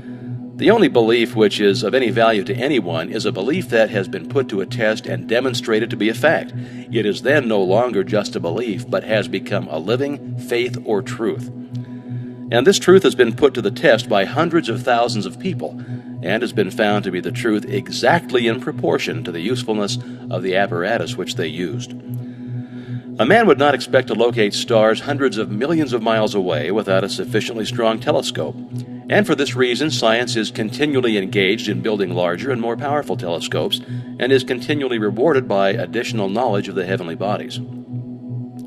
So with the understanding, men are continually making progress in the methods which they use to come into communication with the universal mind and its infinite possibilities.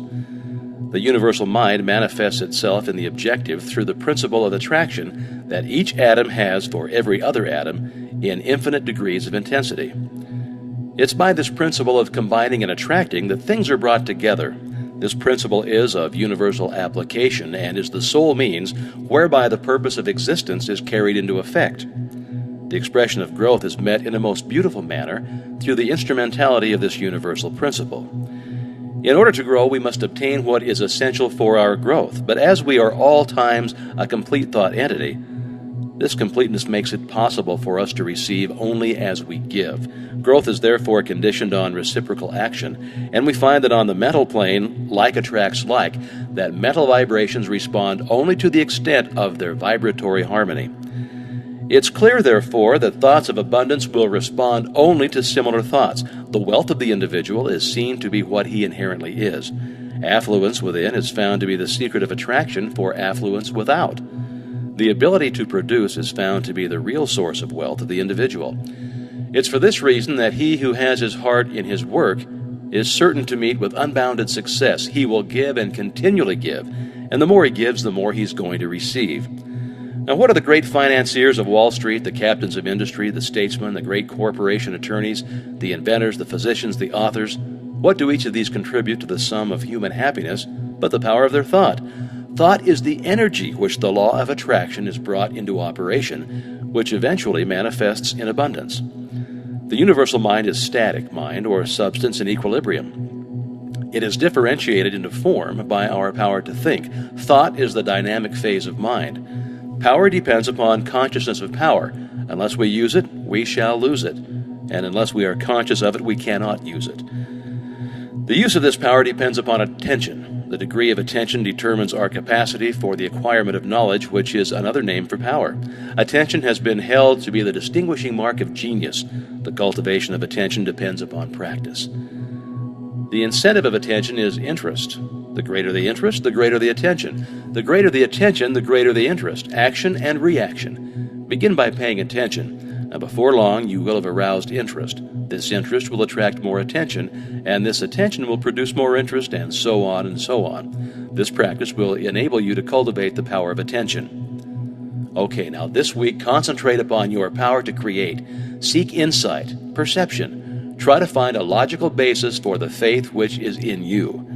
Let the thought dwell on the fact that the physical man lives and moves and has his being in the sustainer of all organic life, air. We have to have air so that we must breathe. We breathe to live.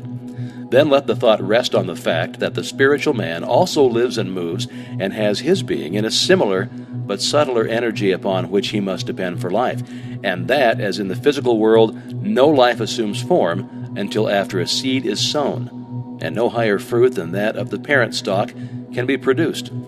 So in the spiritual world, no effect can be produced until the seed is sown, and the fruit will depend upon the nature of the seed, so that the results which you secure depend upon your perception of law in the mighty domain of causation, the highest evolution of human consciousness. As Emerson said, "There is no thought in my mind, but it quickly tends to convert itself into a power and organizes a huge instrumentality of means." Fear is a powerful form of thought. It paralyzes the nerve centers, thus affecting the circulation of the blood. This in turn paralyzes the muscular system so that fear affects the entire being, body, brain, and nerve, physical, mental, and muscular systems. Of course, the way to overcome fear is to become conscious of power. What is this mysterious vital force which we call power?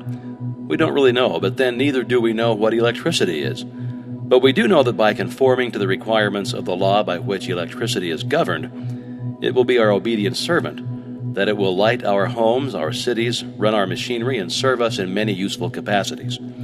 And so it is with vital force.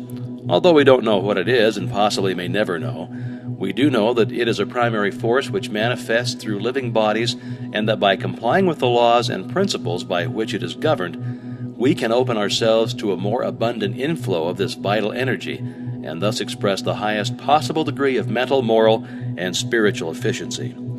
This part tells of a very simple way of developing this vital force. If you put into practice the information outlined in this lesson, you'll soon develop the sense of power which has been the distinguishing mark of genius. And now, Part 19. The search for truth is no longer a haphazard adventure, but it's a systematic process and is logical in its operation. Every kind of experience is given a voice in shaping its decision. In seeking the truth, we're seeking ultimate cause. We know that every human experience is an effect. Then if we may ascertain the cause, and if we shall find that this cause is one which we can consciously control, the effect or the experience will be within our control also. Human experience will then no longer be the football of fate. A man will not be the child of fortune, but destiny. Fate and fortune will be controlled as readily as a captain controls his ship, or as an engineer controls his train. All things are finally resolvable into the same element, and as they are thus translatable one into the other, they must ever be in relation, and may never be in opposition to one another. In the physical world there are innumerable contrasts, and these may, for convenience sake, be designated by distinctive names. There are sizes, colors, shades, or ends to all things.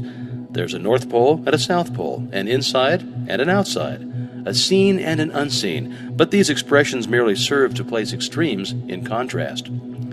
They are names given to two different parts of one quantity. The two extremes are relative. They are not separate entities, but are two parts or aspects of the whole.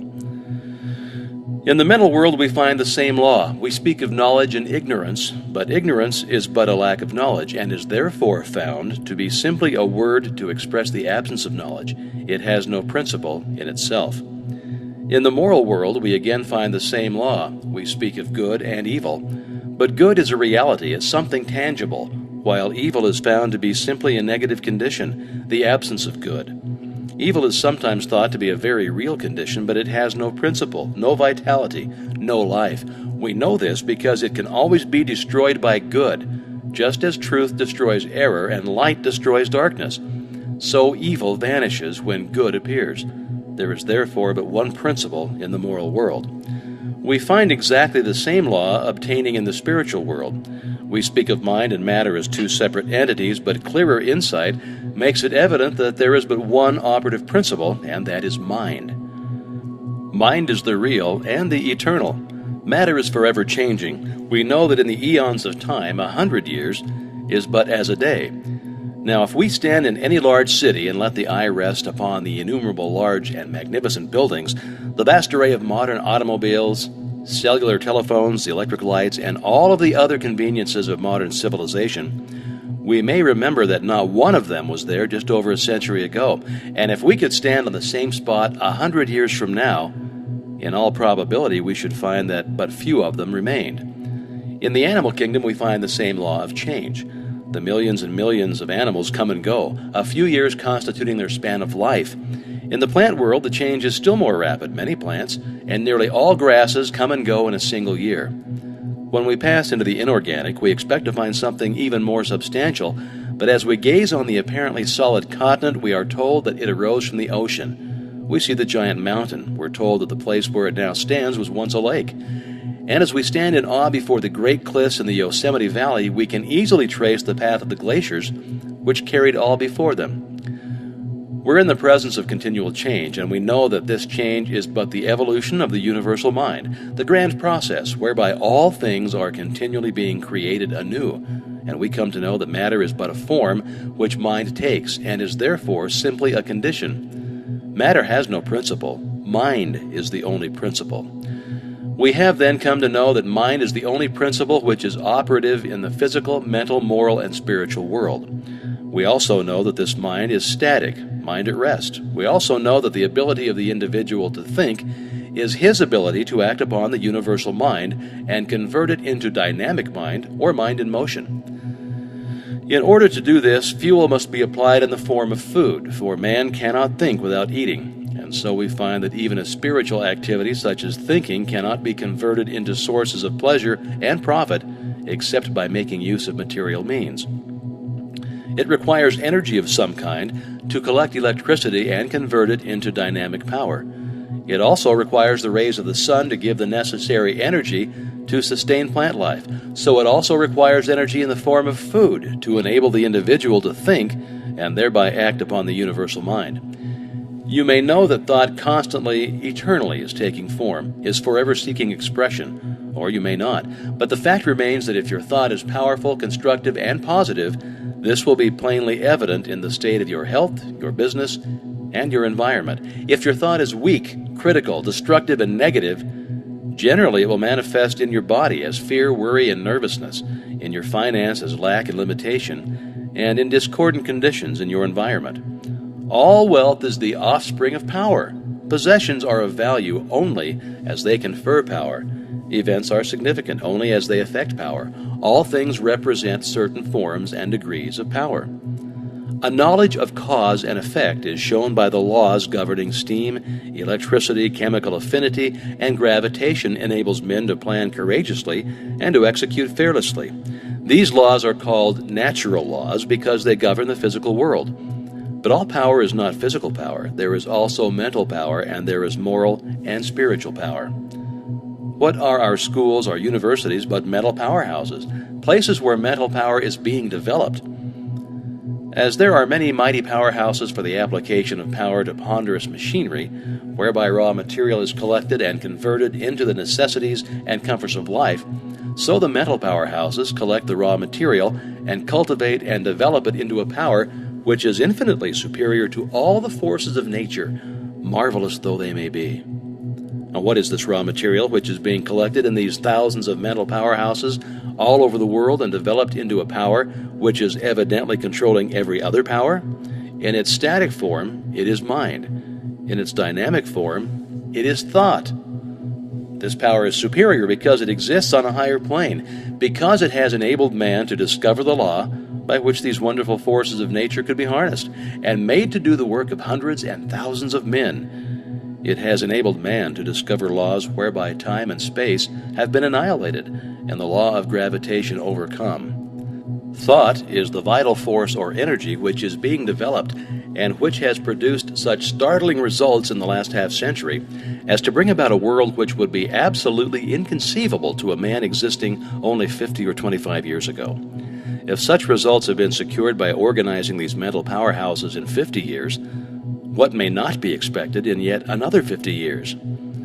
The substance from which all things are created is infinite in quantity. We know that light travels at the rate of 186,000 miles per second, and we know that there are stars so remote that it takes light 2,000 years to reach us, and we know that such stars exist in all parts of the heaven. We know, too, that this light comes in waves, so that if the ether on which these waves travel was not continuous, the light would fail to reach us. We can then only come to the conclusion that this substance or ether or raw material is universally present. How then does it manifest in form? In electrical science, a battery is formed by connecting the opposite poles of zinc and copper, which causes a current to flow from one to the other, and so provides energy. Now, the same process is repeated in respect to every polarity, and as all form simply depends upon the rate of vibration and consequent relations of atoms to each other, if we wish to change the form of manifestation, we must change the polarity. This is the principle of causation. For your exercise this week, concentrate, and when I use the word concentrate, I mean all that word implies. Become so absorbed in the object of your thought that you're conscious of nothing else, and do this a few minutes every day. You take the necessary time to eat in order that the body may be nourished. Why not take the time to assimilate your mental food? Let the thought rest on the fact that appearances are deceptive. Matter which was once supposed to be fixed has found to be in a state of perpetual flux. Try to realize the day is fast approaching. Its dawn is now at hand, when modes of thought and action must be adjusted to rapidly increasing knowledge of the operation of eternal principles. The quote from Channing is appropriate. Silent thought is, after all, the mightiest agent in human affairs. For many years, there's been an endless discussion as to the origin of evil. Theologians have told us that God is love and that God is omnipresent. If this is true, there is no place where God is not. Where then is evil? Satan and hell? Well, let us see. God is spirit. Spirit is the creative principle of the universe. Man is made in the image and likeness of God. Man is therefore a spiritual being. The only activity which spirit possesses is the power to think. Thinking is therefore a creative process. All form is therefore the result of the thinking process. The destruction of form must also be a result of the thinking process. Fictitious representations of form are the result of the creative power of thought, as in hypnotism. Apparent representations of form are the result of the creative power of thought, as in spiritualism.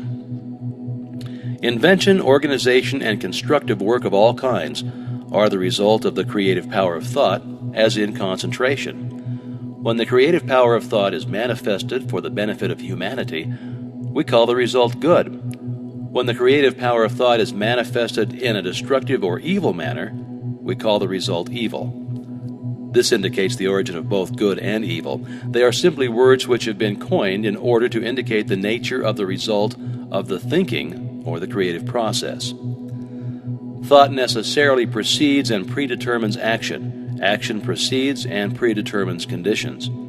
Part 20 will throw more light upon this important subject. The spirit of a thing is that thing. It is necessarily fixed, changeless, and eternal. The spirit of you is you. Without the spirit, you'd be nothing. It becomes active through your recognition of it and its possibilities. You may have all of the wealth in Christendom, but unless you recognize it and make use of it, you will have no value. So with your spiritual wealth, unless you recognize it and use it, it will have no value. The one and only condition of spiritual power is use or recognition. All great things come through recognition. The scepter of power is consciousness, and thought is its messenger.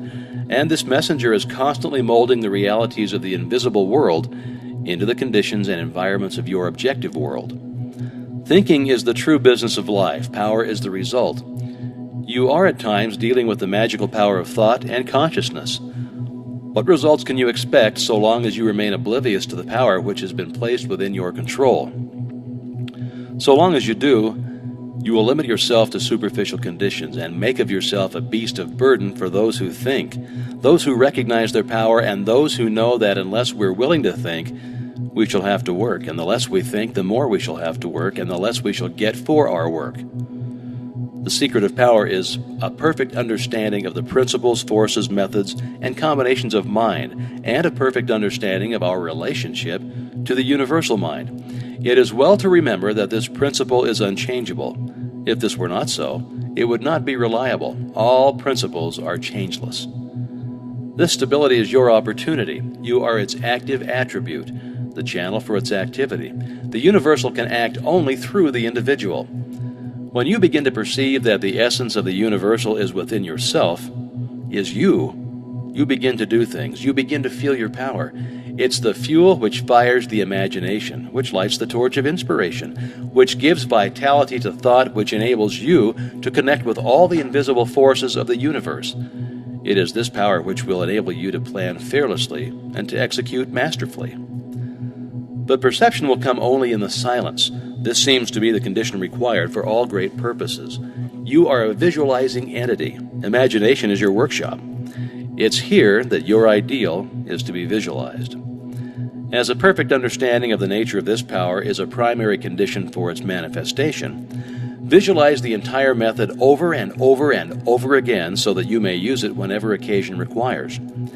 The infinity of wisdom is to follow the method whereby we may have the inspiration of the omnipotent universal mind on demand at any time. We can fail to recognize the world within and so exclude it from our consciousness, but it will still be the basic fact of all existence, and when we learn to recognize it, not only in ourselves but in all persons, events, things, and circumstances, we shall have found the kingdom of heaven, which we are told is within us.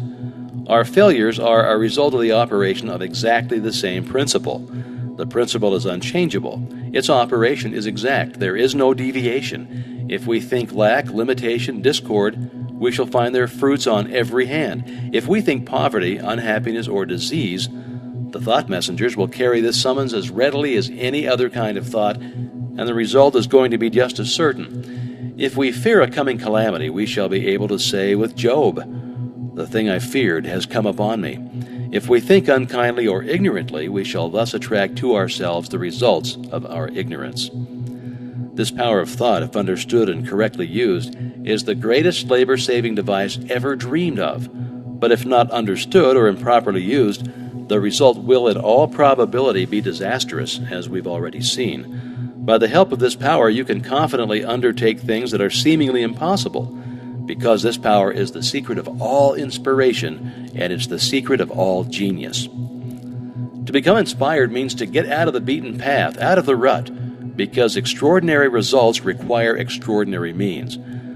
When we come into a recognition of the unity of all things, and that the source of all power is within, we tap the source of inspiration. Inspiration is the art of imbibing, the art of self-realization, the art of adjusting the individual mind to that of the universal mind, the art of attaching the proper mechanism to the source of all power, and it's the art of differentiating the formless into form, the art of becoming a channel for the flow of infinite wisdom, the art of visualizing perfection, the art of realizing the omnipresence of omnipotence. An understanding and appreciation of the fact that the infinite power is omnipresent and is therefore in the infinitely small as well as the infinitely large will enable us to absorb its essence. A further understanding of the fact that this power is spirit and therefore indivisible will enable us to appreciate its presence at all points. An understanding of these facts, first intellectually and then emotionally, will enable us to drink deeply from this ocean of infinite power. An intellectual understanding will be of no assistance. The emotions must be brought into action. Thought without feeling is cold. The required combination is thought and feeling. Inspiration is from within. The silence is necessary. The senses must be stilled, the muscles relaxed. Repose must be cultivated. When you have thus come into possession of a sense of poise and power, you'll be ready to receive the information or inspiration or wisdom which may be necessary for the development of your purpose. Now, don't confuse these methods with those of the clairvoyant. They have nothing in common. Inspiration is the art of receiving and makes for all that is best in life. Your business in life is to understand and command these invisible forces instead of letting them command and rule you. Power implies service. Inspiration implies power. To understand and apply the method of inspiration is to become a Superman. We can live more abundantly every time we breathe if we consciously breathe with that intention. The if is a very important condition in this case, as the intention governs the attention, and without the attention you can secure only the results which everyone else secures. That is, a supply equal to the demand. In order to secure the larger supply, your demand must be increased, and as you consciously increase the demand, the supply will follow. You'll find yourself coming into a larger and larger supply of life, energy, and vitality. The reason for this is not difficult to understand, but it is another of the vital mysteries of life which does not seem to be generally appreciated. If you make it your own, you will find it one of the greatest realities of life. We are told that in Him we live and move and have our being, and we are told that He is a spirit, and again that He is love, so that every time we breathe this life, love, and spirit. This pranic energy, or pranic ether, we could not exist a moment without it. It's the cosmic energy. It is the life of the solar plexus. Every time we breathe, we fill our lungs with air and at the same time vitalize our body with this pranic ether, which is life itself, so that we have the opportunity of making a conscious connection with all life, all intelligence, and all substance. A knowledge of your relation and oneness with this principle that governs the universe, and the simple method whereby you can consciously identify yourself with it, gives you a scientific understanding of a law whereby you may free yourself from disease, from lack or limitation of any kind. In fact, it enables you to breathe the breath of life into your own nostrils. This breath of life is a superconscious reality. It is the essence of the I Am. It is pure being or universal substance, and our conscious unity with it enables us to localize it and thus exercise the powers of this creative energy. Thought is creative vibration, and the quality of the conditions created will depend upon the quality of our thought, because we cannot express powers which we do not possess. We must be before we can. And we can do only to the extent to which we are. And so what we do will necessarily coincide with what we are, and what we are depends upon what we think. Every time you think, you start a train of causation which will create a condition in strict accordance with the quality of the thought which originated it. Thought which is in harmony with the universal mind will result in corresponding conditions. Thought which is destructive or discordant will produce corresponding results. You may use thought constructively or destructively, but the immutable law will not allow you to plant a thought of one kind and reap the fruit of another. You are free to use this marvelous creative power as you will, but you must take the consequences. This is the danger from what is called willpower. There are those who seem to think that by force of will they can coerce this law, but they can sow seed of one kind and by willpower make it bear fruit of another. But the fundamental principle of creative power is in the universal, and therefore the idea of forcing a compliance with our wishes by the power of the individual will is an inverted conception which may appear to succeed for a while, but is eventually doomed to failure because it antagonizes the very power which it is seeking to use. It is the individual attempting to coerce the universal, the finite in conflict with the infinite. Our permanent well-being will be best conserved by a conscious cooperation with the continuous forward movement of the great whole. Now, for your exercise this week, go into the silence and concentrate on the fact that in Him we live and move and have our being is literally and scientifically exact, that you are because He is, that if He is omnipresent, He must be in you, that if He is all in all, you must be in Him, that He is spirit and you are made in His image and likeness, and that the only difference between His spirit and your spirit is one of degree, that a part must be the same in kind and quality as the whole. When you can realize this clearly, you will have found the secret of the creative power of thought. You will have found the origin of both good and evil. You will have found the secret of the wonderful power of concentration. You will have found the key to the solution of every problem, whether physical, financial, or environmental. The power to think consecutively and deeply and clearly is an avowed and deadly enemy to mistakes and blunders, superstitions, unscientific theories, irrational beliefs, unbridled enthusiasm, and fanaticism. Haddock. It is my privilege now to enclose part 21. In paragraph 7, you'll find that one of the secrets of success, one of the methods of organizing victory, one of the accomplishments of the master mind is to think big thoughts. In paragraph 8, you'll find that everything which we hold in our consciousness for any length of time becomes impressed upon our subconsciousness, and so becomes a pattern which the creative energy will wave into our life and environment. This is the secret of the wonderful power of prayer. We know that the universe is governed by law, that for every effect there must be a cause, and that the same cause, under the same conditions, will invariably produce the same effect. Consequently, if prayer has ever been answered, it will always be answered, if the proper conditions are complied with. This must necessarily be true, otherwise the universe would be a chaos instead of a cosmos. The answer to prayer is therefore subject to law, and this law is definite, exact, and scientific, just as are the laws governing gravitation and electricity. An understanding of this law takes the foundation of Christianity out of the realm of superstition and credulity and places it upon the firm rock of scientific understanding. But unfortunately, there are comparatively few persons who know how to pray.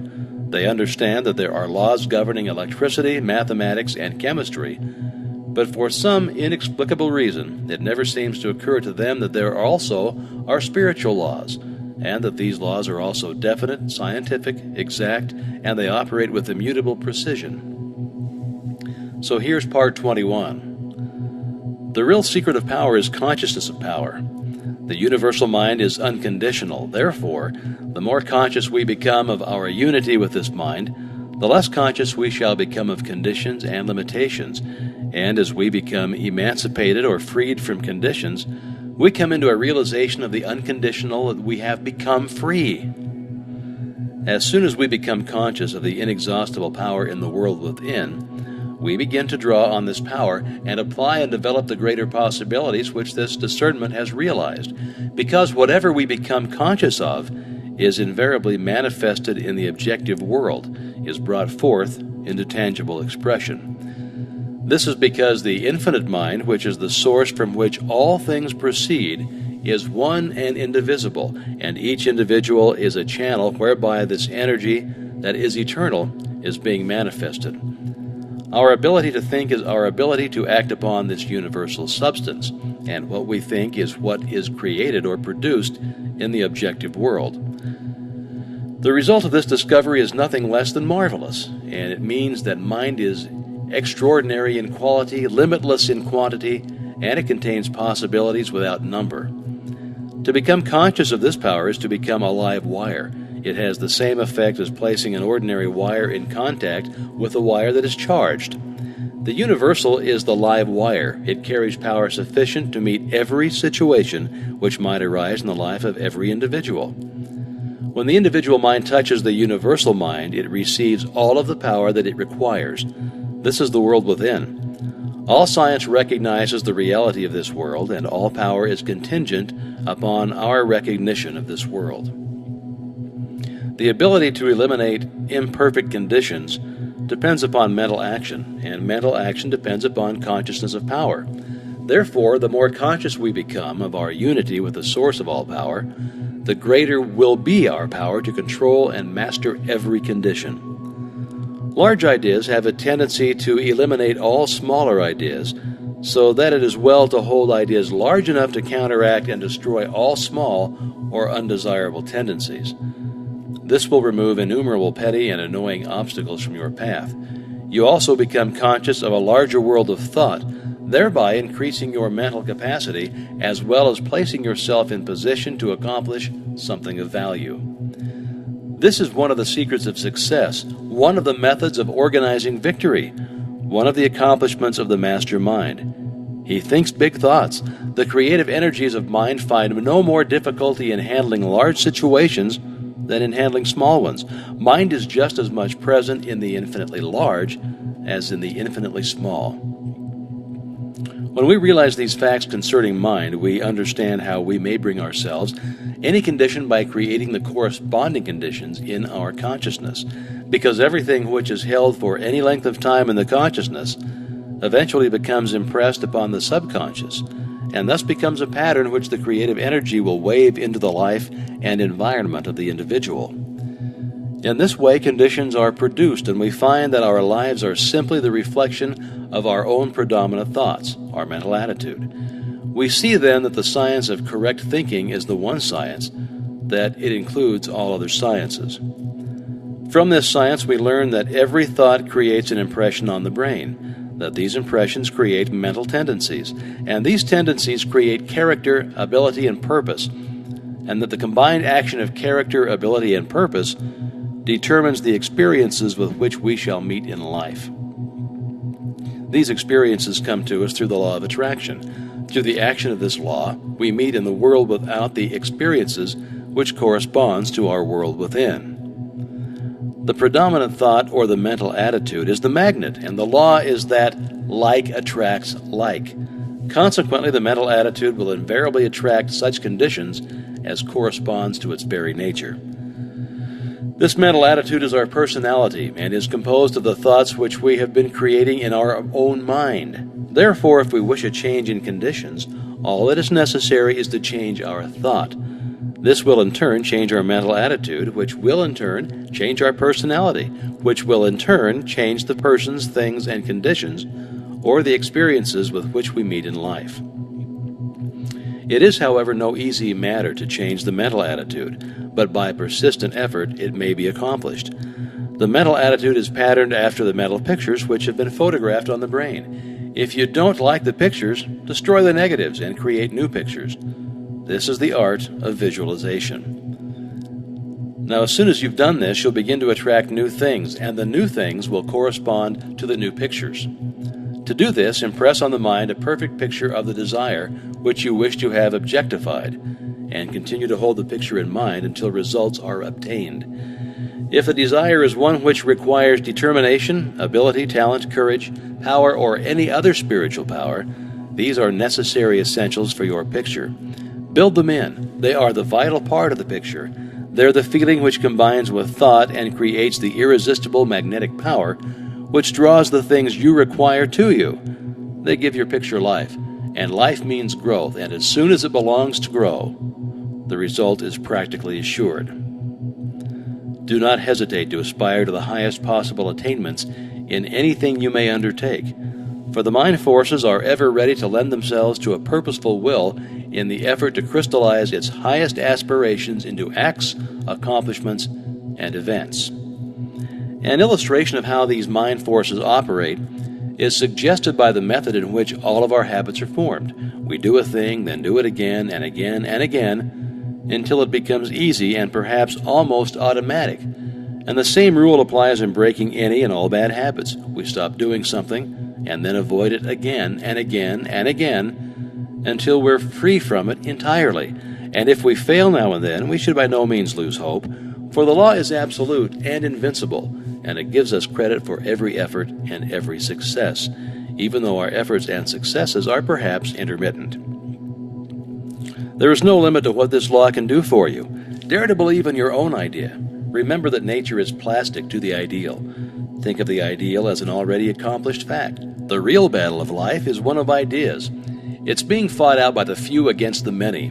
On the one side is the constructive and creative thought. On the other side, the destructive and negative thought. The creative thought is dominated by an ideal. The passive thought is dominated by appearances. On both sides are men of science, men of letters, and men of affairs.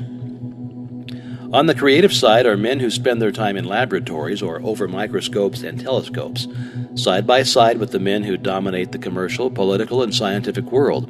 On the negative side are men who spend their time investigating law and precedent, men who mistake theology for religion, statesmen who mistake might for right, and all the millions who seem to prefer precedence to progress, who are eternally looking backward instead of forward, who see only the world without but know nothing of the world within. In the last analysis, there are but these two classes. All men will have to take their place on one side or the other. They will have to go forward or go back, There is no standing still in a world where all is motion. It is this attempt to stand still that gives sanction and force to arbitrary and unequal codes of law. That we are in a period of transition is evidenced by the unrest which is everywhere apparent. The complaint of humanity is as a roll of heaven's artillery, commencing with low and threatening notes and increasing until the sound is sent from cloud to cloud and the lightning splits the air and the earth. The sentries who patrol the most advanced outpost of the industrial, political, and religious world are calling anxiously to each other. What of the night? The danger and insecurity of the position they occupy and attempt to hold is becoming more apparent every single hour. The dawn of a new era necessarily declares that the existing order of things cannot much longer be. Now, the issue between the old regime and the new, the crux of the social problem, is entirely a question of conviction in the minds of the people as to the nature of the universe. When they realize that the transcendent force of spirit or mind of the cosmos is within each individual, it will be possible to frame laws that shall consider the liberties and rights of the many instead of the privileges of the few. As long as the people regard the cosmic power as a power non-human and alien to humanity, so long will it be comparatively easy for a supposed privileged class to rule by divine right in spite of every protest of social sentiment. The real interest of democracy is therefore to exalt, emancipate, and recognize the divinity of the human spirit, to recognize that all power is from within, that no human being has any more power than any other human being, except such as may willingly be delegated to him. The old regime would have us believe that the law was superior to the lawmakers. Herein is the gist of the social crime of every form of privilege and personal inequality, the institutionalizing of the fatalistic doctrine of divine election. The divine mind is the universal mind. It makes no exceptions. It plays no favorites. It does not act through sheer caprice or from anger, jealousy, or wrath. Neither can it be flattered, cajoled, or moved by sympathy or petition to supply man with some need which he thinks necessary for his happiness or even his existence. The divine mind makes no exceptions in favor of any individual, but when the individual understands and realizes his unity with the universal principle, he will appear to be favored because he will have found the source of all health, all wealth, and all power. For your exercise this week, concentrate on the truth. Try to realize that the truth shall make you free. That is, nothing can permanently stand in the way of your perfect success when you learn to apply the scientifically correct thought methods and principles. Realize that you are externalizing in your environment your inherent soul potencies. Realize that the silence offers an ever-available and almost unlimited opportunity for awakening the highest conception of truth. Try to comprehend that omnipotence itself is absolute silence. All else is change, activity, and limitation. Silent thought concentration is therefore the true method of reaching, awakening, and then expressing the wonderful potential power of the world within. Now remember these words from Marden. The possibilities of thought training are infinite, its consequence eternal, and yet few take the pains to direct their thinking into channels that will do them good, but instead leave all to chance. In Part 22, you'll find that thoughts are spiritual seeds, which, when planted in the subconscious mind, have a tendency to sprout and grow, but unfortunately the fruit is frequently not to our liking. The various forms of inflammation, paralysis, nervousness, and diseased conditions generally are the manifestation of fear, worry, care, anxiety, jealousy, hatred, and similar other thought. The life processes are carried on by two distinct methods. First, the taking up and making use of nutritive material which is necessary for constructing cells. Secondly, breaking down and excreting the waste material. All life is based upon these constructive and destructive activities, and as food and water and air are the only requisites necessary for the construction of cells, it would seem that the problem of prolonging life indefinitely would not be a very difficult one. Now, however strange it may seem, it's the second or destructive activity that is, with rare exception, the cause of all disease. The waste material accumulates and saturates the tissues, which causes auto-intoxication. This may be partial or general. In the first case, the disturbance will be local. In the second place, it will affect the whole system. The problem then before us is in the healing of disease is to increase the inflow and distribution of vital energy throughout the system, and this can only be done by eliminating thoughts of fear, worry, care, anxiety, jealousy, hatred, and every other destructive thought which tend to tear down and destroy the nerves and glands which control the excretion and elimination of poisonous and waste matter. Nourishing foods and strengthening tonics can't bestow life because these are but secondary manifestations to life. The primary manifestation of life and how you may get in touch with it is explained in the part which I have the privilege of enclosing herewith, Part 22. Knowledge is of priceless value because by applying knowledge we can make our future what we wish it to be. When we realize that our present character, our present environment, our present ability, our present physical condition are all the result of past methods of thinking, then we shall begin to have some conception of the value of knowledge. If the state of our health is not all that could be desired, let us examine our method of thinking. Let's remember that every thought produces an impression on the mind. Every impression is a seed which will sink into the subconscious and form a tendency. The tendency will be to attract other similar thoughts, and before we know it, we shall have a crop which then must be harvested. If these thoughts contain disease, germs, the harvest will be sickness, decay, weakness, and failure. The question is, what are we thinking? What are we creating? What is the harvest to be? If there is any physical condition which it makes necessary to change, the law governing visualization will be found effective. Make a mental image of physical perfection. Hold it in the mind until it is absorbed by the consciousness. Many have eliminated chronic ailments in a few weeks by this method, and thousands have overcome and destroyed all manner of ordinary physical disturbances, also by this method, in only a few days, sometimes in a few minutes. It is through the law of vibration that the mind exercises this control over the body. We know that every mental action is a vibration, and we know that all form is simply a mode of motion, a rate of vibration. Therefore, any given vibration immediately modifies every atom in the body. Every life cell is affected, and an entire chemical change is made in every group of life cells. Everything in the universe is what it is by virtue of its rate of vibration. Change the rate of vibration, and you change the nature, quality, and form. The vast panorama of nature, both visible and invisible, is being constantly changed by simply changing the rate of vibration. And as thought is a vibration, we can also exercise this power. We can change the vibration and thus produce any condition which we desire to manifest in our bodies. We're all using this power every minute. The trouble is, most of us are using it unconsciously and thus producing undesirable results. The problem is to use it intelligently and produce only desirable results. Now, this should not be difficult because we all have had sufficient experience to know what produces pleasant vibration in the body, and we also know the causes which produce the unpleasant and disagreeable sensations. All that is necessary is to consult our own experience. When our thought has been uplifted, progressive, constructive, courageous, noble, kind, or in any other way desirable, we have set in motion vibrations which brought about certain results. When our thought has been filled with envy, hatred, jealousy, criticism, or any of the other 1,001 forms of discord, certain vibrations were set in motion which brought about certain other results of a different nature, and each of these rates of vibration, if kept up, crystallized in form. In the first case, the result was mental, moral, and physical health, and in the second case, discord, inharmony, and disease. We can understand then something of the power which the mind possesses over the body. The objective mind has certain effects on the body which are readily recognized.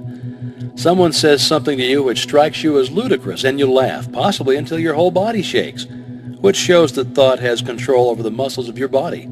Or someone says something which excites your symphony, and your eyes fill with tears, which shows that thought controls the glands of your body. Or someone says something which makes you angry, and the blood mounts to your cheek, which shows that thought controls the circulation of your blood. But as these experiences are all the results of the action of your objective mind over the body, the results are of a temporary nature. They soon pass away, and they leave the situation just as it was before. Now let's see how the action of the subconscious mind over the body differs. You receive a wound, thousands of cells being the work of healing at once. In a few days or a few weeks, the work is complete. You may even break a bone. No surgeon on earth can weld the parts together, and I'm not referring to the insertion of rods or other devices to strengthen or replace bones. Now, he may set the bone for you, and the subjective mind will immediately begin the process of welding the parts together, and in a short time, the bone is as solid as it ever was. You may swallow poison. The subjective mind will immediately discover the danger and make violent efforts to eliminate it. You might become infected with a dangerous germ. The subjective will at once commence to build a wall around the infected area and destroy the infection by absorbing it in the white blood corpuscles, which it supplies for exactly that purpose. These processes of the subconscious mind usually proceed without our personal knowledge or direction, and so long as we don't interfere, the result is perfect. But as these millions of repair cells are all intelligent and respond to our thought, they are often paralyzed and rendered impotent by our thoughts of fear, doubt, and anxiety. They're like an army of workmen ready to start an important piece of work, but every time they get started on the undertaking, a strike is called, or plans changed, until they finally get discouraged and give up. The way to health is founded on the laws of vibration, which is the basis of all science, and this law is brought into operation by the mind, by the world within. It's a matter of individual effort and practice. Our world of power is within. If we are wise, we shall not waste time and effort in trying to deal with effects as we find them in the world without, which is only an external reflection. We shall always find cause in the world within. By changing the cause, we can then change the effect. Every cell in your body is intelligent and will respond to your direction. The cells are all creators and will create the exact pattern which you give them. Therefore, when perfect images are placed before the subjective, the creative energies will build a perfect body. Brain cells are constructed in the same way. The quality of the brain is governed by the state of mind or mental attitude, so that if undesirable mental attitudes are conveyed to the subjective, they will in turn be transferred to the body. We can therefore readily see that if we wish the body to manifest health, strength, and vitality, this must be the predominant thought. We know then that every element of the human body is the result of a rate of vibration.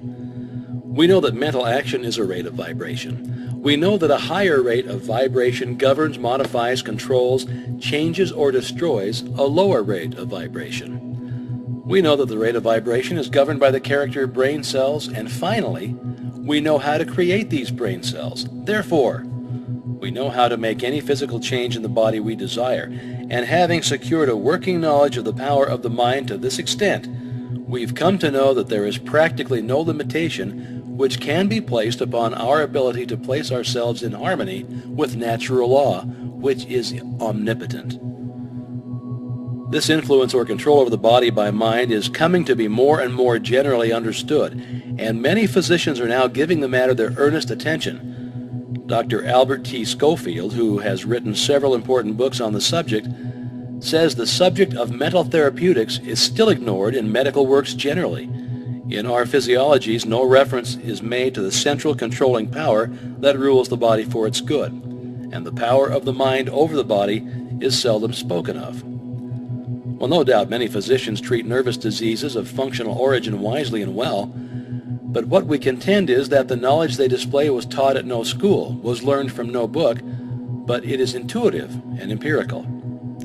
This is not as it should be. The power of mental therapeutics should be the subject of careful, special, and scientific teaching in every medical school. We might pursue the subject of maltreatment or want of treatment, further in detail and describe the disastrous results of neglected cases, but the task is an invidious one. There can be no doubt that few patients are aware how much they can do for themselves. What the patient can do for himself, the forces he can set in motion, are as yet unknown. We're inclined to believe that they're far greater than most imagine and will undoubtedly be used more and more. Mental therapeutics may be directed by the patient himself to calming the mind in excitement by arousing feelings of joy, hope, faith, and love, by suggesting motives for exertion, by regular mental work, by diverting the thoughts from the malady. So for your exercise this week, concentrate on Tennyson's beautiful lines. Speak to him, thou, for he hears, and spirit with spirit can meet. Closer is he than breathing, and nearer than hands and feet. Then try to realize that when you do speak to him, you are in touch with omnipotence. This realization and recognition of the omnipresent power will quickly destroy any and every form of sickness or suffering and will substitute harmony and perfection. Then remember, there are those who seem to think that sickness and suffering are sent by God. If so, every physician, every surgeon, and every Red Cross nurse is defying the will of God. And hospitals and sanitariums are places of rebellion instead of houses of mercy. Now, of course, this quickly reasons itself into an absurdity, but there are many who still cherish that strange idea. Then let the thought rest on the fact that until recently, theology has been trying to teach an impossible creator, one who created beings capable of sinning, and then allowed them to be eternally punished for such sins. Of course, the necessary outcome of such extraordinary ignorance was to create fear instead of love, and so, after 2,000 years of this kind of propaganda, theology is now busily engaged in apologizing for Christianity. You'll then more readily appreciate the ideal man, the man made in the image and likeness of God, and you will more readily appreciate the all-originating mind that forms, upholds, sustains, originates, and creates all that there is. All are but parts of one stupendous whole, whose body nature is, and God the soul. Opportunity follows perception. Action follows inspiration. Growth follows knowledge. Eminence flows progress. Always the spiritual first, and then the transformation into the infinite and the illimitable possibilities of achievement. In the part which I have the honor to transmit herewith, you'll find that money weaves itself into the entire fabric of our very existence, that the law of success is service, that we get what we give, and for this reason, we should consider it a great privilege to be able to give. We have found that thought is the creative activity behind every constructive enterprise. We can therefore give nothing of more practical value than our thought. Creative thought requires attention, and the power of attention is, as we have found, the weapon of the Superman. Attention develops concentration, concentration develops spiritual power, and spiritual power is the mightiest force in existence. This is the science which embraces all sciences.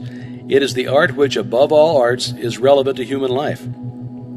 In the mastery of this science and this art, there is opportunity for unending progression. Perfection in this is not acquired in 6 days, nor in 6 weeks, nor in 6 months. It's the labor of life. Not to go forward is to go backward. It is inevitable that the entertainment of positive, constructive, and unselfish thoughts should have a far-reaching effect for good. Compensation is the keynote of the universe. Nature is constantly seeking to strike an equilibrium. Where something is sent out, something must be received, else there should be a vacuum formed. By observance of this rule, you cannot fail to profit in such measure as to amplify justly your effort along this line. Part 23.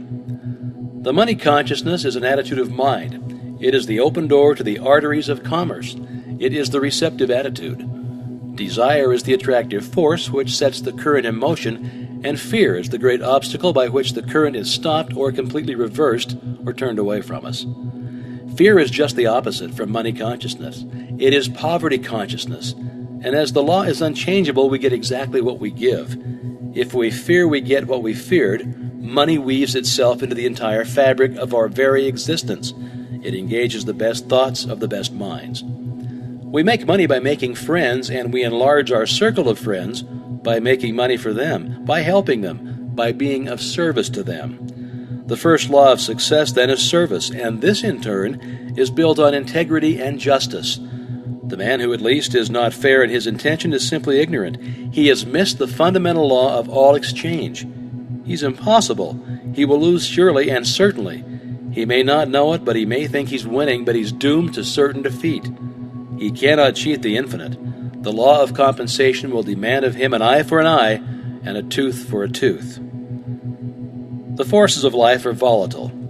They're composed of our thought and ideals, and these in turn are molded into form. Our problem is to keep an open mind, to constantly reach out for the new, to recognize opportunity, to be interested in the race rather than the goal, for the pleasure is in the pursuit rather than the possession. You can make money a magnet of yourself, but to do so you must first consider how you can make money for other people. If you have the necessary insight to perceive and utilize opportunities and favorable conditions and recognize values, you can put yourself in position to take advantage of them. But your greatest success will come as you are enabled to assist others. What benefits one must benefit all. A generous thought is filled with strength and vitality. A selfish thought contains the germs of dissolution. It will disintegrate and then pass away. Great financiers like Turner, Gates, Trump, and others are simply channels for the distribution of wealth. Enormous amounts come and go, but it would be as dangerous to stop the outgo as the income. Both ends must remain open, and so our greatest success will come as we recognize that it is just as essential to give as to get. If we recognize the omnipotent power that is the source of all supply, we will adjust our consciousness to this supply in such a way that it will constantly attract all that is necessary to itself, and we shall find that the more we give, the more we get. Giving in this sense implies service. The banker gives his money, the merchant gives his goods, the author gives his thought, the workman gives his skill. All have something to give, but the more they give, the more they get. And the more they get, the more they are enabled to give. The financier gets much because he gives much. He thinks. He is seldom a man that lets anyone else do his thinking for him. He wants to know results and how they are to be secured. You must show him. When you can do this, he will furnish the means by which hundreds or thousands may profit. And in proportion as they are successful, will he be successful. Morgan, Rockefeller, Carnegie, and others did not get rich because they lost money for other people. On the contrary, it's because they made money for other people that they became the wealthiest men in the wealthiest country on the globe. The average person is entirely innocent of any deep thinking. He accepts the ideas of others and repeats them, in very much the same way as a parrot repeats things. This is readily seen when we understand the method which is used to form public opinion. And this docile attitude on the part of a large majority who seem perfectly willing to let a few persons do all of their thinking for them is what enables a few men in a great many countries to usurp all the avenues of power and hold the millions in subjugation. The power of attention is called concentration. This power is directed by the will. For this reason, we must refuse to concentrate or think of anything except the things we desire. Many are constantly concentrating upon sorrow, loss, and discord of every kind. As thought is creative, it necessarily follows that this concentration inevitably leads to more loss, more sorrow, and more discord. How could it be otherwise? On the other hand, when we meet with success, gain, or any other desirable condition, we naturally concentrate upon the effects of these things, and thereby create more. And so it follows that much leads to more. How an understanding of this principle can be utilized in the business world is well told by an associate of mine. Spirit, whatever else it may or may not be, must be considered as the essence of consciousness, the substance of mind, the reality underlying thought, and as all ideas are phases of the activity of consciousness, mind, or thought, it follows that in spirit and in it alone is to be found the ultimate fact, the real thing, or the idea. Now, this being admitted, does it not seem reasonable to hold that a true understanding of spirit and its laws of manifestation would be about the most practical thing that a practical person can hope to find? Does it not seem certain that if the practical men of the world could but realize this fact, they would fall all over themselves in getting to the place in which they might obtain such knowledge of spiritual things and laws? These men are not fools. They need only to grasp the fundamental fact in order to move in the direction of that which is the essence of all achievement. Let me give you a concrete example. I know a man in Chicago whom I had always considered to be quite materialistic. He had made several successes in life and also several failures. The last time I had a talk with him, he was practically down and out as compared with his former business condition. It looked as if he had indeed reached the end of his rope, for he was well advanced into the stage of middle age, and new ideas came more slowly and less frequently to him than in former years. He said to me in substance, "I know that all things that work out in business are the result of thought. Any fool knows that. Just now I seem to be short on thoughts and good ideas. But if this all-mind teaching is correct, it should be possible for the individual to attain a direct connection with infinite mind, and in infinite mind, there must be the possibility of all kinds of good ideas which a man of my courage and experience could put to practical use in the business world. Not only that, but make a big success of it. It looks good to me, and I'm going to look into it. That was several years ago. The other day I heard of this man again. Talking to a friend, I said, "What has become of our old friend, Mr. X? Has he ever gotten on his feet again?" The friend looked at me in amazement. "Why," said he, "don't you know about Mr. X's great success? He is the big man in the blank company," naming a concern which has made a phenomenal success during the last 18 months and is now well known by reason of its advertisements from one end of the country to another and also abroad. He is the man who supplied the big idea for that concern. Why, he's about $500,000 to the good and is moving rapidly toward the million mark, all in the space of 18 months. I had not connected this man with the enterprise mentioned, although I knew of the wonderful success of the company. Investigation has shown that the story is true, and the above stated facts are not exaggerated in the slightest. Now, what do you think of that? To me, it means that this man actually made the direct connection with infinite mind, spirit, and having found it, he set to work to use it for him. He used it in his business. Now, does this sound sacrilegious or blasphemous? I hope it does not. I do not mean it to be so. Take away the implication of personality or magnified human nature from the conception of the infinite, and you have left the conception of an infinite presence power, the quintessence of which is consciousness. In fact, at the last, spirit. As this man also, at the last, must be considered as a manifestation of spirit, there is nothing sacrilegious in the idea that he, being spirit, should so harmonize himself with his origin and source that he would be able to manifest at least a minor degree of its power. All of us do this, more or less, when we use our minds in the direction of creative thought. This man did more. He went about it in an intensely practical manner. I've not consulted him about his method of procedure, though I intend doing so at the first opportunity. But he not only drew upon the infinite supply for the ideas which he needed, and which formed the seed of his success, but they also used the creative power of thought in building up for himself an idealistic pattern of that which he hoped to manifest in material form, adding thereto, changing, improving its detail, from time to time, proceeding from the general outline to the finished detail. I judge this to be the facts of the case, not alone from my recollection of the conversation only a few years ago, but also because I have found the same thing to be true in the cases of other prominent men who have made similar manifestation of creative thought. Those who may shrink from this idea of employing the infinite powers to aid one in his work in the material world should remember that if the infinite objected in the least to such a procedure, that thing could never happen. The infinite is quite able to take care of itself.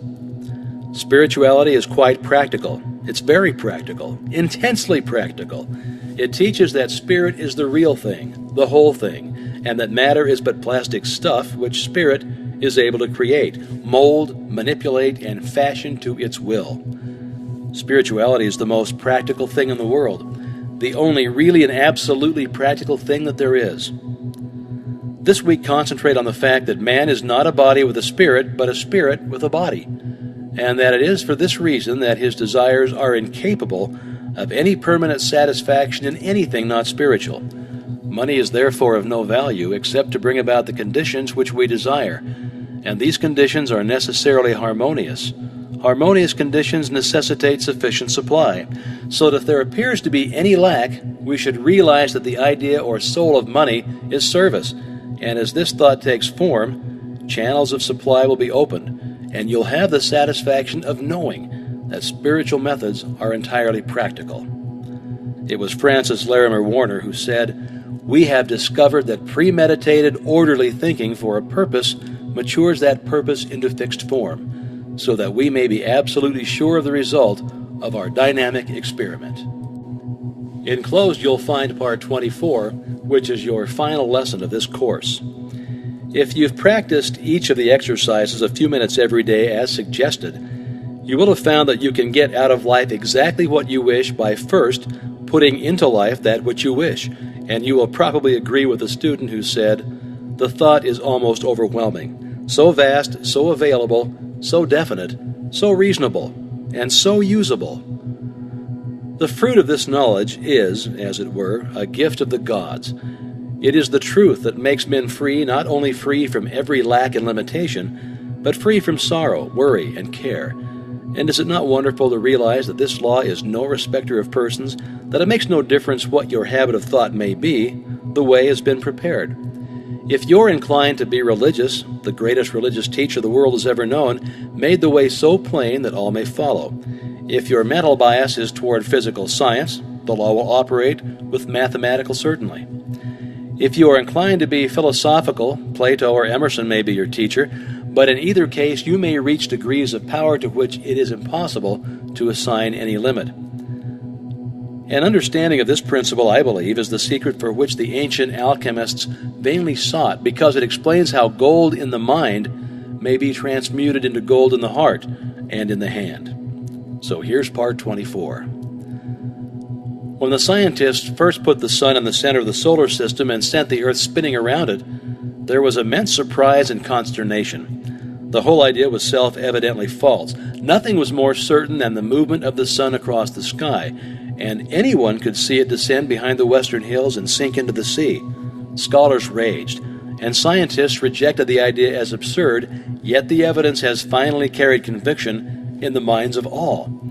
We speak of a bell as a sounding body, yet we know that all the bell can do is to produce vibrations in the air. When these vibrations come at the rate of 16 per second, they cause a sound to be heard in the mind. It is also possible for the mind to hear vibrations up to the rate of 38,000 vibrations per second. When the number increases beyond this, all is silence again, so that we know that the sound is not in the bell, it is our own minds. We speak and even think of the sun as giving light, yet we know it is simply giving forth energy, which produces vibrations in the ether at the rate of 400 trillion a second, causing what are termed light waves, so that we know that we call light is simply a form of energy, and that only the light there is the sensation caused in the mind by the motion of waves. When the number increases, the light changes in color, each change in color being caused by shorter and more rapid vibrations, so that although we speak of the rose as being red and the grass as being green, or the sky as being blue, we know that the colors exist only in our minds and are the sensations experienced by us as the result of the vibrations of light waves. When the vibrations are reduced below 400 trillion a second, they no longer affect us as light, but we experience the sensation of heat. It's evident, therefore, that we cannot depend upon the evidence of the senses for our information concerning the realities of things. If we did, we should believe that the sun moved, that the world was flat instead of round, and that the stars were bits of light instead of vast suns. The whole range, then, of the theory and practice of any system of metaphysics consists in knowing the truth concerning yourself and the world in which you live, in knowing that in order to express harmony, you must think harmony. In order to express health, you must think health. And in order to express abundance, you must think abundance. To do this, you must reverse the evidence of the senses. When you come to know that every form of disease, sickness, lack, and limitation are simply the result of wrong thinking, you will have come to know the truth which shall make you free. You will see how mountains may be removed. If these mountains consist only of doubt, fear, distrust, or other forms of discouragement, they are nonetheless real, and they need not only to be removed, but to be cast out into the sea. Your real work consists in convincing yourself of the truth of these statements. When you have succeeded in doing this, you will have no difficulty in thinking the truth, and as has been shown, the truth contains a vital principle and will manifest itself. Those who heal diseases by mental methods have come to know this truth. They demonstrate it in their lives and in the lives of others daily. They know that life, health, and abundance are omnipresent, filling all space, and they know that those who allow disease or lack of any kind to manifest have as yet not come into an understanding of this great law. As all conditions are thought creations and therefore entirely mental, disease and lack are simply mental conditions in which the person fails to perceive the truth. As soon as the error is removed, that condition is removed. The method for removing this error is to go into the silence and know the truth. As all mind is one mind, you can do this for yourself or anyone else.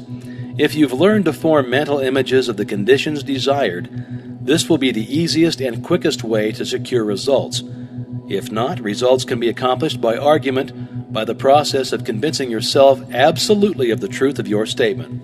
Remember, and this is one of the most difficult as well as most wonderful statements to grasp, remember that no matter what the difficulty is, no matter where it is, no matter who is affected, you have no patient but yourself. You have nothing to do but to convince yourself of the truth which you desire to see manifested.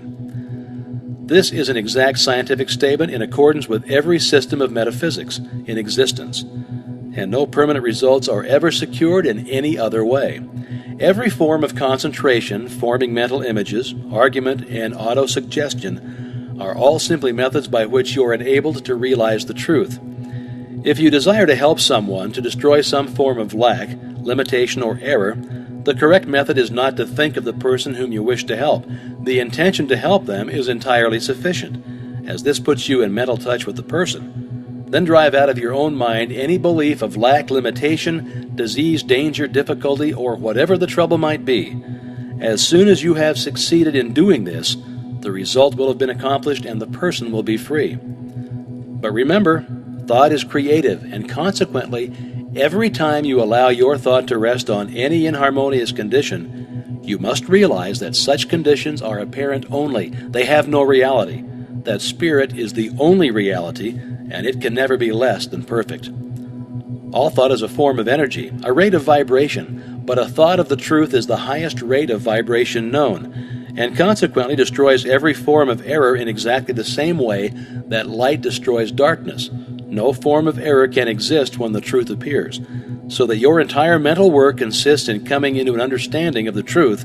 This will enable you to overcome every form of lack, limitation, or disease of any kind. We can get no understanding of the truth from the world without. The world without is relative only. Truth is absolute. We must therefore find it in the world within. To train the mind to see truth only is to express true conditions only. Our ability to do this will be an indication as to the progress that we're making. The absolute truth is that the I is perfect and complete. The real I is spiritual and can therefore never be less than perfect. It can never have any lack, limitation, or disease. The flash of genius does not have origin in the molecular motion of the brain. It is inspired by the ego, the spiritual I, which is one with the universal mind. And it is our ability to recognize this unity which is the cause of all inspiration and all genius. These results are far-reaching and have effect upon generations yet to come. They are the pillars of fire which mark the path that millions follow. Truth is not the result of logical training or of experimentation, or even of observation. It is the product of a developed consciousness. Truth within a Caesar manifests in a Caesar's deportment, in his life and his actions, his influence upon social forms and progress. Your life and your actions and your influence in the world will depend upon the degree of truth which you are enabled to perceive, for truth will not manifest in creeds, but in conduct. Truth manifests in character, and the character of a man should be the interpretation of his religion, or what to him is truth, and this will in turn be evidenced in the character of his possession. If a man complains of the drift of his fortune, he is just as unjust to himself, as if he should deny rational truth, though it stand patent and irrefutable. Our environment and the innumerable circumstances and accidents of our lives already exist in the subconscious personality which attracts to itself the mental and physical material which is congenial to its nature. Thus our future being determined from our present, and if there should be apparent injustice in any feature or phase of our personal life, we must look within for the cause. Try to discover the mental fact which is responsible for this outward manifestation. It is this truth which makes you free, and it is the conscious knowledge of this truth which will enable you to overcome every difficulty. The conditions which you meet in the world without are invariably the result of the conditions obtaining in the world within. Therefore, it follows with scientific accuracy that by holding the perfect ideal in mind, you can bring about ideal conditions in your environment. If you see only the incomplete, the imperfect, the relative, the limited, these conditions will manifest in your life. But if you train your mind to see and realize the spiritual ego, the I, which is forever perfect and complete, harmonious, wholesome, and healthful conditions will only be manifested. As thought is creative and the truth is the highest and most perfect thought which anyone can think, it becomes self-evident that to think the truth is to create that which is true, and it is again evident that when truth comes into being, that which is false must cease to be. The universal mind is the totality of all mind which is in existence. Spirit is mind because spirit is intelligent. The words are therefore synonymous. The difficulty with which you have to contend is to realize that mind is not individual. It is omnipresent. It exists everywhere. In other words, there is no place where it is not. It is therefore universal. Men have heretofore generally used the word God to indicate this universal creative principle. But the word God does not convey the right meaning. Most people understand this word to mean something outside of themselves, while exactly the contrary is the fact. It is our very life. Without it, we would be dead. We would cease to exist. The minute the spirit leaves the body, we are as nothing. Therefore, spirit is... Now, the only activity which the spirit possesses is the power to think. Therefore, thought must be creative because spirit is creative.